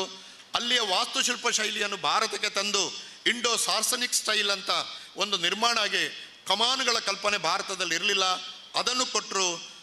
ಈಸ್ಥೆಟಿಕ್ ಸೆನ್ಸ್ ಅಂತ ಹೇಳ್ತೀವಿ, ಆ ಎಸ್ಥೆಟಿಕ್ ಸೆನ್ಸ್ ಹಿಂದೂಸ್ತಾನಿ ಸಂಗೀತದ ಮೂಲಕ ಬಂತು, ವಾಸ್ತುಶಿಲ್ಪದ ಮೂಲಕ ಬಂತು, ಮತ್ತು ಇನ್ನು ಅನೇಕ ಹಾಕುವ ಬಟ್ಟೆಯಲ್ಲಿ ಬಂತು.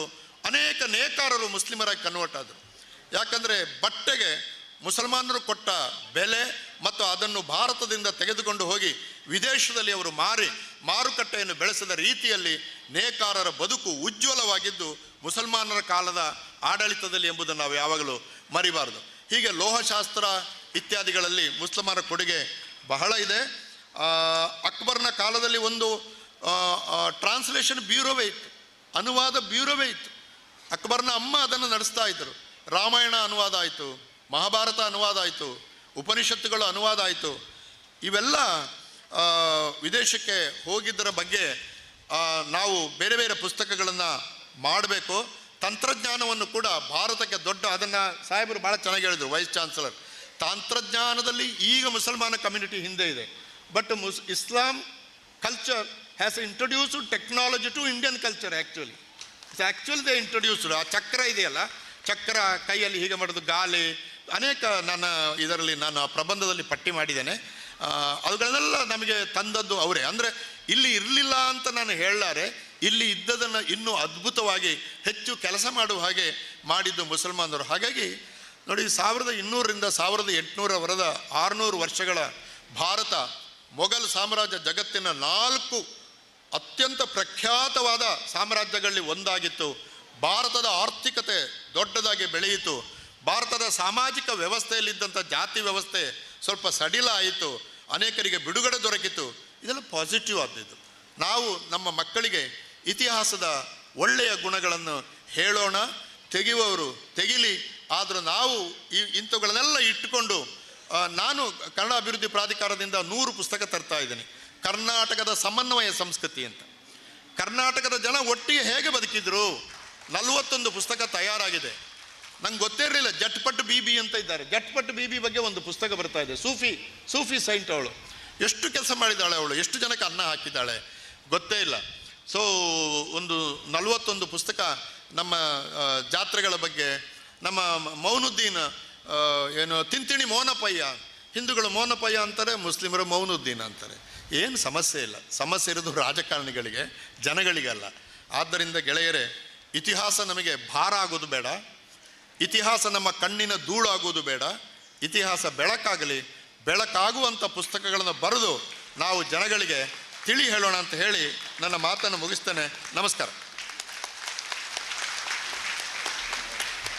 ಚಪ್ಪಾಳೆ ಶಾಖ ಈ ಭಾಷಣಕ್ಕೆ ಮತ್ತೊಮ್ಮೆ. ಅತ್ಯಂತ ವಿಚಾರಪೂರ್ಣವಾದಂತಹ ಇತಿಹಾಸದ ಒಂದೊಂದು ಪುಟವನ್ನು ನಮ್ಮ ಮುಂದೆ ಬಿಚ್ಚಿಟ್ಟಂತಹ ಪುರುಷೋತ್ತಮ ಬಿಳಿಮಲೆಯವರಿಗೆ ನಿಮ್ಮೆಲ್ಲರ ಪರವಾಗಿ ನಾನು ತುಂಬ ಹೃದಯದ ಧನ್ಯವಾದಗಳನ್ನು, ಕೃತಜ್ಞತೆಗಳನ್ನು ಸಲ್ಲಿಸ್ತೇನೆ. ಬಹುಶಃ ಇವತ್ತು ಈ ಒಂದು ವಿಚಾರಗೋಷ್ಠಿ ಈ ಜಿಲ್ಲೆಯ ಇತಿಹಾಸದಲ್ಲಿ ಒಂದು ದಿನವಾಗಿ ಉಳಿಯುತ್ತದೆ ಎಂದು ನಾನು ಭಾವಿಸುತ್ತೇನೆ. ಸಭಾಂಗಣ ತುಂಬಿ ತುಳುಕುತ್ತಿರುವುದಾದರೆ ಇಷ್ಟೇ ಜನ ಸಭಾಂಗಣದ ಹೊರಗೆ ಕುಳಿತು ಈ ಸ್ಕ್ರೀನಿನಲ್ಲಿ ಇದನ್ನು ವೀಕ್ಷಿಸುತ್ತಿದ್ದಾರೆ ಮತ್ತು ಅಷ್ಟೇ ಜನ ಸಾಮಾಜಿಕ ಜಾಲತಾಣದಲ್ಲಿಯೂ ಸಹ ನೋಡ್ತಿದ್ದಾರೆ. ಇಡೀ ಜಿಲ್ಲೆಯಿಂದ, ಸುಳ್ಯದಿಂದ, ಉಡುಪಿಯಿಂದ, ಕುಂದಾಪುರದಿಂದ, ಬೇರೆ ಬೇರೆ ಜಿಲ್ಲೆಯ ನಾನಾ ಭಾಗಗಳಿಂದ ಎಲ್ಲರೂ ನೀವು ಬಂದಿದ್ದೀರಿ. ಈ ಕಾರ್ಯಕ್ರಮವನ್ನು ಯಶಸ್ವಿಗೊಳಿಸಿದ್ದೀರಿ. ನಮಗೆ ಬಹಳ ಸಂತೋಷವಾಗಿದೆ. ಅನೇಕ ಗಣ್ಯರನ್ನು ಸಹ ನಾನು ಈ ವೇದಿಕೆಯಿಂದ ನೋಡುತ್ತಿದ್ದೇನೆ. ಡಾಕ್ಟರ್ ಹಬೀಬ್ ರೆಹಮಾನ್ರವರಿದ್ದಾರೆ, ಡಾಕ್ಟರ್ ಅಬ್ದುಲ್ ಮಜೀದ್ರವರಿದ್ದಾರೆ, ಡಾಕ್ಟರ್ ಮೊಹಮ್ಮದ್ ಇಸ್ಮಾಯಿಲ್ರವರಿದ್ದಾರೆ, ಚಾರ್ಟರ್ಡ್ ಅಕೌಂಟೆಂಟ್ ಅಬ್ದುಲ್ಲಾ ಮದ್ಮೂಲೆ ಅವರಿದ್ದಾರೆ. ಈ ಹೆಸರು ಹೇಳ್ತಾ ಹೋದರೆ 100 ಹೆಸರು ಹೇಳ್ಬೋದು. ನಿಮ್ಮೆಲ್ಲರ ಆಗಮನ ನಮಗೆ ಸ್ಫೂರ್ತಿಯಾಗಿದೆ. ಇವತ್ತು ನಾವು ಇತಿಹಾಸವನ್ನು ಅಳಿಸುವವರಿಗೆ ಒಂದು ಸ್ಪಷ್ಟ ಸಂದೇಶವನ್ನು ಕೊಡಬೇಕಾಗಿದೆ ಮತ್ತು ಆ ಕೆಲಸ ನಮ್ಮ ಮನೆಯಿಂದ ಪ್ರಾರಂಭವಾಗಬೇಕಾಗಿದೆ. ಅದಕ್ಕಾಗಿ ನಾನು ಮತ್ತೊಮ್ಮೆ ನೆನಪಿಸುತ್ತೇನೆ, ಇವತ್ತು ಬಿಡುಗಡೆಯಾಗಿರುವ ಪುಸ್ತಕ ಹೋಗುವಾಗ ನಿಮ್ಮ ಕೈಯಲ್ಲಿದ್ದರೆ ಅದರಿಂದ ಬಹಳಷ್ಟು ಪ್ರಯೋಜನ ಸಮುದಾಯಕ್ಕೆ, ಸಮಾಜಕ್ಕೆ ಆಗಲಿದೆ ಎಂದು ನೆನಪಿಸಿಕೊಳ್ಳುತ್ತಾ ನಾವು ಕಾರ್ಯಕ್ರಮವನ್ನು ಮುಂದುವರಿಸುತ್ತಿದ್ದೇವೆ. ನಾವೆಲ್ಲ ಬಹಳಷ್ಟು ನಿರೀಕ್ಷಿಸುತ್ತಿರುವುದು ಡಾಕ್ಟರ್ ರಾಮ್ ಪುನಿಯಾನಿ ಅವರ ಮಾತುಗಳನ್ನು. ಅವರು ಈಗಾಗಲೇ ತಮ್ಮ ಇಳಿವಯಸ್ಸಿನಲ್ಲೂ ಸಹ ಬಹಳ ದೂರದಿಂದ ಆಗಮಿಸಿ ನಮ್ಮ ಜೊತೆಗೆ ಸೇರಿಕೊಂಡಿದ್ದಾರೆ. ಅವರನ್ನು ನಾನು ಅತ್ಯಂತ ಪ್ರೀತಿಪೂರ್ವಕವಾಗಿ, ಗೌರವಪೂರ್ಣವಾಗಿ ಪೋಡಿಯಂಗೆ ಆಹ್ವಾನಿಸುತ್ತೇನೆ. ಅವರು 40 ನಿಮಿಷಗಳ ಕಾಲ ನಮ್ಮನ್ನು ಉದ್ದೇಶಿಸಿ ಮಾತನಾಡಲಿದ್ದಾರೆ. 40 ಮಿನಿಟ್ಸ್ ಅವರಿಗೆ ಕೊಟ್ಟಿದ್ದೇವೆ. ನೋಡಿ, ಆ ಪ್ರಾಯದ ಮುಖದಲ್ಲಿಯೂ ಮೂಡಿ ಬರುವ ಆ ಮುಗುಳ್ನಗೆ ನಮಗೆ ಸ್ಫೂರ್ತಿ ಆಗಬೇಕು.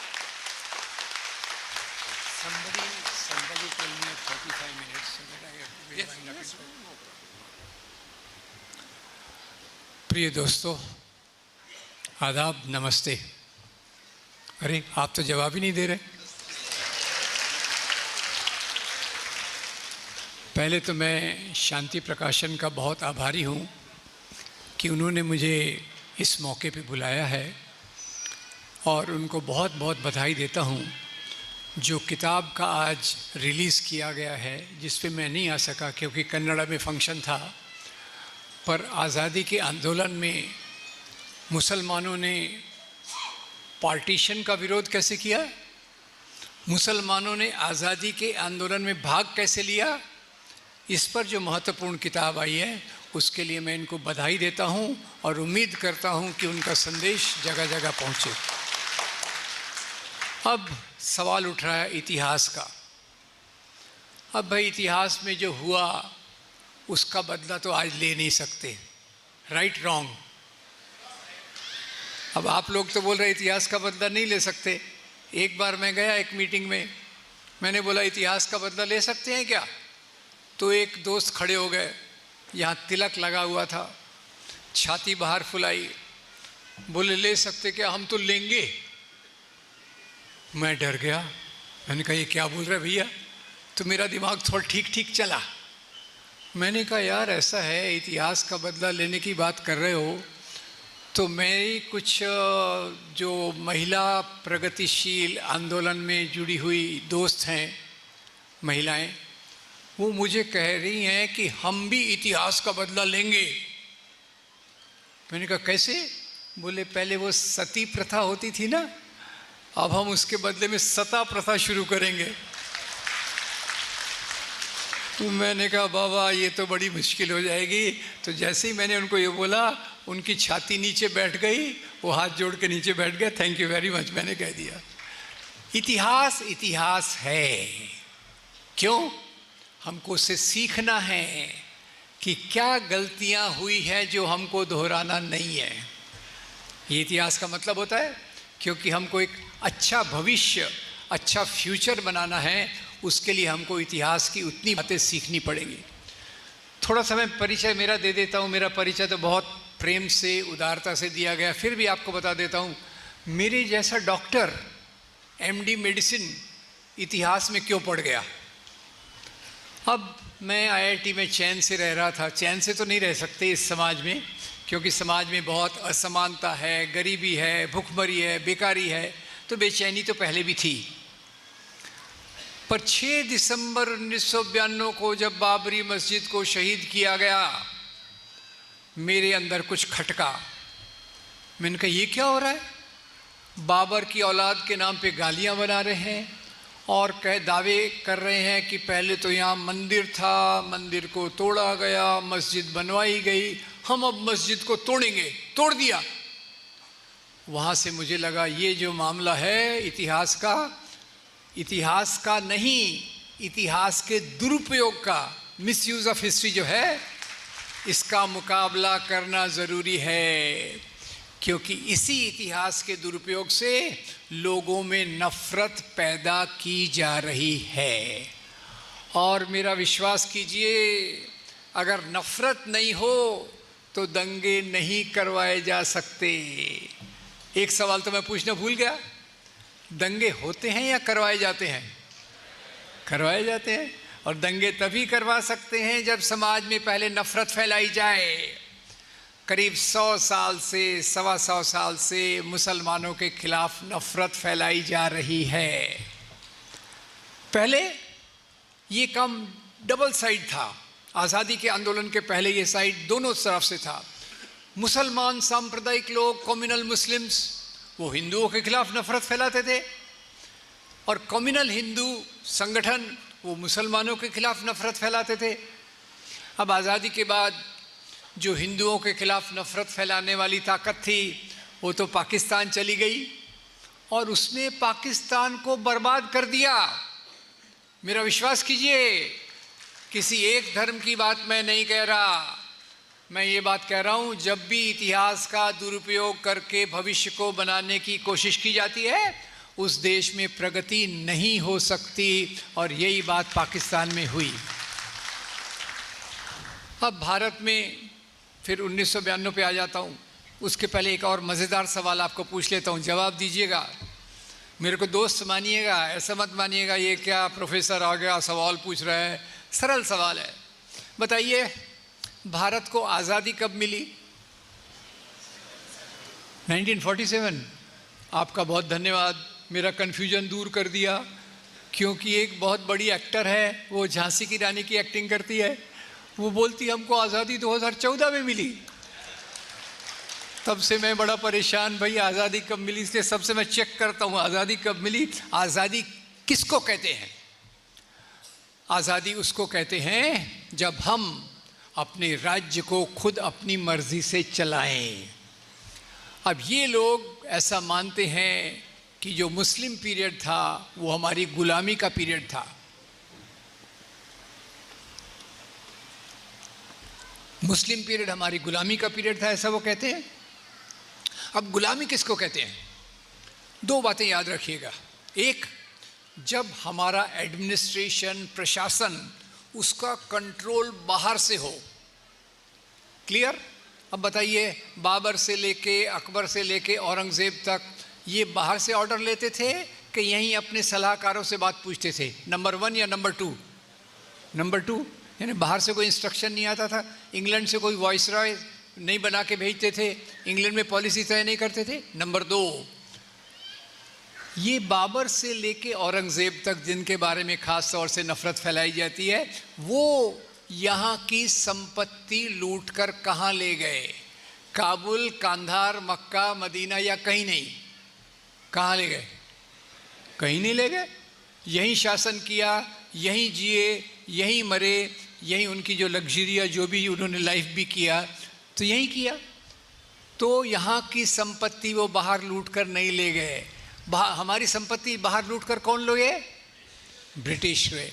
वो हमारी गुलामी का पीरियड था। और मेरा विश्वास रखिए, जो आज संगठन ये नफ़रत फैलाने के पीछे है, वो संगठन ने अंग्रेज़ों के खिलाफ कभी लड़ाई नहीं की। चुपचाप अपने दंड बैठक करते थे, डंडा चलाना सीखते थे और अपना अपना काम करते थे। आज वही लोग मुसलमानों के खिलाफ नफ़रत फैलाने में सबसे आगे हैं। अब मैं बम्बई में था 1992 में, आईआईटी में पढ़ाता था। तो आईआईटी के अंदर और बाहर एक नारा चलता था, माफ़ कीजिएगा मैं इसको बोल रहा हूँ, बोलना नहीं चाहिए, बाबर की औलाद जाओ उधर या जाओ उधर। तो मैंने सोचा ये बाबर को क्यों, या मुसलमान राजाओं को विदेशी क्यों बोलते हैं? दूसरी बात, राजाशाही, समझ लीजिए, राजाशाही, किंगडम्स और आधुनिक राज्य में फ़र्क है या नहीं है? है। पहले आपको राजाशाही में कहीं जाना है तो वीसा पासपोर्ट लगता था क्या? नहीं लगता था। देश की बाउंड्री होती थी क्या? ये बाउंड्री हमारी है, उधर चीन की है, इधर पाकिस्तान से लड़ेंगे, उधर चीन से लड़ेंगे, ऐसा था? अरे जिस राजा के पास जितनी ताकत होती थी वो उतना अपना साम्राज्य का विस्तार करता था। तो बाबर भारत में कैसे आया, ख्याल कीजिए। बाबर उस समय काबुल में राज्य कर रहा था और उसके परिवार का जो झगड़ा था, उसके चाचा, मामा, भतीजा जो भी है, परिवारों में ही झगड़े होकर राज्य सत्ता चलती थी। तो वो बेचारा बाबर तक काबुल तक सिमट गया। तो भारत के एक राजा ने उसको लेटर भेजा, ख्याल कीजिएगा, उस राजा का नाम याद रखिएगा। भारत के एक राजा ने उसको लेटर भेजा कि भैया आप आओ, अपन दोनों पार्टनरशिप में दिल्ली के राजा को हराएंगे, गोरी या जो भी उसका नाम था उसको हराएंगे और फिर अपन दोनों मिलकर राज करेंगे पार्टनरशिप में। अब बाबर ने बोला आइडिया तो अच्छा है। बाबर आया और इस राजा का नाम था राणा सांगा। बताइए ये हिंदू था या मुसलमान था? हिंदू था। तो राज्य सत्ता का आधार धर्म था या सत्ता था? सत्ता था। तो खैर बाबर आया, फिर बाद में कहानी बदल गई। उस समय राणा सांगा नहीं गए तो ये दिल्ली में जाके उसने राज किया। बाद में बाबर और राणा सांगा की भी लड़ाई हुई जिसमें बाबर जीत गया। अब बाबर पे इतनी नफ़रत फैलाते हैं तो मैंने कहा मैं भी थोड़ा पढ़ लूँ बाबर के बारे में। और तो एक बार मौका मिला दिल्ली जाने का। दिल्ली में एक नेशनल म्यूज़ियम है, नेशनल म्यूज़ियम में पुरानी अच्छी अच्छी चीज़ें लगी हुई हैं।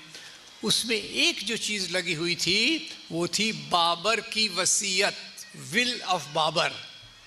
बाबर ने वसीयत किसके लिए लिखी थी? हुमायूं के लिए। बाबर उसमें क्या लिखता है? बाबर लिखता है कि बेटा हुमायूं, अल्लाह का शुक्र करो कि इतनी अच्छी धरती पर राज्य करने का मौका हमको मिला है, अल्लाह का शुक्र करो। पर याद रखो बेटा, यहाँ के ज़्यादा लोग हिंदू हैं। हिंदू लोग मंदिरों में पूजा करते हैं, गाय को पवित्र मानते हैं। तुम मंदिरों को मत टूटने देना, गाय को मरने मत देना। कौन लिख रहा है? बाबर। अभी तो उसको हिंदुओं का दुश्मन करके प्रस्तुत किया जा रहा है। खैर, अब ये एक बात हो गई इतिहास की। और आज जब 6 दिसंबर 1992 के बाद मैंने देखा तो यही बात ज़्यादातर कही गई कि हिंदू राजा बहुत महान थे, मुसलमान राजा बहुत क्रूर और आक्रामक थे। पहले प्रोफेसर साहब ने जो सुना बोला मैं समझ नहीं पाया, पर आपको एक मज़ेदार किस्सा बताता हूँ। आपको पता है सोमनाथ का मंदिर किसने तोड़ा था? महमूद गजनवी। उसने कहा था भाई इस्लाम में मूर्ति पूजा वर्जित है, इसलिए मैं सोमनाथ के मंदिर को तोड़ रहा हूँ। एक बात और सोचिए, कॉमन सेंस, साइंटिफिक टेम्पर, वैज्ञानिक सोच लगाइए। अगर महमूद गजनवी को सोमनाथ का मंदिर केवल मूर्तियां तोड़ने के लिए करना था तो उसको गजना से लेके सोमनाथ आने की जरूरत थी क्या? Yes no. रास्ते में बहुत मंदिर थे, किसी भी मंदिर को तोड़ सकता था, किसी भी मूर्ति को तोड़ सकता था। अरे बामियान में गौतम बुद्ध की मूर्तियां थी, उसको तोड़ सकता था, कि उसको क्यों नहीं तोड़ा? उसको पता था क्या कि बाद में तालिबान के बेवकूफ़ लोग आएंगे, वो इसको तोड़ेंगे, उसके लिए छोड़ दो? नहीं, उसलिए रास्ते के मंदिरों को इसलिए नहीं तोड़ा कि उसमें संपत्ति नहीं थी, संपत्ति नहीं थी, और उसको चाहिए थी संपत्ति। संपत्ति के लिए आता है और धर्म के आवरण में लिखता है कि इस्लाम मूर्ति पूजा को अलाउ नहीं करता, इसलिए मैं सोमनाथ की मूर्ति तोड़ रहा हूँ। बिल्कुल क्लियर है, राजा लोग संपत्ति के लिए, सत्ता के लिए राज्य करते थे और उसमें कई बार धर्म का नाम लगा देते थे अपने आप को अच्छा बताने के लिए। तो खैर, ये महमूद गजनवी को थोड़ा और देख लेते हैं। अब गजना से आया तो क्या अकेला आया होगा कि उसके साथ फौज थी? फौज थी। जरा मुझे जवाब देते जाइए, अच्छा लगता है। वो अकेला आया कि फौज थी? महमूद गजनवी की फौज में 12 सेनापति थे। सेनापति को आजकल क्या कहते हैं, वो जो कर्नल, लेफ्टिनेंट जनरल वगैरह वगैरह, 12 सेनापति थे। 12 सेनापतियों में 5 सेनापति हिंदू थे, तिलक, सोंदी, हरजान, राय और हिंद। तो जो सोमनाथ का मंदिर तोड़ा, अकेले मुसलमानों ने तोड़ा या हिंदू मुसलमान दोनों ने तोड़ा? दोनों ने तोड़ा। धर्म के लिए तोड़ा, संपत्ति के लिए तोड़ा? आगे मजे की बात, रास्ते में आ रहा था, मुल्तान नाम का एक शहर था, मुल्तान में अब्दुल फत दाऊद का राज था। तो इसने अब्दुल फत दाऊद को बोला, भैया मैं सोमनाथ जा रहा हूँ मंदिर तोड़ने, मुझे तुम्हारे राज्य में से, मुल्तान में से होकर जाने की अनुमति दो, परमिशन दो। अगर नहीं दिया वही प्रॉब्लम है। अगर मंदिर तोड़ना मुसलमान राजाओं का काम था तो ये मुल्तान का राजा महमूद गजनवी को क्या कहता?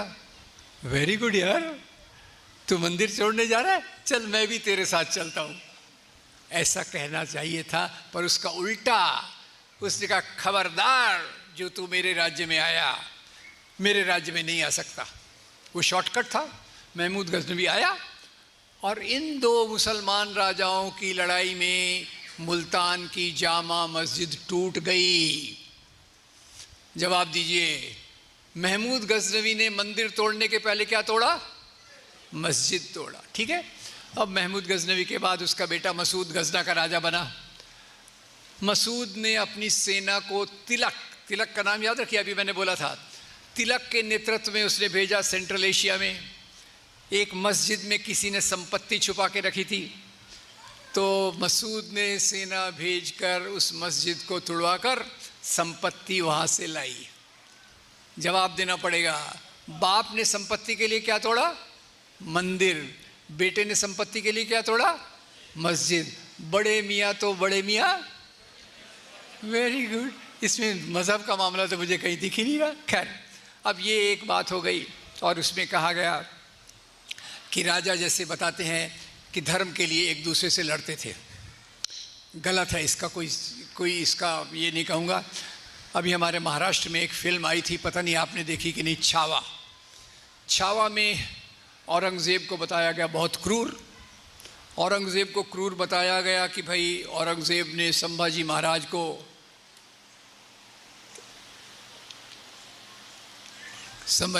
को बहुत अत्याचार किया। अब राजा दुश्मनों से क्या प्रेम से रहते थे? दुश्मन को मारना तो राजा का कर्तव्य है और काम है, कर्तव्य तो नहीं है, नहीं होना चाहिए, पर दुश्मन को तो राजा मारते थे। अब उसी के साथ साथ ये कहा कि औरंगज़ेब ये कट्टर खतरनाक मुसलमान राजा था। मैं आपको केवल जानकारी देना चाहता हूँ कि संभाजी महाराज जिसको औरंगज़ेब ने प्रताड़ना की, उसको औरंगज़ेब के जिस सेनापति ने पकड़ के लाया उसका नाम था राठौड़। पहला नाम मैं भूल रहा हूँ, राठौड़, राजपूत। एक राजपूत सेनापति संभाजी महाराज को औरंगज़ेब के लिए पकड़ के लाता है। धर्म का मामला है कि सत्ता का मामला है? सत्ता का मामला है, ठीक है। अब हमारे महाराष्ट्र में तो छत्रपति शिवाजी महाराज बहुत आदरणीय है, मैं भी बहुत उनका आदर करता हूँ कई कारणों से। तो लोग ये भी बोलते हैं देखो औरंगज़ेब कितना क्रूर था, शिवाजी महाराज के साथ उसने लड़ाई की। अध्ययन किया मैंने, शिवाजी महाराज अपने राज्य का विस्तार कर रहे थे। याद रखिए, शिवाजी महाराज के पिता राजा नहीं थे, शिवाजी महाराज अपने राज्य का विस्तार कर रहे थे। तो इधर से बीजापुर के आदिल शाह और उधर से दिल्ली से औरंगज़ेब ये परेशान हो रहे थे कि भाई ये भी अगर एक राजा बन जाएगा तो हमारी रियासत तो कम हो जाएगी। तो औरंगज़ेब ने अपनी सेना भेजी शिवाजी के खिलाफ, और औरंगज़ेब की सेना के जो सेनापति थे, ख्याल से सुनिएगा और याद रखिएगा, औरंगज़ेब के सेनापति का नाम था राजा जय सिंह। हिंदू या मुसलमान? अब शिवाजी महाराज की सेना में देखते हैं, शिवाजी महाराज की सेना में कई सेनापति थे, उनमें कुछ सेनापति मुसलमान थे। सिद्दी संबल, इब्राहिम गारदी, दौलत खान, 3 के नाम मुझे याद हैं। यानी सेना भी धर्म के आधार पे नहीं बनी थी। अब फिर बात आती है कि प्रशासन कैसे चलता था। प्रशासन कैसे चलता है तो इसके 2 उदाहरण याद रखिए। एक तो आपको पता होगा अकबर के दरबार में 9 रत्न थे, 9 ज्वेल्स इन अकबर्स कोर्ट, यस नो। उसमें कुछ 9 रत्न हिंदू थे, नाम गेस कर सकते हैं आप? Birbal, very good. और दूसरे राजा जो थे उनका नाम था राजा टोडरमल। राजा टोडरमल अकबर के दरबार में क्या काम करते थे? राजा टोडरमल अकबर के दरबार में वही काम करते थे जो आज नरेंद्र मोदी की सरकार में निर्मला सीतारामन करती हैं। Very good.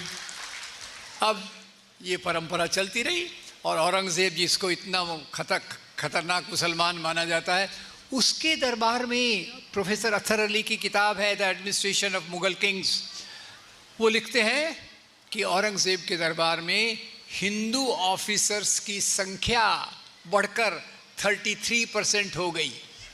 यानी औरंगज़ेब के दरबार में हिंदू भी हैं, मुसलमान भी हैं, जय सिंह भी है, राजा रघुनाथ बहादुर भी है। ये सब प्रकार से प्रशासन चलता था, जो यहाँ का एक तरीका था। अब लेटेस्ट क्या आया? लेटेस्ट आया, लोग बोलने लगे भाई अकबर तो एक अच्छा राजा था, क्योंकि आप जानते होंगे अमर्त्य सेन जो हमारे नोबेल लॉरिएट हैं, उन्होंने लिखा भारत के 2 सबसे बड़े महान एम्परर, शहनशाह जो हुए हैं, राजा जो हुए हैं, एक है सम्राट अशोक और दूसरे हैं अकबर। मेरे ख्याल से अभी प्रोफेसर साहब बता रहे थे अकबर ने वो डिपार्टमेंट भी खोला जिसमें जो हिंदू ग्रंथ हैं उनका अनुवाद तर्जुमा कराने की बात की गई। दारा शिकोह ने तो और भी उसमें काम किया। तो अकबर को एक जनरली ठीक ठाक राजा माना जाता है अभी भी, तो उसको भी बदनाम करना चाहिए। तो बोले अकबर बड़ा क्रूर था, उसने चित्तौड़ में घेराबंदी की, उसमें 30,000 लोग मारे गए। अब मुझे ये बताइए, कौन सा राजा जब आक्रमण करता है तो लोग नहीं मारे जाते? ऐसा कभी होता है क्या कि शिवाजी महाराज उधर आक्रमण कर रहे और वो आप गुलाब के फूल बांट रहे, गुलाब के फूल बांट के राजा को बोल रहे तेरा राज मुझे दे देना, मेरे को चाहिए? ऐसा होता था या तलवार के आधार पे होता था? तलवार के आधार पे। अकबर ने भी वही किया। अब यहाँ एक मज़ेदार सवाल आता है कि राजा क्रूर होते थे या रहम दिल होते थे, वो तो मैं नहीं जानता, पर इतना है सभी राजाओं के हाथ में तलवार दिखाई जाती है, यस नो? वो तलवार सब्जी काटने के लिए होती है कि दुश्मन को मारने के लिए होती है? दुश्मन को मारने के लिए होती है। तो उस समय तो इस प्रकार की क्रूरता, दुश्मनों को मारना, ये कोई बड़ी बात नहीं थी। और ये एक बात हो गई। अभी प्रोफेसर साहब मेरे ख्याल से बता रहे थे कि कैसे हिंदू मुसलमानों में मेल जोल हुआ। तो पहली बात याद रखिए, जो भी राजा राज करता था वो धर्म के लिए नहीं करता था। और उसका एक उदाहरण बताता हूँ, वो उदाहरण है अकबर और राणा प्रताप का। अकबर और राणा प्रताप क्या ये धर्म के लिए लड़े? ऐसा बताते हैं। धर्म का इसमें कोई मामला ही नहीं था, ये मामला था मनसबदारी का। मनसबदारी का मामला था। अकबर अपने राज्य का विस्तार कर रहे थे, राणा प्रताप को उन्होंने 5,000 का ओहदा, मनसबदारी 5,000 की ऑफर की। राणा प्रताप ने कहा ये तो मेरा अपमान है, मैं आपकी बात नहीं सुनता। तो अकबर के जो सलाहकार थे राजा टोडरमल, उन्होंने कहा ये नहीं सुनता ना तो अपन इस पे लड़ाई छेड़ देते। तो याद रखिए, राणा प्रताप के खिलाफ लड़ाई छेड़ने की आइडिया किसने दी? टोडरमल ने दी। ठीक है, अब लड़ाई कहाँ हुई? हल्दी घाटी के मैदान में। इसमें भी एक मज़ेदार किस्सा है आज की जो शासन व्यवस्था है। अब ये लड़ाई में अकबर जीत गए, राणा प्रताप हार गए, ये क्लियर है। पर उसको बदल दिया, इतिहास की किताबों को बदल रहे। वो जो राजस्थान की उप मुख्यमंत्री जो हैं कोई दिया कुमारी, वो हल्दी घाटी के मैदान में गई। उन्होंने देखा वहाँ ताम्र पत्रिका, कॉपर प्लाक लगा हुआ है कि इस साल में राणा प्रताप और अकबर की लड़ाई हुई, अकबर जीत गए, राणा प्रताप हार गए। वो बोले अरे एक हिंदू राजा कैसे हार सकता है, निकालो इसको, निकालो। और दूसरा लगवा दिया कि इस लड़ाई में राणा प्रताप जीत गए, अकबर हार गए। Very good. और अपनी हार की खुशी में राणा प्रताप जंगल में जाके घास की रोटी खाने लग गए। ये मैं ऐड कर रहा हूँ। अब खैर ये दोनों की जो लड़ाई हुई, उसमें हल्दी घाटी की लड़ाई को थोड़ा देख लेते हैं। हल्दी घाटी के मैदान में एक तरफ अकबर की फौज है, एक तरफ राणा प्रताप की फौज है। अकबर की फौज में अकबर खुद नहीं है। एक्सक्यूज मी, अकबर वो खुद नहीं है तो सेना का नेतृत्व कौन कर रहा है? सेना का नेतृत्व कर रहे हैं राजा मान सिंह। तो बताइए अकबर की फौज में केवल मुसलमान है या हिंदू मुसलमान दोनों हैं? अब इधर से राणा प्रताप की फौज को देखिए। राणा प्रताप की फौज में 3,000 सिपाही थे और उनके 2 सेनापति थे। खुद वो सेना का नेतृत्व कर रहे थे और उनके 2 सेनापति में एक का नाम था राम सिंह और दूसरे का नाम याद रखिएगा, उनका नाम था हकीम खान सूर। तो सवाल ये है, राणा प्रताप की सेना में केवल हिंदू थे या हिंदू मुसलमान दोनों थे? दोनों तरफ हिंदू हैं, यस नो? दोनों तरफ मुसलमान हैं। तो ये हिंदू मुसलमान की लड़ाई है कि 2 राजाओं की लड़ाई है? ये लड़ाई धर्म के लिए है कि सत्ता के लिए? सत्ता के लिए। अब इसको आगे चलते हैं। इस कहानी को यहीं मैं ख़त्म करने के पहले बता दूं कि अकबर की मृत्यु के बाद जहांगीर राजा बना और राणा प्रताप की मृत्यु के बाद अमर सिंह राजा बने। जहांगीर ने अमर सिंह को मैसेज भेजा, भाई अपने पिताजी लोग लड़े थे मनसबदारी के सवाल पे, मैं तुमको 10,000 का मनसब देता हूँ। ओके? अमर सिंह ने बोला थैंक यू वेरी मच, अब मैं आपके साथ मिल जाऊँगा। तो ये सवाल को आज किस प्रकार से देखते हैं, चुन चुन के एक एक घटनाएं बताते हैं। अकबर ने औरंगजेब ने काशी विश्वनाथ का मंदिर तोड़ा। अभी रिचर्ड ईटन और बाकी के रिसर्चर्स ने बताया औरंगजेब ने करीब 10 मंदिर तोड़े थे। आज उसको बढ़ा चढ़ाकर 100, 1000, लाख कितने भी नंबर डाल देते हैं।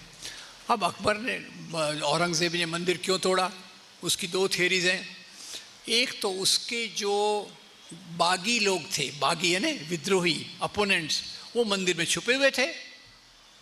और दूसरा है, वो बताना थोड़ा डेंजरस है, कि मंदिर के अंदर कुछ इमोरल, अनैतिक एक्ट चल रहे थे।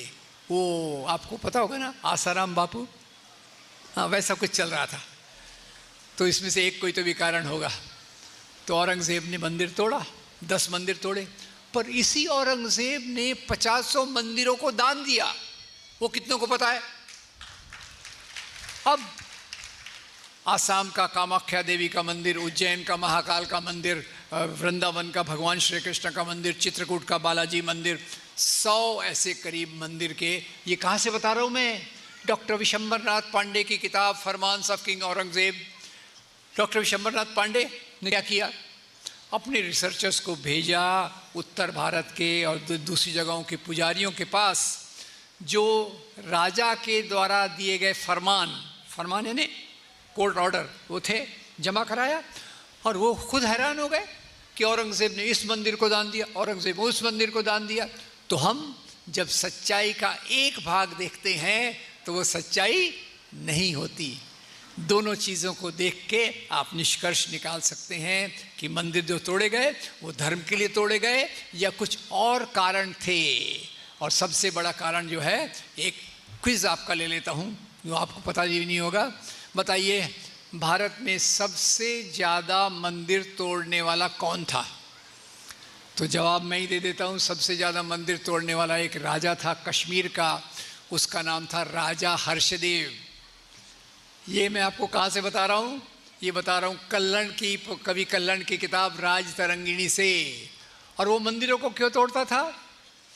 खर्चे होते थे राज खजाने में, पैसा नहीं था, तो उसने आइडिया निकाला, भाई मंदिर में तो सोना चांदी पर बहुत कुछ है, तो एक अपने दोस्त को ओहदा दे दिया, देवोत्पतन नायक।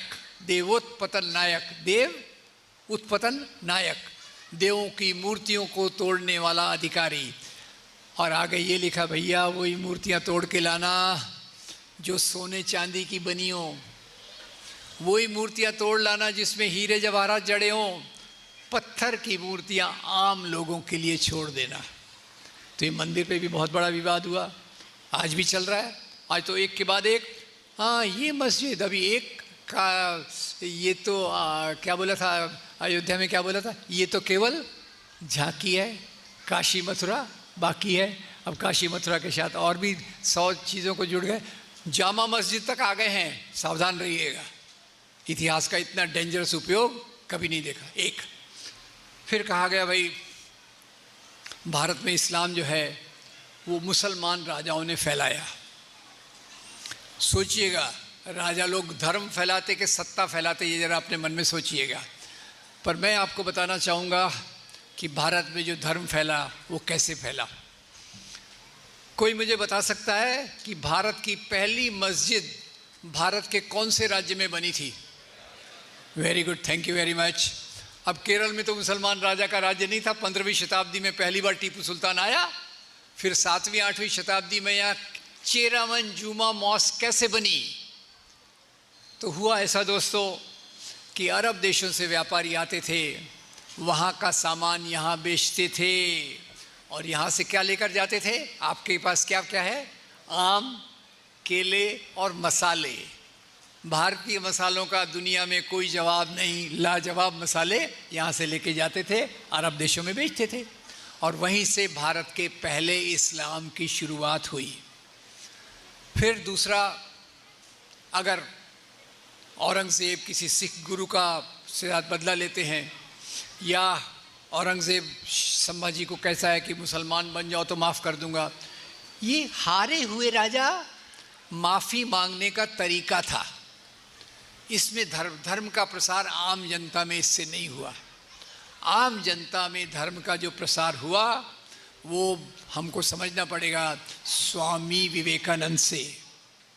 स्वामी विवेकानंद संकलित रचनाएं, खंड 8 पृष्ठ 330, रामकृष्ण मिशन कलकत्ता, क्या लिखते हैं ये कहना बिल्कुल गलत है। कौन कह रहा है? स्वामी क्या कह रहे हैं? ये कहना बिल्कुल गलत है कि इस्लाम यहाँ तलवार की नोक पर फैला। यहाँ के जाति व्यवस्था से पीड़ित लोगों ने, those affected by caste system, atrocities of caste system, उन्होंने इस्लाम को कबूल किया अपनी धार्मिक मुक्ति के लिए। अब ये इस्लाम के फैलने का तरीका है, और वो मुझे याद नहीं रहता, एक है ना लकुम दीन वकुम वलिया दीन, ऐसा कुछ तो भी है ना। मेरे लिए मेरा धर्म, आपके लिए। धर्म के मामले में जबरदस्ती नहीं होना चाहिए, ये इस्लाम क्लियर कट कहता है। मैं तो यहाँ तक कहूँगा कि जो जबरदस्ती से फैलाया जाए वो इस्लाम नहीं हो सकता।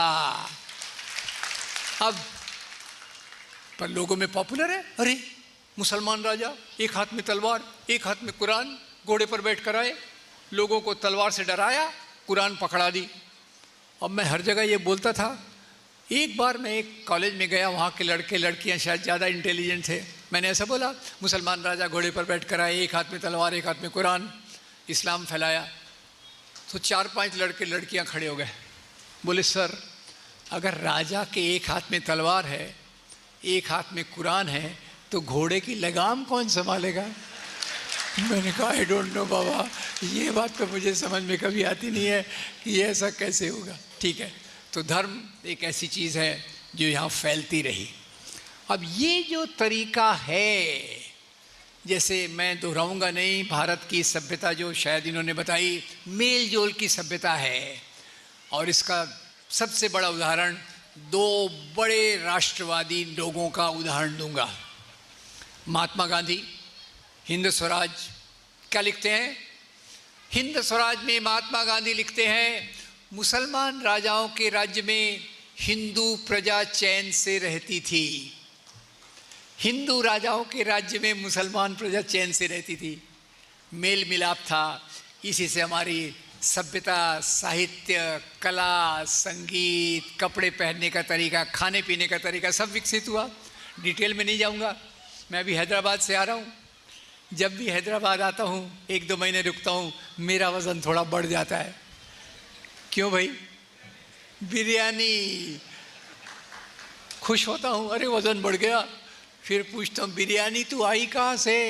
तो जवाब मिलता है मैं आई थी ईरान से। ईरान में मुझे कहते हैं बिरयान, आप लोगों ने मसाले डाल के मुझे और टेस्टी बना दिया, बन गई बिरयानी। ऐसी कितनी चीज़ें हैं जो बाहर से यहाँ आई और यहाँ से बाहर गई।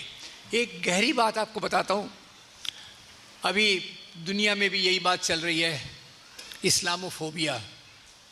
आपको याद है जोरान ममदानी जीत कर आया, लड़का है इसलिए आया, ऐसा बोल रहा हूँ मैं। जीत कर आया और क्या बोलता है, मैं मुसलमान हूँ, मैं सोशलिस्ट डेमोक्रेट हूँ, और इसके लिए मुझे कोई खेद नहीं है, इसके लिए मैं माफ़ी मांगने वाला नहीं हूँ। उसने ये क्यों कहा कि आज दुनिया भर में मुसलमानों के लिए नफ़रत फैलाई गई। 9/11 के बाद जब वो अलकायदा और बाकी आलतू फालतू लोग खड़े हो गए, उन्होंने कहीं बमबारी की, कहीं ये किया, कहीं वो किया, तो अमेरिकन मीडिया, याद रखिए दुनिया का सबसे ख़तरनाक काम मेरे हिसाब से आज तक जो हुआ है मीडिया के द्वारा, वो था इस्लामिक टेररिज्म नाम के शब्द को फैलाना। दुनिया के 135-150 करोड़ लोग मुसलमान निशाने पर आ गए, इस्लामोफोबिया।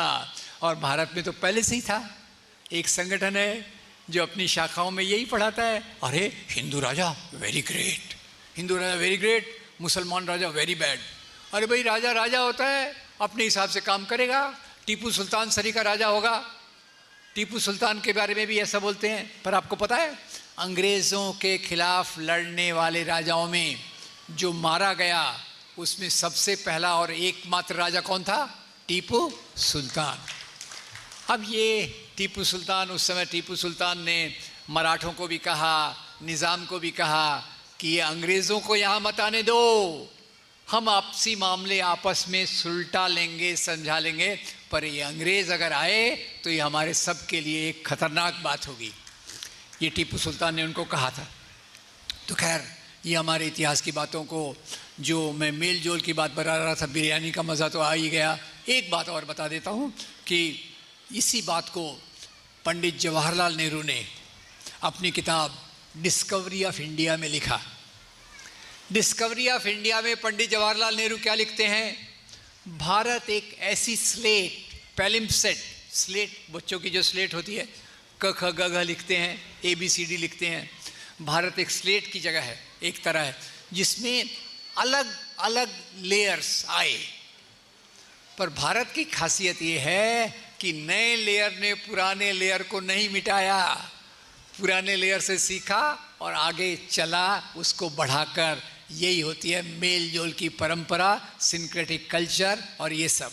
इसीलिए पता नहीं, थोड़ा मैं मेरी एज के हिसाब से पुराने उदाहरण दे रहा हूँ कि इवन आज तक हिंदी फिल्मों में इसका कितना प्रभाव था, कितना प्रभाव था, हिंदी सीरियल्स में कितना प्रभाव था। आपने महाभारत सीरियल का नाम सुना होगा? यस नो कि मैं ज़्यादा बूढ़ा हूँ? सुना होगा। आपको पता है इसकी स्क्रिप्ट किसने लिखी? इसकी स्क्रिप्ट लिखी राही मासूम रज़ा।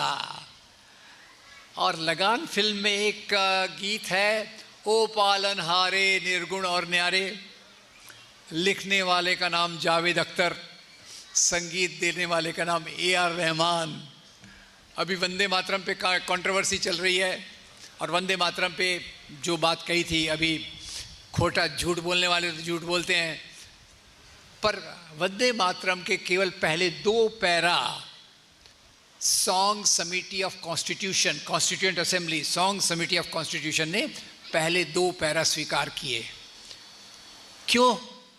रविंद्रनाथ टैगोर की सलाह पर। रविंद्रनाथ टैगोर जी ने कहा पहले 2 पैरा तो जनरल हैं, इसको ले लेना चाहिए, और बाकी जो पैरा हैं वो केवल हिंदू देवी देवताओं के ऊपर हैं।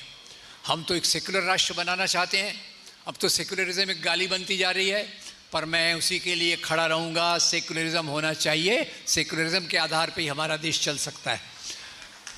फिर ताजमहल की बात आई।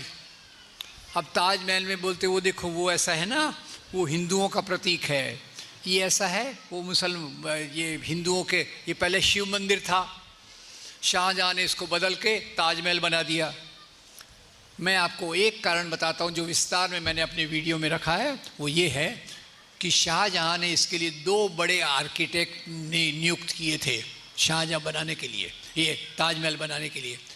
एक का नाम था उस्ताद लाहौरी जो मुसलमान थे, और दूसरे उनके सहायक नंबर 2 पे जो थे वो एक हिंदू आर्किटेक्ट थे, और हिंदू आर्किटेक्ट थे इसीलिए वहाँ कुछ कुछ आपको हिंदू प्रतीक देखने को मिल जाएंगे।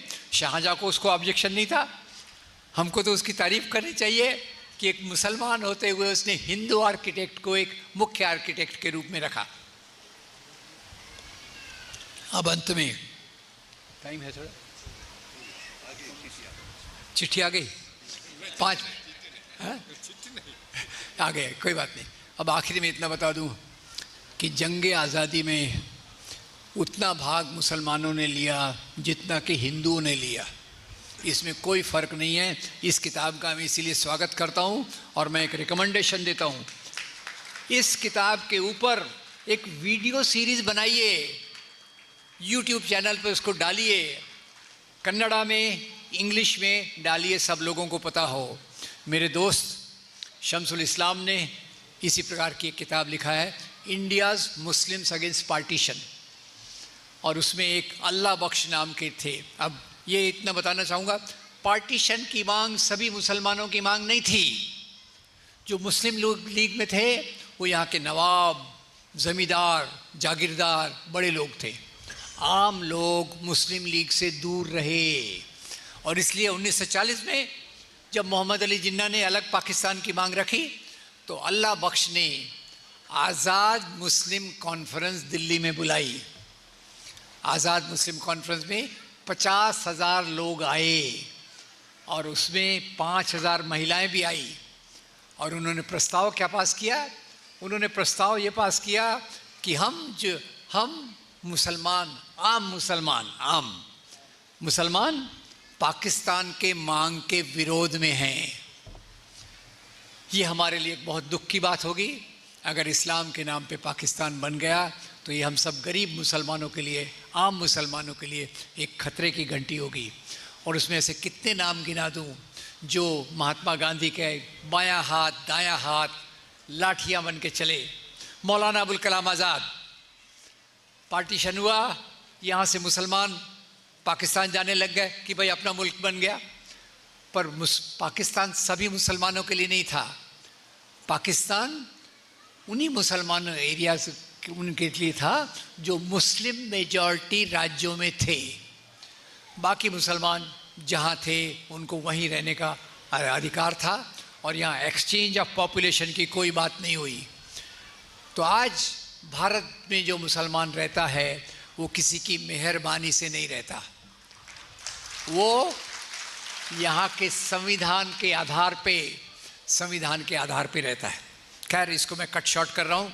मैं आपका ज़्यादा वक्त नहीं लेकर एक दो अपील करना चाहूँगा कि आज ये जो नफ़रत की आग फैलाई जा रही है वो कुछ संगठनों द्वारा फैलाई जा रही है। नीचे से लेकर ऊपर तक सोशल मीडिया, टीवी मीडिया, कानाफूसी के माध्यम से नफ़रत फैलाई जा रही है। ये नफ़रत के आधार पे दंगे करवाए जाते हैं। दंगों के कारण समाज में पोलराइजेशन होता है। और येल यूनिवर्सिटी का रिसर्च है प्रोफेसर साहब कि जहाँ भी दंगे करवाए जाते हैं वहाँ कम्युनल पार्टी पहले से मजबूत हो जाती है। इशारा समझ लीजिएगा। तो हम क्या करें, केवल सेमिनार लेके रुक जाएं? गलत। ये हमारी यात्रा की शुरुआत होगी। उसमें करना क्या है? नंबर 1, जो मुसलमान, और याद रखिए क्रिश्चियन, जो मुसलमानों और क्रिश्चियंस के खिलाफ नफ़रत फैलाई जा रही है उसकी सच्चाई लोगों तक पहुंचाना। और अगर मुझे माफ़ करेंगे तो मैं आपको एक छोटी सी मेरी 80-90 पेज की किताब है जो केवल करीब 70 प्रश्न जो लोग करते हैं, मुसलमान ऐसे हैं, क्रिश्चियन ऐसे हैं, आज़ादी में ऐसा हुआ, उसका छोटे छोटे में जवाब है। मैं आपको एक प्रति भेंट दे दूंगा, आप क्या करते हैं उसके साथ देखिए। दूसरा, फिर से कमर्शियल ब्रेक, खुद के बारे में कह रहा हूँ, उसके लिए माफ़ी चाहता हूँ। मैंने 17 के 16 वीडियो बनाए हैं। ये पूरी बात अभी तो 45 मिनट में ख़त्म करनी है, बात तो लंबी है, तो मैंने उसके 18 वीडियो बनाए हैं। 30 मिनट के, 25 मिनट के, एक एक चीज़ को विस्तार में लिया है। अगर उसको आप कन्नड़ा में सब टाइटल करके प्रसारित कर सकते हैं तो मुझे खुशी होगी। और आगे सवाल यह है, आज हिंदू मुसलमानों के बीच में नफ़रत की दीवार बनाने का काम चल रहा है। हिंदू मुसलमानों के बीच में नफ़रत की दीवार बनाने का काम चल रहा है। हमारा काम होना चाहिए इन नफ़रत की दीवारों को तोड़कर मोहब्बत के पुल बनाएं। हमारा काम होना चाहिए भारतीय संविधान की वैल्यूज़ स्कूल में, कॉलेज में, बस्ती में, जगह जगह फैलाए जाएं। और भारत की संविधान का जो मूल्य है, लिबर्टी, इक्वालिटी, फ्रेटर्निटी, इक्वालिटी भी है, फ्रेटर्निटी भी है। यहाँ के जिस जिस धर्म के लोग हैं, हम सब एक परिवार के लोग हैं और हम सब बराबर हैं। कोई हिंदू है इसलिए ऊपर है, मुसलमान है इसलिए नीचे है, गलत। इस सब को रोकने के लिए अगर कुछ नौजवान लड़के लड़कियाँ अपना थोड़ा वक्त देना चाहते हैं तो हम एक छोटी सी वर्कशॉप कर सकते हैं, जिससे वो घर घर जाकर संविधान के मूल्यों का प्रचार करें, आज़ादी के आंदोलन की सच्चाई का प्रचार करें, ऐसी किताबों के बारे में लोगों को बताएं और दूसरा जो चीज़ है उसको बताएं। इसी के साथ मैं माफ़ी मांगते हुए अपनी बात समाप्त करता हूँ। Thank you very much. ಭಾರತದ ಇತಿಹಾಸದ ಪುಟ ಪುಟಗಳಲ್ಲಿ ಅಡಗಿರುವಂತಹ ಮುಸ್ಲಿಮರ ತ್ಯಾಗಗಳು, ಮುಸ್ಲಿಮರ ಹೋರಾಟಗಳು, ಮುಸ್ಲಿಮರ ಕೊಡುಗೆಗಳನ್ನು ಎಳೆಯಾಗಿ ನಮ್ಮ ಮುಂದೆ ಬಿಡಿಸಿಟ್ಟಂತಹ ಡಾಕ್ಟರ್ ರಾಮ್ ಪುನಿಯಾನಿ ಅವರಿಗೆ ನಿಮ್ಮೆಲ್ಲರ ಪರವಾಗಿ ನಾನು ತುಂಬು ಹೃದಯದ ಕೃತಜ್ಞತೆಗಳನ್ನು, ಧನ್ಯವಾದಗಳನ್ನು ಸಲ್ಲಿಸ್ತೇನೆ. ಇದೀಗ ನಾವು ಅಧ್ಯಕ್ಷೀಯ ಭಾಷಣಕ್ಕೆ ಹೋಗುತ್ತಿದ್ದೇವೆ. ನಮ್ಮ ಜೊತೆಗಿರುವಂತಹ ವಾರ್ತಾಭಾರತಿ ದಿನಪತ್ರಿಕೆಯ ಪ್ರಧಾನ ಸಂಪಾದಕರಾದಂತಹ ಜನಾಬ್ ಅಬ್ದುಲ್ ಸಲಾಂ ಪುತ್ತಿಗೆ ಅವರನ್ನು ನಾನು ಪ್ರೀತಿಪೂರ್ವಕ ಪೋಡಿಯಮ್ಮಿಗೆ ಆಹ್ವಾನಿಸುತ್ತಿದ್ದೇನೆ.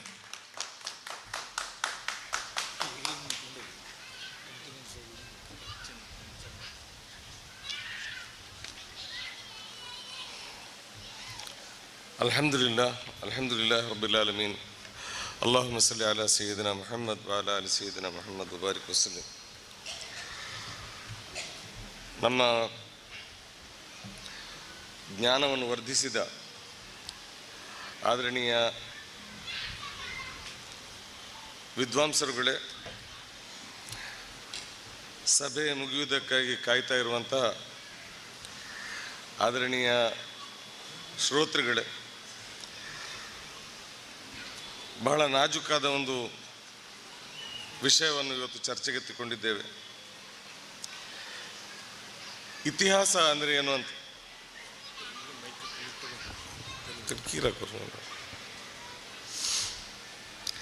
ಯಾರ ಬಳಿ ಒಂದು ಚಂದದ ವರ್ತಮಾನ ಇಲ್ಲವೋ, ವರ್ತಮಾನದಲ್ಲಿ ಅಭಿಮಾನಾರ್ಹವಾದಂತಹ ಏನು ಇಲ್ಲವೋ, ಅವರು ಇತಿಹಾಸದಲ್ಲಿ ಆಶ್ರಯ ಪಡಲಿಕ್ಕೆ ಪ್ರಯತ್ನ ಮಾಡ್ತಾರೆ.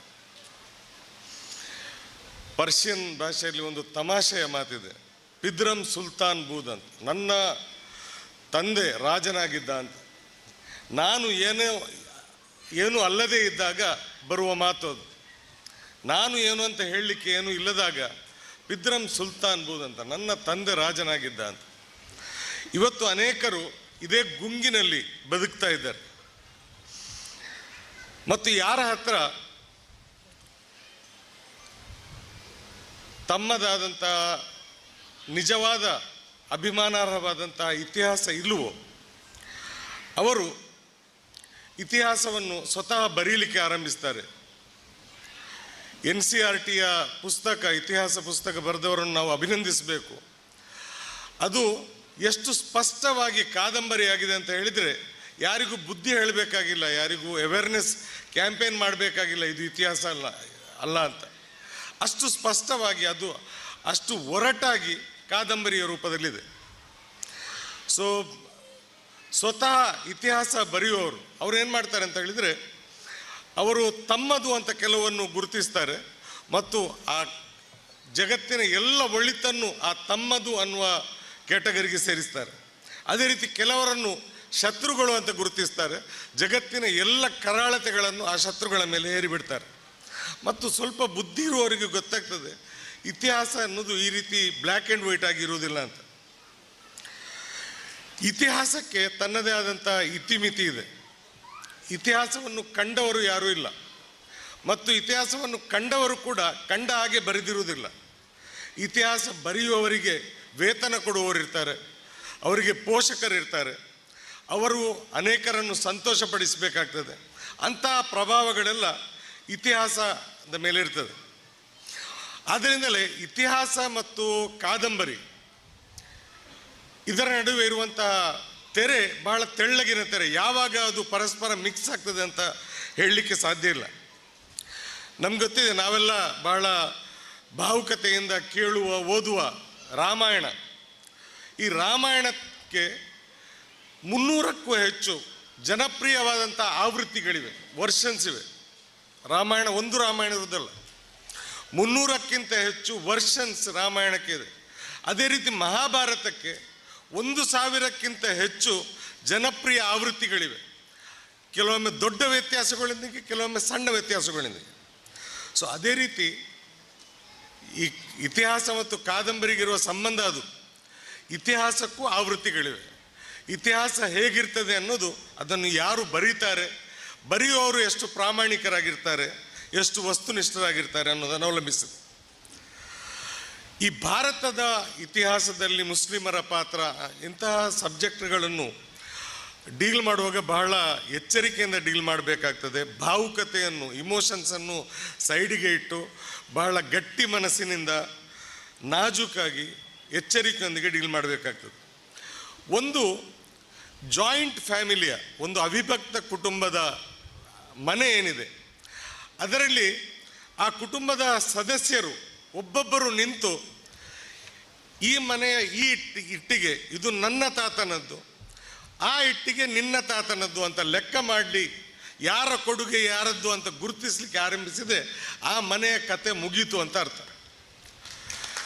ಇಲ್ಲಿ ಕೊಡುಗೆ ಕೊಡುವವರು ಕೆಲವರು ಮತ್ತು ಕೊಡುಗೆ ಸ್ವೀಕರಿಸುವವರು ಕೆಲವರು ಅಂತ ಆ ಕಲ್ಪನೆಯನ್ನು ನಾವು ಕಳಚಿಕೊಳ್ಬೇಕು. ಇದು ಈ ರೀತಿ ಕೆಲವರು ಕೊಡುವುದು ಕೆಲವರು ತೆಗೆದುಕೊಳ್ಳುವುದು ಅಂತಹ ಪ್ರೊಸೆಸ್ಸೇ ಅಲ್ಲ. ಇತಿಹಾಸ ಅನ್ನೋದು ಎಲ್ಲರೂ ಜೊತೆಯಾಗಿ ಬಾಳಿದವರು ಪರಸ್ಪರ ವಿನಿಮಯ ಮಾಡಿಕೊಂಡ ಜ್ಞಾನ ಅನುಭವ, ಇದಕ್ಕೆ ಇತಿಹಾಸ ಅನ್ನೋದು. ಇದರಲ್ಲಿ ಯಾರ ಕೊಡುಗೆ ಯಾವುದು ಅಂತ ಕ್ಲಿಯರ್ ಆಗಿ ಸಪ್ರೇಟ್ ಮಾಡಲಿಕ್ಕೆ ಸಾಧ್ಯ ಇಲ್ಲ, ಮತ್ತು ಅದೊಂದು ಒಳ್ಳೆಯ ಪ್ರಕ್ರಿಯೆ ಕೂಡ ಅಲ್ಲ. ಮತ್ತು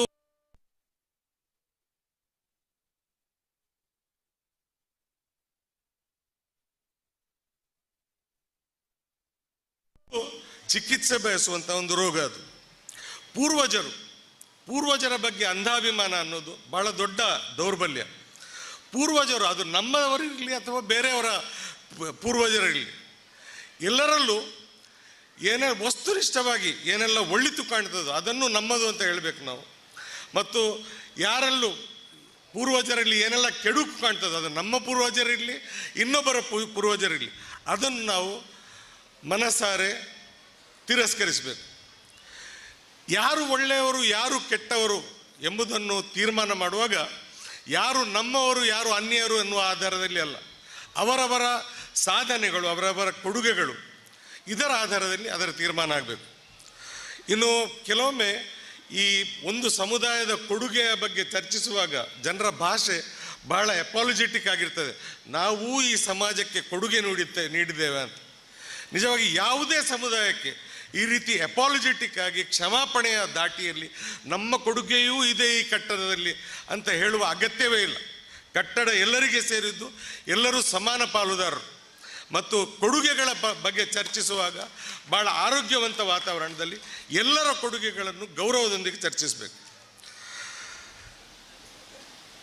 ಇವತ್ತು ಯಾವುದೇ ಸಮುದಾಯದ ಯಾವುದೇ ವ್ಯಕ್ತಿಯ ಯಾವುದೇ ಗುಂಪಿನ ಸ್ಥಾನಮಾನ ತೀರ್ಮಾನಿಸುವಾಗ ಅವರ ಕೊಡುಗೆ ಏನು ಅಂತ ಇವತ್ತು ತೀರ್ಮಾನಿಸಬೇಕು ನಾವು. ಅವರ ಇತಿಹಾಸದಲ್ಲಿ ಅವರ ಪೂರ್ವಜರು ಕೊಟ್ಟ ಕೊಡುಗೆ ಏನು ಅಂತ ಅದರ ಆಧಾರದಲ್ಲಿ ಇವತ್ತು ವರ್ತಮಾನದಲ್ಲಿ ಯಾರದೇ ಸ್ಥಾನಮಾನ ನಿರ್ಧರಿಸಲಿಕ್ಕೆ ಹೋಗಬಾರ್ದು. ಅದು ದೊಡ್ಡ ಅನ್ಯಾಯ ಮತ್ತು ದೊಡ್ಡ ಅವಿವೇಕ ಕೂಡ. ಅದು ಇತಿಹಾಸದ ಪುಸ್ತಕಗಳನ್ನು ನಾನೊಮ್ಮೆ 1984ರಲ್ಲಿ ಪ್ರೊಫೆಸರ್ ಬಿಪನ್ ಚಂದ್ರ ಅನ್ನುವರು ಎಲೋಷಿಯಸ್ ಕಾಲೇಜಿನಲ್ಲಿ ಒಂದು ಇತಿಹಾಸದ ಬಗ್ಗೆ ಒಂದು ಲೆಕ್ಚರ್ ಇತ್ತು ಅವ್ರದ್ದು. ನನಗೆ ಅದರಲ್ಲಿ ಆದ ಅನುಭವ ಏನಂತ ಹೇಳಿದರೆ, ಇತಿಹಾಸವನ್ನು ನಾವು ಪಠ್ಯಪುಸ್ತಕಗಳಲ್ಲಿ ಓದಿದ್ದಕ್ಕೂ ನಿಜವಾದ ಇತಿಹಾಸಕ್ಕೂ ಎಷ್ಟು ವ್ಯತ್ಯಾಸ ಇದೆ ಅಂತ. ಸಾಮಾನ್ಯವಾಗಿ ಪಠ್ಯಪುಸ್ತಕಗಳಲ್ಲಿ ನಾವು ಓದುವ ಇತಿಹಾಸ ಅದು ಕಿಂಗ್ ಓರಿಯೆಂಟೆಡ್ ಆಗಿರ್ತದೆ, ಪಾಲಿಟಿಕ್ಸ್ ಓರಿಯೆಂಟೆಡ್ ಆಗಿರ್ತದೆ, ಆರ್ಮಿ ಓರಿಯೆಂಟೆಡ್ ಆಗಿರ್ತದೆ. ಆದರೆ ನಿಜವಾಗಿ ಮನುಷ್ಯರ ಇತಿಹಾಸ ಆ ರೀತಿ ಇರುವುದಿಲ್ಲ. ಇದು ಪಠ್ಯಪುಸ್ತಕಗಳನ್ನು ಬರೆದವರ ಇತಿಮಿತಿ. ರಾಜರು, ಮಿಲಿಟರಿಗಳು, ಅರಮನೆಗಳು, ಕೋಟೆಗಳು ಇದೆಲ್ಲ ಇತಿಹಾಸದ ಒಂದು ಸಣ್ಣ ಭಾಗ ಮಾತ್ರ. ನಿಜವಾಗಿ ಇತಿಹಾಸದ ನಿಜವಾದ ಜ್ಞಾನ ನಮಗೆ ಬೇಕಿದ್ರೆ ಸಮಾಜ ಕೇಂದ್ರಿತವಾಗಿ ಸೊಸೈಟಿ ಓರಿಯೆಂಟೆಡ್ ಆಗಿ ಇತಿಹಾಸವನ್ನು, ಯಾವುದೇ ಕಾಲದ ಇತಿಹಾಸವನ್ನು ಸೊಸೈಟಿ ಓರಿಯೆಂಟೆಡ್ ಆಗಿ ನೋಡಬೇಕು. ಮತ್ತು ಅದರಲ್ಲಿ ಆಡಳಿತಗಾರನ ಪಾತ್ರವನ್ನು ಒಂದು ಭಾಗ ಆಗಿ ನೋಡ್ಬೋದು ನಾವು.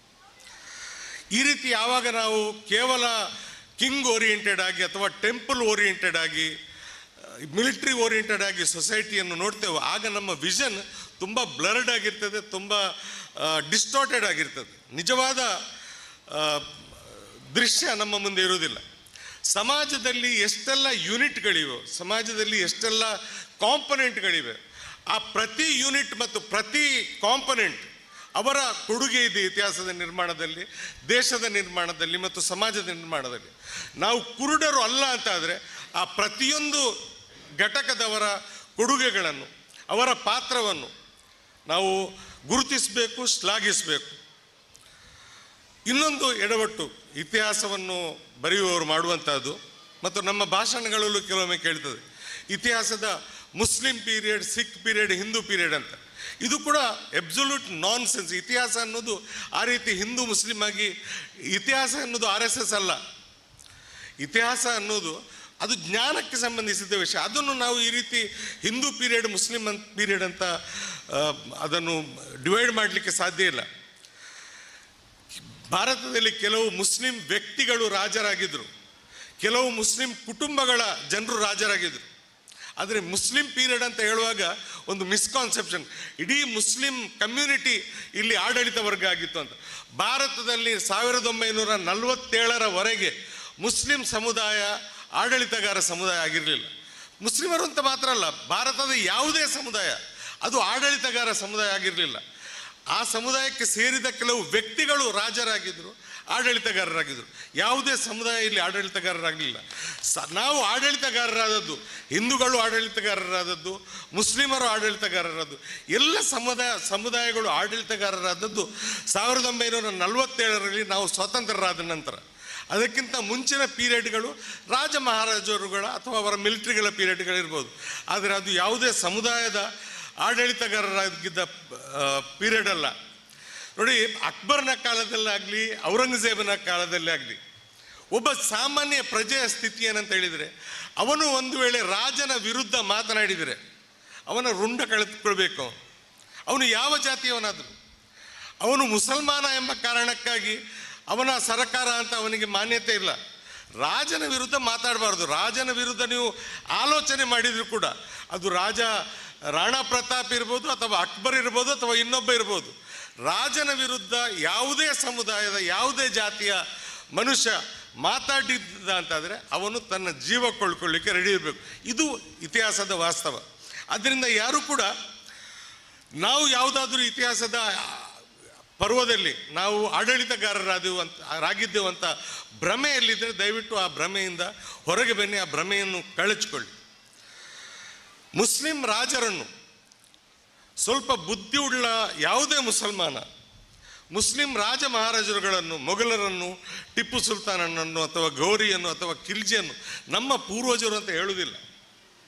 ಅವರು ನಮ್ಮ ಪೂರ್ವಜರಲ್ಲ, ಅವರು ವ್ಯಕ್ತಿಗಳು, ಕುಟುಂಬಗಳು. ಅವರು ಎಷ್ಟು ಮಕ್ಕಳನ್ನು ಹೆತ್ತಿರ್ಬೋದು. 20 ಕೋಟಿ ಮಕ್ಕಳು ಅವರ ಸಂತಾನದಿಂದ ಹೊರಡಲಿಕ್ಕೆ ಸಾಧ್ಯ ಉಂಟ? ಮತ್ತು ನಮ್ಮ ಮುಖಗಳನ್ನು ನೋಡಿ, ಭಾರತೀಯ ಮುಸ್ಲಿಮರ ಮುಖಗಳನ್ನು ನೋಡಿ, ಅವರು ಯಾರ ಥರ ಇದ್ದಾರೆ?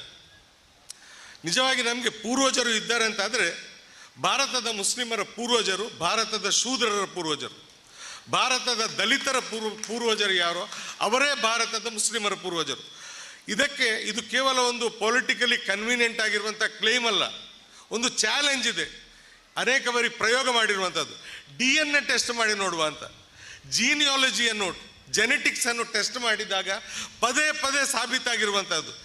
ಭಾರತೀಯರು, ಉದಾಹರಣೆಗೆ ಕರಾವಳಿಯ ಜನಸಂಖ್ಯೆ, ಇಲ್ಲಿ ಮೊಗವೀರರಿದ್ದಾರೆ, ಇಲ್ಲಿ ಮುಸಲ್ಮಾನರಿದ್ದಾರೆ, ಬಂಟರಿದ್ದಾರೆ, ಬಿಲ್ಲವರಿದ್ದಾರೆ. ಸ್ವಲ್ಪ DNA ಟೆಸ್ಟ್ ಮಾಡಿ ನೋಡುವ. ಇದರಲ್ಲಿ ಅರೇಬಿಯಾದಿಂದ ಬಂದವರೆಷ್ಟು, ಫ್ರಾನ್ಸ್ನಿಂದ ಬಂದವರೆಷ್ಟು, ಅಥವಾ ಯಮನ್ನಿಂದ ಬಂದವರೆಷ್ಟು, ಇರಾನ್ನಿಂದ ಬಂದವರೆಷ್ಟು ಅಂತ. ಈ ಎಲ್ಲರ ಬ್ಲಡ್ ಗ್ರೂಪ್ನಲ್ಲಿ ಸಮಾನ ಅಂಶಗಳಿರ್ತವೆ. ಬ್ಯಾರಿಗಳಲ್ಲಿ ಅವರ ಜೆನೆಟಿಕ್ಸ್ನಲ್ಲಿ ಮೊಗವೀರರಿದ್ದಾರೆ, ಇಲ್ಲಿ ಉರ್ದು ಮಾತನಾಡುವವರ ಜೆನೆಟಿಕ್ಸ್ನಲ್ಲಿ ಬಂಟರಿದ್ದಾರೆ, ಬಿಲ್ಲವರಿದ್ದಾರೆ, ಬೇರೆ ಬೇರೆ ಜಾತಿ. ಭಾರತದಲ್ಲಿ ಯಾವ ಯಾವ ಜಾತಿಯವರು ಯಾವ ಪ್ರೊಪೋರ್ಷನಲ್ಲಿ ಯಾವ ಅನುಪಾತದಲ್ಲಿದ್ದಾರೋ ಅದೇ ಅನುಪಾತದಲ್ಲಿ ಮುಸ್ಲಿಂ ಸಮಾಜದಲ್ಲೂ ಇದ್ದಾರೆ. ಮೇಲ್ಜಾತಿಯವರು ಇದ್ದಾರೆ. ಇಲ್ಲಿ ಕೇವಲ ಶೂದ್ರರು ಮತ್ತು ದಲಿತರು ಮಾತ್ರ ಅಲ್ಲ, ಮೇಲ್ಜಾತಿಯವರು ಇದ್ದಾರೆ. ಯಾವ ಪ್ರೊಪೋರ್ಷನ್ನಲ್ಲಿ ಅವರು ಸಮಾಜದಲ್ಲಿದ್ದಾರೋ ಅದೇ ಪ್ರೊಪೋರ್ಷನ್ನಲ್ಲಿ ಅವರು ಮುಸ್ಲಿಂ ಸಮುದಾಯದಲ್ಲಿದ್ದಾರೆ. ಇನ್ನು ದೊರೆಗಳ ಬಗ್ಗೆ, ಸುಲ್ತಾನರುಗಳ ಬಗ್ಗೆ ಅಭಿಮಾನ ಪಡುವವರು, ಅವರು ಈ ಸುಲ್ತಾನರುಗಳ ಇತಿಮಿತಿಗಳನ್ನು ನೆನಪಿಟ್ಕೊಳ್ಬೇಕು. ಸುಲ್ತಾನರುಗಳ ಬಗ್ಗೆ ನಾನು ಯಾವುದೇ ಸುಲ್ತಾನನ ಬಗ್ಗೆ ಅಭಿಮಾನ ಪಡುವುದಿಲ್ಲ. ಯಾಕಂದರೆ ಮೊದಲನೇದಾಗಿ ಈ ಸುಲ್ತಾನ ವ್ಯವಸ್ಥೆ ಅನ್ನೋದು, ರಾಜತನ ಅನ್ನೋದು, ಅದು ಇಸ್ಲಾಂ ಧರ್ಮದ ಸ್ಫೂರ್ತಿಗೆ ಒಗ್ಗುವ ವಿಷಯ ಅಲ್ಲ. ಪ್ರವಾದಿ ಮೊಹಮ್ಮದ್ ಸಲ್ಲಲ್ಲಾಹು ಅಲೈಹಿ ವಸಲ್ಲಂ ಆಡಳಿತಗಾರರಾಗಿದ್ದರು, ಆದರೆ ರಾಜ ಆಗಿರಲಿಲ್ಲ. ಪ್ರವಾದಿ ಮೊಹಮ್ಮದ್ ಸಲ್ಲಲ್ಲಾಹು ಅಲೈಹಿ ವಸಲ್ಲಂರ 4 ಉತ್ತರಾಧಿಕಾರಿಗಳು, ಖುಲಫಾಉರ್ ರಾಶಿದೀನ್, ಅವರು ಕೂಡ ಆಡಳಿತಗಾರರಾಗಿದ್ದರು, ಆದರೆ ಅವರು ರಾಜ ಮಹಾರಾಜರಾಗಿರಲಿಲ್ಲ. ಆದ್ದರಿಂದಲೇ ಅವರು ಯಾರು ಕೂಡ ಅರಮನೆ ಕಟ್ಟಲಿಲ್ಲ, ಅವರು ಜನರ ಮಧ್ಯೆ ವಾಸಿಸಿದರು. ಅವರು ಕಿರೀಟ ಧರಿಸಲಿಲ್ಲ, ಅವರು ಸಿಂಹಾಸನದಲ್ಲಿ ಕೂರಲಿಲ್ಲ. ಈ ಕಿರೀಟ ಧರಿಸುವವರು, ಸಿಂಹಾಸನದಲ್ಲಿ ಕೂರುವವರು, ಅರಮನೆ ಕಟ್ಟುವವರು ಮತ್ತು ತನ್ನ ನಂತರ ತನ್ನ ಪುತ್ರನನ್ನು ಉತ್ತರಾಧಿಕಾರಿ ಅಂತ ಘೋಷಿಸುವವರು, ಅವರಿಗೂ ಇಸ್ಲಾಂ ಧರ್ಮಕ್ಕೂ ಯಾವ ಸಂಬಂಧವೂ ಇಲ್ಲ. ಅವರಿಗೂ ಪ್ರವಾದಿ ಮೊಹಮ್ಮದ್ ಸಲ್ಲಲ್ಲಾಹು ಅಲೈಹಿ ವಸಲ್ಲಂರಿಗೂ ಯಾವುದೇ ಸಂಬಂಧ ಇಲ್ಲ. ಆದ್ದರಿಂದ ಅವರಿಗೂ ನಮಗೂ ಯಾವುದೇ ಸಂಬಂಧ ಇಲ್ಲ. ಇನ್ನು ಯಾರಾದರೂ ಈ ರಾಜ ಮಹಾರಾಜರುಗಳ ಬಗ್ಗೆ ಅಭಿಮಾನ ಪಡ್ತಾರೆ ಅಂತಾದರೆ ನಾನು ಹೇಳ್ತೇನೆ, ಅವರ ಒಳ್ಳೆಯ ಕೆಲಸಗಳನ್ನು ಎಣಿಸಿ ಲಿಸ್ಟ್ ಮಾಡಿ ಇದೆಲ್ಲ ನಮ್ಮ ಪೂರ್ವಜರು ಮಾಡಿದ್ದು ಅಂತ ನೀವು ಹೇಳುವುದಾದರೆ, ಅವರ ಕೆಟ್ಟ ಕೆಲಸಗಳನ್ನು ಒಂದು ಲಿಸ್ಟ್ ಮಾಡಿ ಅದರ ಓನರ್ಶಿಪ್ಪನ್ನು ನೀವು ತಗೊಳ್ಳಿ. ಅವರ ಕೆಟ್ಟ ಕೆಲಸಗಳು, ಅವರ ವೈಫಲ್ಯಗಳು, ಅವರ ಅಕ್ರಮಗಳು, ಇದರ ಹೊಣೆಗಾರಿಕೆ ತೆಗೆದುಕೊಳ್ಳಲಿಕ್ಕೆ ನೀವು ರೆಡಿ ಇಲ್ಲ ಅಂತಾದರೆ ಮತ್ತೆ ಅವರ ಸಾಧನೆಗಳ ಕ್ರೆಡಿಟನ್ನು ಪಡಿಬೇಡಿ. ಅವರ ಸಾಧನೆಗಳು ನಮ್ಮ ಎಲ್ಲರ ಹೆರಿಟೇಜ್. ಅವರ ಕೆಡುಕುಗಳು ಅದು ನಾವೆಲ್ಲರೂ ನಾಚಿಕೆ ಪಡಬೇಕಾದಂಥ ಕಳಂಕ. ಅದು ಆ ರಾಜ ಯಾವುದೇ ಧರ್ಮದವನಾಗಿರಲಿ, ವಿಶೇಷವಾಗಿ ಮುಸ್ಲಿಂ ಧರ್ಮದ ಅನುಯಾಯಿ ಪ್ರತಿನಿಧಿಗಳು ಅಂತ ನಾವು ನಂಬುವಂಥ ನಮ್ಮ ಸುಲ್ತಾನರುಗಳು, ಅವರ ಬಗ್ಗೆ ನನಗೆ ಯಾವಾಗಲೂ ನಾಚಿಕೆ ಆಗುವುದೇನಂತ ಹೇಳಿದರೆ, ಅವರಿಗೆ ಒಂದು ವೇಳೆ ಇಸ್ಲಾಂ ಧರ್ಮದ ಬಗ್ಗೆ ಏನಾದರೂ ಒಲವು ಇದ್ದಿದ್ರೆ, ಮೊದಲನೇದಾಗಿ ಅವರು ಅರಮನೆಗಳಲ್ಲಿ ವಾಸಿಸ್ತಾ ಇರಲಿಲ್ಲ. ಪ್ರವಾದಿ ಮುಹಮ್ಮದ್ ಸಲ್ಲಲ್ಲಾಹು ಅಲೈಹಿ ವಸಲ್ಲಮರ ರೀತಿಯಲ್ಲಿ ಅವರು ವಾಸಿಸ್ತಿದ್ರು. ಅವರ ಆಡಳಿತದಲ್ಲಿ ಅಕೌಂಟಬಿಲಿಟಿ ಇರಬೇಕಿತ್ತು, ಅದೇ ರೀತಿ ಟ್ರಾನ್ಸ್ಪರೆನ್ಸಿ ಇರಬೇಕಿತ್ತು. ಇದು ಎರಡು ಪ್ರವಾದಿ ಮುಹಮ್ಮದ್ ಸಲ್ಲಲ್ಲಾಹು ಅಲೈಹಿ ವಸಲ್ಲಂ ಕಳಿಸಿದ ಆಡಳಿತದ ಎರಡು ಪ್ರಮುಖ ಗುಣಗಳು. ಆಡಳಿತಗಾರ ನಡೀತಾ ಹೋಗುವಾಗ ಅವನನ್ನು ಕರೆದು, ನಿನ್ನ ಇಷ್ಟು ದೊಡ್ಡ ಅಂಗಿ ನಿನಗೆ ಎಲ್ಲಿಂದ ಸಿಕ್ಕಿತು ಅಂತ ಕೇಳುವ ಅಧಿಕಾರ ಜನಸಾಮಾನ್ಯನಿಗೆ ಇರಬೇಕು. ಇದು ಇಸ್ಲಾಂ ಧರ್ಮ ಕಲಿಸುವ ಆಡಳಿತ. ಈ ಯಾವುದೇ ರಾಜ, ಯಾವುದೇ ಸುಲ್ತಾನರು ಆ ಧೋರಣೆಯನ್ನು ಅದನ್ನು ಪ್ರತಿನಿಧಿಸುವವರಾಗಿರಲಿಲ್ಲ. ಮತ್ತು ಈ ಪ್ರಶ್ನಾತೀತವಾದಂತಹ ಸರ್ವಾಧಿಕಾರ ಅನ್ನೋದು ಅದು ಇಸ್ಲಾಂ ಧರ್ಮದ ಸ್ಫೂರ್ತಿಗೆ ವಿರುದ್ಧವಾಗಿರುವಂಥದ್ದು, ಇಸ್ಲಾಂ ಧರ್ಮದ ಬೋಧನೆಗೆ ವಿರುದ್ಧವಾಗಿರುವಂಥದ್ದು. ಈ ರಾಜ ಮಹಾರಾಜರುಗಳ ಬದುಕನ್ನು ನೋಡಿ ನೀವು. ಯಾರ ಬಗ್ಗೆ ಕೆಲವರು ನಮ್ಮ ಪೂರ್ವಜರು ಅಂತ ಹೇಳ್ತಾರೆ, ಸುಖಲೋಲುಪರಾಗಿದ್ದವರು, ಐಷಾರಾಮಿ ಜೀವನ ಬದುಕಿದವರು, ಮದ್ಯಪಾನಿಗಳಾಗಿದ್ದವರು, ಅವರಲ್ಲಿ ಹೆಚ್ಚಿನವರು ಮದ್ಯಪಾನಿಗಳಾಗಿದ್ದವರು, ಜೂಜಾಟ ಮಾಡ್ತಾ ಇದ್ದವರು, ಅವರು ನಮ್ಮ ಪೂರ್ವಜರು ಅಂತ ಹೇಳಲಿಕ್ಕೆ ನಮಗೆ ಹೇಗೆ ಸಾಧ್ಯ ಆಗಬೇಕು? ಮಾತ್ರ ಅಲ್ಲ, ವಿಶೇಷವಾಗಿ ಮುಸ್ಲಿಂ ದೊರೆಗಳ ಬಗ್ಗೆ ಅವರ ಜವಾಬ್ದಾರಿ ಇತ್ತು ನೋಡಿ. ಧರ್ಮ ಪ್ರಚಾರ ಮಾಡುವ ಜವಾಬ್ದಾರಿ ದೊರೆಗಳ ಮೇಲಿರ್ತದೆ. ಆದರೆ ಬಲವಂತವಾಗಿ ಯಾರನ್ನಾದರೂ ಮತಾಂತರ ಮಾಡುವ ಯಾವುದೇ ಜವಾಬ್ದಾರಿ, ಮಾತ್ರ ಅಲ್ಲ ಯಾವುದೇ ಅಧಿಕಾರ ಇಸ್ಲಾಂ ಧರ್ಮ ತನ್ನ ಆಡಳಿತಗಾರರಿಗೆ ಕೊಡುವುದಿಲ್ಲ. ಒಂದು ವೇಳೆ ಯಾವುದಾದರೂ ನಿಜವಾಗಿ ಇತಿಹಾಸದಲ್ಲಿ ಅಂತಹ ಉದಾಹರಣೆ ಇಲ್ಲ. ಯಾವುದಾದ್ರೂ ಮುಸ್ಲಿಂ ದೊರೆ ಯಾರನ್ನಾದರೂ ಬಲವಂತವಾಗಿ ಮತಾಂತರ ಮಾಡಿದ, ಧರ್ಮ ಪ್ರಚಾರ ಮಾಡಿಸಿದ್ದಾರೆ ಕೆಲವರು ಅಧರ್ಮದ ಪ್ರಚಾರ ಮಾಡಿದ್ದಾರೆ, ಕೆಲವರು ಸುಖಲೋಲುಪತೆಯ ಪ್ರಚಾರ ಮಾಡಿದ್ದಾರೆ, ಕೆಲವರು ಜನರಿಗೆ ಐಷಾರಾಮಿ ದುಬಾರಿ ಬದುಕನ್ನು ಕಲಿಸಿ ಅವರ ಚಾರಿತ್ರ್ಯ ಹಾಳು ಮಾಡಿದ್ದಾರೆ. ಆದರೆ ಯಾರು ಬಲವಂತವಾಗಿ ಮತಾಂತರ ಮಾಡಲಿಲ್ಲ. ಇನ್ನು ಪದೇ ಪದೇ ಬಾಲ್ಯದಿಂದ ಕೇಳ್ತಾ ಬಂದಿದ್ದೇವೆ ನಾವು, ಬಲವಂತವಾಗಿ ಮುಸ್ಲಿಂ ರಾಜರುಗಳು ಮತಾಂತರ ಮಾಡಿದ್ರು ಅಂತ. ಸರಿ, ಈಗ ಎಲ್ಲಿದ್ದಾರೆ ಆ ಮುಸ್ಲಿಂ ರಾಜರುಗಳು? ಈಗ ಸ್ವಾತಂತ್ರ್ಯ ಇದೆ ಅಲ್ಲ. ಯಾರಿಗೆಲ್ಲ ಬಲವಂತವಾಗಿ ನಮ್ಮ ಪೂರ್ವಜರನ್ನು ಮತಾಂತರ ಮಾಡಲಾಗಿದೆ ಅಂತ ಅನಿಸ್ತದೆ, ಅವರು ಈಗಲೂ ಮರಳಿ ಹೋಗ್ಬೋದಲ್ಲ ತಮ್ಮ ಮತಗಳಿಗೆ. ನಿಜವಾಗಿ ನಮ್ಮ ಪೂರ್ವಜರು ಅವರು ಇಸ್ಲಾಂ ಧರ್ಮ ಸ್ವೀಕರಿಸಿದ್ದು ದೇವರ ಬಗೆಗಿನ ಇಸ್ಲಾಂ ಧರ್ಮದ ಕಲ್ಪನೆಯಿಂದ ಆಕರ್ಷಿತರಾಗಿ. ಮೂರ್ತಿ ದೇವರಲ್ಲ, ಯಾವುದೇ ಮೂರ್ತಿಯಲ್ಲಿ ದೇವತ್ವ ಇಲ್ಲ. ಸೃಷ್ಟಿಗಳಲ್ಲಿ ಯಾವುದೇ ಸೃಷ್ಟಿ, ದನ ಆಗಿರಲಿ, ಹಾವಾಗಿರಲಿ, ಚೇಳಾಗಿರಲಿ, ಯಾವುದು ದೇವರಲ್ಲ. ಯಾರು ಈ ದನ, ಹಾವು, ಚೇಳು, ಈ ಹುಲ್ಲು, ಕಾಡು, ಈ ಸೂರ್ಯ, ಚಂದ್ರ, ಈ ಗ್ರಹಗಳು, ನಕ್ಷತ್ರಗಳು, ಯಾರು ಎಲ್ಲವನ್ನೂ ಸೃಷ್ಟಿಸಿದ್ದಾನೋ, ಯಾರು ಹಿಂದೂಗಳನ್ನು, ಮುಸ್ಲಿಮರನ್ನು, ಕ್ರೈಸ್ತರನ್ನು, ಸಿಖ್ಖರನ್ನು ಸೃಷ್ಟಿಸಿದ್ದಾನೋ ಅವನು ಮಾತ್ರ ದೇವರು. ಮತ್ತು ಅವನಿಗೆ ಇತಿಮಿತಿಗಳನ್ನು ಆರೋಪಿಸಬಾರ್ದು, ಅವನನ್ನು ಒಂದು ಆಕಾರಕ್ಕೆ ಸೀಮಿತಗೊಳಿಸಬಾರ್ದು, ನಮ್ಮ ದೌರ್ಬಲ್ಯಗಳನ್ನು ಅವನ ಮೇಲೆ ಆರೋಪಿಸಬಾರ್ದು. ನಮಗೆ ಹಸಿವಿದೆ, ಅವನಿಗೆ ಹಸಿವಿದೆ ಅಂತ ಹೇಳೋದು, ನಮಗೆ ಬಾಯಾರಿಕೆ ಆಗ್ತದೆ, ಅವನಿಗೆ ಬಾಯಾರಿಕೆ ಆಗ್ತದೆ ಅಂತ ಹೇಳೋದು ಇಲ್ಲ. ನಮಗೆ ಕಾಮಾಪೇಕ್ಷೆ ಇದೆ, ಅವನಿಗೂ ಇದೆ ಅಂತ ಹೇಳೋದು, ನಮಗೆ ಕುಟುಂಬದ ಅಗತ್ಯ ಇದೆ, ದೇವರಿಗೂ ಕುಟುಂಬದ ಅಗತ್ಯ ಇದೆ ಅಂತ ಹೇಳೋದು. ಈ ಸಂಸ್ಕೃತಿಗೆ ವಿರುದ್ಧವಾಗಿ ನಿರಾಕಾರವಾದ ಅನುಪಮನಾದ ದೇವರ ಪರಿಚಯವನ್ನು ಅದು ಕೂಡ ಈ ರಾಜ ಮಹಾರಾಜರುಗಳು ಮಾಡಿದ್ದಲ್ಲ, ಅವರಿಗೆ ಅದರ ಪುರುಸತ್ತೂ ಇರಲಿಲ್ಲ. ಭಾರತದಲ್ಲಿದ್ದಂತಹ ಮುಸ್ಲಿಂ ವರ್ತಕರು, ಮುಸ್ಲಿಂ ವಿದ್ವಾಂಸರು, ಮುಸ್ಲಿಂ ಸೂಫಿ ಸಂತರು ಅವರು ಇದನ್ನು ಜನರಿಗೆ ಪರಿಚಯಿಸಿದ್ದು. ಮತ್ತು ಅವರು ಕೂಡ ಖಡ್ಗದ ನೆರಳಲ್ಲಿ ಅದನ್ನು ಪರಿಚಯಿಸಿದ್ದಲ್ಲ, ಅವರು ಎರಡು ಇಸ್ಲಾಮಿನ ಎರಡು ಆದರ್ಶಗಳನ್ನು ಪರಿಚಯಿಸಿದರು. ಒಂದು ಈ ದೇವರ ಕಲ್ಪನೆ, ದೇವರನ್ನು ಜನರನ್ನು ಗುಲಾಮರಾಗಿಸುವ ಅಸ್ತ್ರವಾಗಿ ಜನರು ಬಳಸ್ತಾ ಇದ್ರು. ಅಂತಹ ಸಮಾಜದಲ್ಲಿ ದೇವರನ್ನು ಜನರಿಗೆ ವಿಮೋಚನೆ ಕೊಡುವ ಅಸ್ತ್ರವಾಗಿ ಬಳಸಿದರು. ಎರಡನೇದಾಗಿ ಮನುಷ್ಯರ ಗುಲಾಮರಾಗಿಸುವಂಥ ಪದ್ಧತಿ, ಅದರ ವಿರುದ್ಧ ಜನರಿಗೆ ಉಪದೇಶ ಕೊಟ್ಟರು. ಎಲ್ಲಿ ಕೆಲವು ಶಿರಗಳನ್ನು ಮಲಿನ ಅಂತ ಪರಿಗಣಿಸಿ, ಕೆಲವು ಪಾದಗಳನ್ನು ಶ್ರೀಪಾದ ಅಂತ, ಪವಿತ್ರ ಪಾದ ಅಂತ ಕರೆದು ಆ ಶಿರ ಈ ಪಾದದ ಅಡಿಯಲ್ಲಿ ಬರಬೇಕು ಅಂತ ಯಾರು ಬಯಸಿದ್ರು ಅದನ್ನು ವಿರೋಧಿಸಿ ಎಲ್ಲರ ಶಿರ ಸಮಾನ, ಎಲ್ಲರ ಪಾದ ಸಮಾನ ಮತ್ತು ಯಾರು ಯಾರಿಗೂ ಅಸ್ಪೃಶ್ಯರಲ್ಲ, ಬನ್ನಿ ಹತ್ತಿರ ಬನ್ನಿ ಮಾತ್ರ ಅಲ್ಲ ಆಲಂಗಿಸೋಣ ನಾವು ಅಂತ ಒಂದೇ ಸಾಲಲ್ಲಿ ಕೂರಿಸಿ ಎಲ್ಲರಿಗೂ ಊಟ ಬಡಿಸಿದವರು. ಅವರಿಂದ ಆಕರ್ಷಿತರಾಗಿ ನಮ್ಮ ಶೂದ್ರ ಪೂರ್ವಜರು, ನಮ್ಮ ಬಂಟ ಪೂರ್ವಜರು, ನಮ್ಮ ದಲಿತ ಪೂರ್ವಜರು ಅವರು ಇಸ್ಲಾಂ ಧರ್ಮ ಸ್ವೀಕರಿಸಿದ್ದು. ಯಾರು ಪೌರೋಹಿತ್ಯದ ಹೆಸರಲ್ಲಿ ದೇವರು ಮತ್ತು ಮನುಷ್ಯರ ಮಧ್ಯೆ ಏಜೆಂಟ್ರುಗಳಾಗಿ ಮನುಷ್ಯರನ್ನು ಗುಲಾಮರಾಗಿಸಿದ್ರು ಅವರ ವಿರುದ್ಧ ಬಂಡೆದ್ದು ಇಸ್ಲಾಂ ಧರ್ಮ ಸ್ವೀಕರಿಸಿದ್ದವರು ಅವರ ಸಂತತಿಗಳು ನಾವು. ತಮಗೆ ಬಸ್ಸು ಮಿಸ್ ಆಗ್ತಾ ಇದೆ ಅಂತ ಗೊತ್ತಿದೆ ನನಗೆ. ನನ್ನ ಕೊನೆಯ ಹಂತದಲ್ಲಿ ಬರ್ತಾ ಇದ್ದೇನೆ ನಾನು. ಇಸ್ಲಾಂ ಧರ್ಮದ ಪ್ರಸಾರದಲ್ಲಿ ಮುಸ್ಲಿಂ ದೊರೆಗಳ ಪಾತ್ರ ಇರಲಿಲ್ಲ, ಮುಸ್ಲಿಂ ವಿದ್ವಾಂಸರ ಪಾತ್ರ ಇತ್ತು, ಮುಸ್ಲಿಂ ವರ್ತಕರ ಪಾತ್ರ ಇತ್ತು, ಮುಸ್ಲಿಂ ಸಂತರುಗಳ ಪಾತ್ರ ಇತ್ತು. ಅವರ ಚಾರಿತ್ರ್ಯ ಮತ್ತು ಅವರ ಸತ್ಸ್ವಭಾವ, ಅವರ ಔದಾರ್ಯ ಇದರ ಪಾತ್ರ ಇತ್ತು.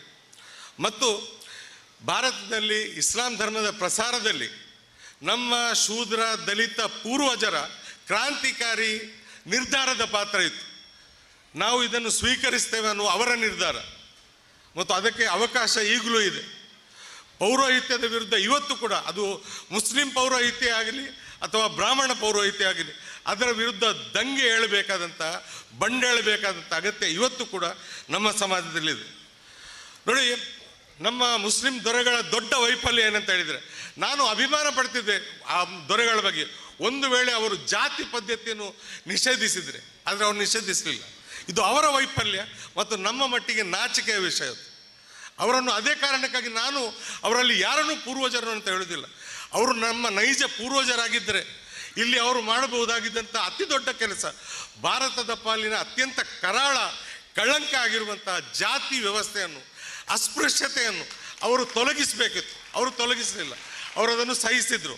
ಅವರು ಸ್ವತಃ ಅಸ್ಪೃಶ್ಯತೆಯನ್ನು ಆಚರಿಸಲಿಲ್ಲ, ಸ್ವತಃ ಅವರು ಜಾತೀಯತೆಯನ್ನು ಆಚರಿಸಲಿಲ್ಲ. ಆದರೆ ಅದರ ವಿರುದ್ಧ ಅವರು ಸಮರ ಸಾರಲಿಲ್ಲ, ಅದನ್ನು ನಿಷೇಧಿಸುವ ಪ್ರಯತ್ನ ಮಾಡಲಿಲ್ಲ.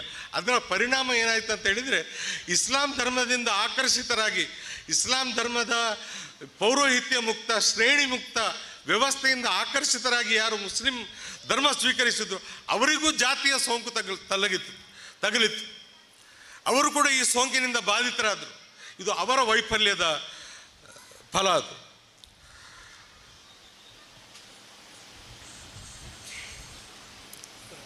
ನಾನು ಕೊನೆಯದಾಗಿ ಪವಿತ್ರ ಕುರಾನ್ನ ಒಂದು ಮಾತನ್ನು ಹೇಳಿದೆ. ನಾವು ಕೊಡುಗೆಗಳ ಬಗ್ಗೆ ಹೇಳುವಾಗ ಇಲ್ಲಿ ಪ್ರಸ್ತಾಪಿಸಲಾಯಿತು.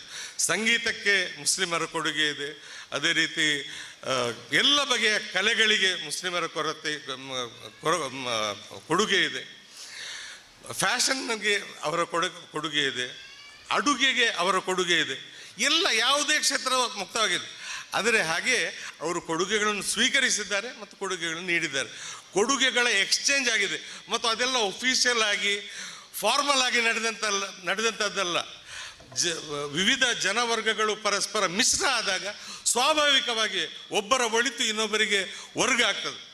ಮತ್ತು ಕೆಡುಕು ಅಂತ ಏನನ್ನು ನಾವು ಗುರುತಿಸ್ತೇವೋ ಅದನ್ನು ಎಲ್ಲರೂ ಅದರಿಂದ ಮುಕ್ತರಾಗಲಿಕ್ಕೆ ಪ್ರಯತ್ನಿಸ್ತಾರೆ. ಪವಿತ್ರ ಕುರಾನ್ನಲ್ಲಿ ಇತಿಹಾಸಕ್ಕೆ ಅನ್ವಯವಾಗುವಂಥ ಒಂದು ಮಾತಿದೆ. ಔಜು ಬಿಲ್ಲಾಹಿ ಮಿನಶ್ ಶೈತಾನಿರ್ ರಜೀಮ್ ವ ಅಮ್ಮಾ ಮಾ ಯನ್ಫഉ ನಾಸ ಫಯಂಕುಸು ಫಿಲ್ ಅರ್ದ್.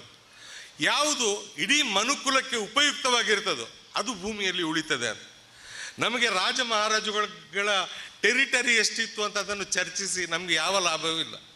ಈ ರಾಜ ಮಹಾರಾಜುಗಳು ಯಾವ ರಾಜ ಯಾವರನ್ನು ಸೋಲಿಸಿದ ಅಂತ ನೆನಪಿಸಿಕೊಂಡು ಏನಾದರೂ ಅದರ ಬಗ್ಗೆ ಕೊಚ್ಚಿಕೊಳ್ಳಿಕ್ಕೆ ಏನೂ ಇಲ್ಲ. ನಾವು ನೆನಪಿಡಬೇಕಾದದ್ದು ಸಮಾಜಕ್ಕೆ ಯಾರು ಒಳ್ಳೆಯ ಕೊಡುಗೆಗಳನ್ನು ಕೊಟ್ಟಿದ್ದಾರೆ ಅಂತ, ಮತ್ತು ಯಾರು ಯಾವೆಲ್ಲ ತಪ್ಪುಗಳನ್ನು ಮಾಡಿದ್ದಾರೆ. ಯಾಕೆ ಅವರ ಸಂತತಿಗಳನ್ನು ಶಿಕ್ಷಿಸಲಿಕ್ಕೆ ಅಲ್ಲ, ಆ ತಪ್ಪುಗಳಿಂದ ನಮ್ಮ ವರ್ತಮಾನವನ್ನು ಮುಕ್ತವಾಗಿಡಲಿಕ್ಕೆ. ನಮ್ಮ ವರ್ತಮಾನದಲ್ಲಿ ರಿಪೇರಿಗೆ ಬೇಕಾದಷ್ಟು ಕ್ಷೇತ್ರಗಳಿವೆ. ಆ ಕ್ಷೇತ್ರಗಳನ್ನೆಲ್ಲ ಬಿಟ್ಟು 8ನೇ ಶತಮಾನದಲ್ಲಿ ಏನಾಗಿತ್ತು, 9ನೇ ಶತಮಾನದಲ್ಲಿ ಏನಾಗಿತ್ತು ಅದನ್ನು ರಿಪೇರಿ ಮಾಡಲಿಕ್ಕೆ ನಾವು ಹೊರಡ್ತೇವೆ ಅಂತಂದರೆ ನಮ್ಮಷ್ಟು ಮೂರ್ಖರು ಯಾರೂ ಇಲ್ಲ. ಇನ್ನು ಕುರಾನಲ್ಲಿ ಇನ್ನೊಂದು ಕಡೆ ಈ ಹಿರಿಯರ ಬಗ್ಗೆ, ಪೂರ್ವಜರ ಬಗ್ಗೆ ಅಭಿಮಾನ ಪಡುವವರ ಬಗ್ಗೆ ಹೇಳಲಾಗಿರುವ ಒಂದು ಮಾತನ್ನು ಪ್ರಸ್ತಾಪಿಸಿ ನಾನು ಮುಗಿಸ್ತೇನೆ. ಔಜು ಬಿಲ್ಲಾಹಿ ಮಿನಶ್ ಶೈತಾನಿರ್ ರಜೀಮ್. ತಿಲ್ಕ ಉಮ್ಮತುನ್ ಖದ್ ಖಲತ್ ಲಹಾ ಮಾ ಕಸಬತ್ ವಲಕುಮ್ ಮಾ ಕಸಬ್ತುಮ್ ವಲಾ ತುಸಲೂನ ಅಮ್ಮಾ ಕಾನು ಯಾಮಲೂನ್. ಅವರು ಕಳೆದು ಹೋದ ಸಮುದಾಯಗಳು, ಅವರು ಮಾಡಿದ್ದು ಅವರಿಗೆ, ನೀವು ಮಾಡಿದ್ದು ನಿಮಗೆ ಅಂತ. ಅವರ ಯಾವುದೇ ಸತ್ಕರ್ಮ ಅಥವಾ ದುಷ್ಕರ್ಮ ಅದರಿಂದ ನಿಮಗೆ ಲಾಭವೂ ಇಲ್ಲ, ನಷ್ಟವೂ ಇಲ್ಲ. ಅದರಿಂದ ಏನಾದರೂ ಕಲಿಯಲಿಕ್ಕೆ ಇದ್ದರೆ ಕಲಿಯಿರಿ, ಸ್ಫೂರ್ತಿ ಪಡೀಲಿಕ್ಕೆ ಇದ್ದರೆ ಸ್ಫೂರ್ತಿ ಪಡೆಯಿರಿ. ಕೊಚ್ಚಿಕೊಳ್ಳುವ ಅಭಿಮಾನದಿಂದ ಏನಾದರೂ ಜಂಬ ಕೊಚ್ಚಿಕೊಳ್ಳುವ ವಿಷಯಗಳಲ್ಲ ಅದು. ಮತ್ತು ಅವರ ಬಗ್ಗೆ ನಿಮ್ಮನ್ನು ದೇವರು ವಿಚಾರಿಸುವುದಿಲ್ಲ ಅಂತ. ವಾಖರು ದಾವಾನ ಅಲ್ಹಮ್ದುಲಿಲ್ಲಾಹಿ ರಬ್ಬಿಲ್ ಆಲಮೀನ್.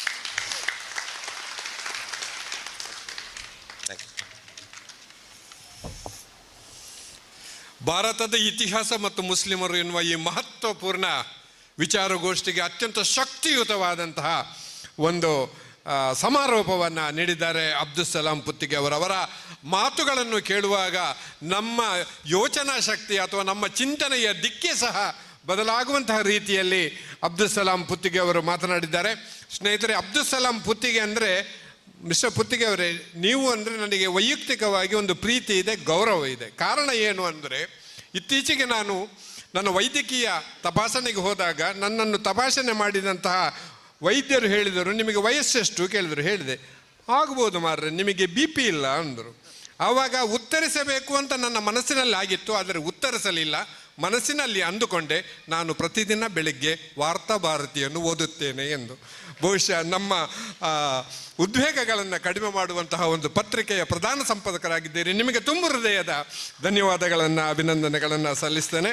ಸ್ನೇಹಿತರೆ, ನಮ್ಮ ಜೊತೆಗಿರುವ ಎಲ್ಲ ಅತಿಥಿಗಳಿಗೆ ಒಂದು ನೆನಪಿನ ಸ್ಮರಣಿಕೆಯನ್ನು ನೀಡುವಂತಹ ಒಂದು ಸಂದರ್ಭ. ನಮ್ಮ ಶಾಂತಿ ಪ್ರಕಾಶನದ ವ್ಯವಸ್ಥಾಪಕರಾದಂತಹ ಮೊಹಮ್ಮದ್ ಕುಂಜಿಯವರು ನಮ್ಮ ಅತಿಥಿಗಳಿಗೆ ಈ ಒಂದು ಸ್ಮರಣಿಕೆಯನ್ನು ನೀಡಬೇಕು. ಡಾಕ್ಟರ್ ರಾಮ್ ಪುನಿಯಾನಿ ಅವರಿಗೆ ಮೊದಲು, ಅದೇ ರೀತಿ ಡಾಕ್ಟರ್ ಪುರುಷೋತ್ತಮ ಬಿಳಿಮಲೆಯವರಿಗೆ,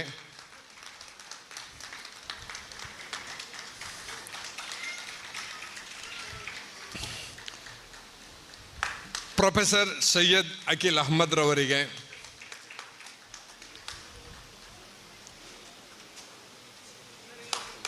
ಅಬ್ದುಲ್ ಸಲಾಂ ಪುತ್ತಿಗೆಯವರಿಗೆ,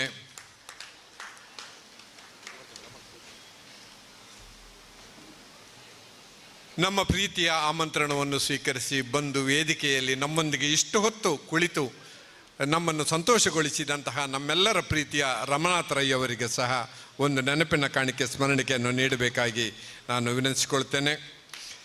ಹಾಗೆಯೇ ನಮ್ಮ ಜೊತೆಗೆ ಉಪಸ್ಥಿತಿರುವಂತಹ ಮೂವರಿಗೆ ನಮ್ಮ ಈ ಕಾರ್ಯಕ್ರಮದ ಸಂಚಾಲಕರಾದಂತಹ KM ಅಶ್ರಫ್ ರವರು ಒಂದು ನೆನಪಿನ ಕಾಣಿಕೆಯನ್ನು ಕೊಡಬೇಕಾಗಿ ಕೇಳಿಕೊಳ್ತಿದ್ದೇನೆ. KM ಅಶ್ರಫ್ ರವರು ಮೊದಲಿಗೆ ಮೌಲಾನಾ ಮುಫ್ತಿ ಶೇಖ್ ಮುಹತ್ತರ್ ಹುಸೈನಿ ಕಾಸ್ಮಿ ಅವರಿಗೆ ಒಂದು ನೆನಪಿನ ಕಾಣಿಕೆಯನ್ನು ಕೊಡಬೇಕು. ಅದೇ ರೀತಿ ಮೌಲಾನಾ ಯಾಹ್ಯಾ ತಂಗಳ್ ಮದನಿ ನಮ್ಮ ಜೊತೆಗಿದ್ದಾರೆ, ಅವರಿಗೂ ಒಂದು ಸ್ಮರಣಿಕೆಯನ್ನು ನೀಡಬೇಕು. ಇದಕ್ಕೆಲ್ಲ ಮುಖ್ಯವಾಗಿ ಇವತ್ತು ನಾವು ಬಿಡುಗಡೆ ಮಾಡಿದ ಪುಸ್ತಕದ ಕನ್ನಡ ಅನುವಾದಕರಾದಂತಹ ಸನ್ಮಾರ್ಗ ವಾರಪತ್ರಿಕೆಯ ಉಪಸಂಪಾದಕರಾದಂತಹ ಅರಫಾ ಮಂಚಿ ಅವರಿಗೂ ಸಹ ಒಂದು ನೆನಪಿನ ಕಾಣಿಕೆಯನ್ನು ಕೊಡಬೇಕಾಗಿ ನಾನು ವಿನಂತಿಸಿಕೊಳ್ತಿದ್ದೇನೆ. ಸ್ನೇಹಿತರೀಗ ಕೊನೆಯದಾಗಿ ಧನ್ಯವಾದಗಳು. ಅಬ್ದುಲ್ ಸಲಾಮಿಯು ಕಾರ್ಯದರ್ಶಿ ಶಾಂತಿ ಪ್ರಕಾಶನ ಟ್ರಸ್ಟ್, ಅವರು ಧನ್ಯವಾದವನ್ನು ಸಲ್ಲಿಸಬೇಕಾಗಿ ಕೇಳಿಕೊಳ್ತೇನೆ. ಈ ಕಾರ್ಯಕ್ರಮವನ್ನು ಬಹಳ ಅರ್ಥಪೂರ್ಣವಾಗಿ ನಿರೂಪಿಸಿರುವ ಮಿತ್ರ ಹಾಗೂ ಹಿರಿಯರಾದ BM ಮೊಹಮ್ಮದ್ ಅಲಿ ಅವರಿಗೆ ಬಹಳ ಪ್ರೀತಿಪೂರ್ವಕವಾಗಿ ಒಂದು ಕಾಣಿಕೆಯನ್ನು ಕೊಡಬೇಕು ಅಂತ ನಾನು KM ಅಶ್ರಫ್ ಸಾಬ್ರವರಲ್ಲಿ ವಿನಂತಿಸ್ತಾ ಇದ್ದೇನೆ.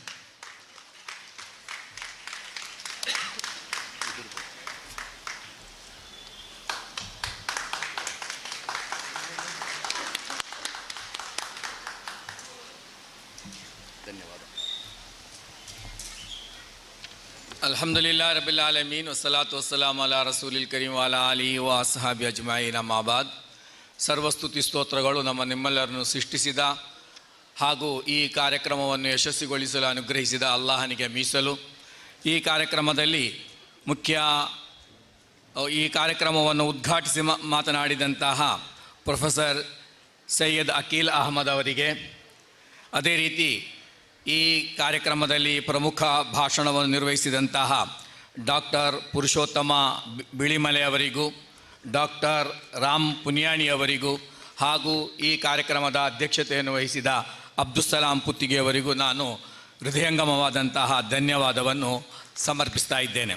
ಅದೇ ರೀತಿ ಈ ಕಾರ್ಯಕ್ರಮದ ಸ್ವಾಗತ ಮತ್ತು ಪ್ರಾಸ್ತಾವಿಕ ನುಡಿಗಳನ್ನು ಆಡಿದಂತಹ ಶಾಂತಿ ಪ್ರಕಾಶನದ ವ್ಯವಸ್ಥಾಪಕರಾದ ಜನಾಬ್ ಮೊಹಮ್ಮದ್ ಕುಂಜಿಯವರಿಗೆ, ಕಿರಾತ್ ಪಠಿಸಿದಂತಹ ಅಬ್ದುಲ್ ಲತೀಫ್ ಆಲಿಯಾರ್ ಅವರಿಗೆ, ಈ ಕಾರ್ಯಕ್ರಮದಲ್ಲಿ ಸೌಹಾರ್ದ ಗೀತೆಯನ್ನು ಹಾಡಿದಂತಹ ಅಶ್ರಫ್ ಅಪೋಲರ್ ಅವರಿಗೆ ಹಾಗೂ ಈ ಕಾರ್ಯಕ್ರಮವನ್ನು ನಿರೂಪಿಸಿದ ಮೊಹಮ್ಮದ್ ಅಲಿ ಕಮ್ಮರಡಿಯವರಿಗೂ ನಾನು ಹೃದಯಪೂರ್ವಕವಾದಂತಹ ಧನ್ಯವಾದವನ್ನು ಅರ್ಪಿಸ್ತಾ ಇದ್ದೇನೆ. ಅದೇ ರೀತಿ ಈ ಕಾರ್ಯಕ್ರಮದಲ್ಲಿ ಗಣ್ಯ ಉಪಸ್ಥಿತಿಯನ್ನು ವಹಿಸಿದಂತಹ ಶ್ರೀ ರಮಾನಾಥ ರಾಯ್ ಅವರಿಗೂ ನಾನು ಹೃತ್ಪೂರ್ವಕವಾದಂತಹ ಧನ್ಯವಾದವನ್ನು ಸಮರ್ಪಿಸ್ತೇನೆ. ಅದೇ ರೀತಿ ಈ ವೇದಿಕೆಯಲ್ಲಿರುವಂತಹ ಮೌಲಾನಾ ಮುಫ್ತಿ ಶೇಖ್ ಮುತಹರ್ ಹುಸೇನ್ ಕಾಸಿಮಿ, ಮೌಲಾನಾ ಯಹಿಯಾ ತಂಗಳ್ ಮದನಿ, KM ಅಶ್ರಫ್ ಸಾಹಬ್, ಸಯೀದ್ ಇಸ್ಮಾಯಿಲ್, ಅರಫಾ ಮಂಚಿ ಇವರೆಲ್ಲರಿಗೂ ನಾನು ಒಂದೇ ಮಾತಿನಲ್ಲಿ ಧನ್ಯವಾದವನ್ನು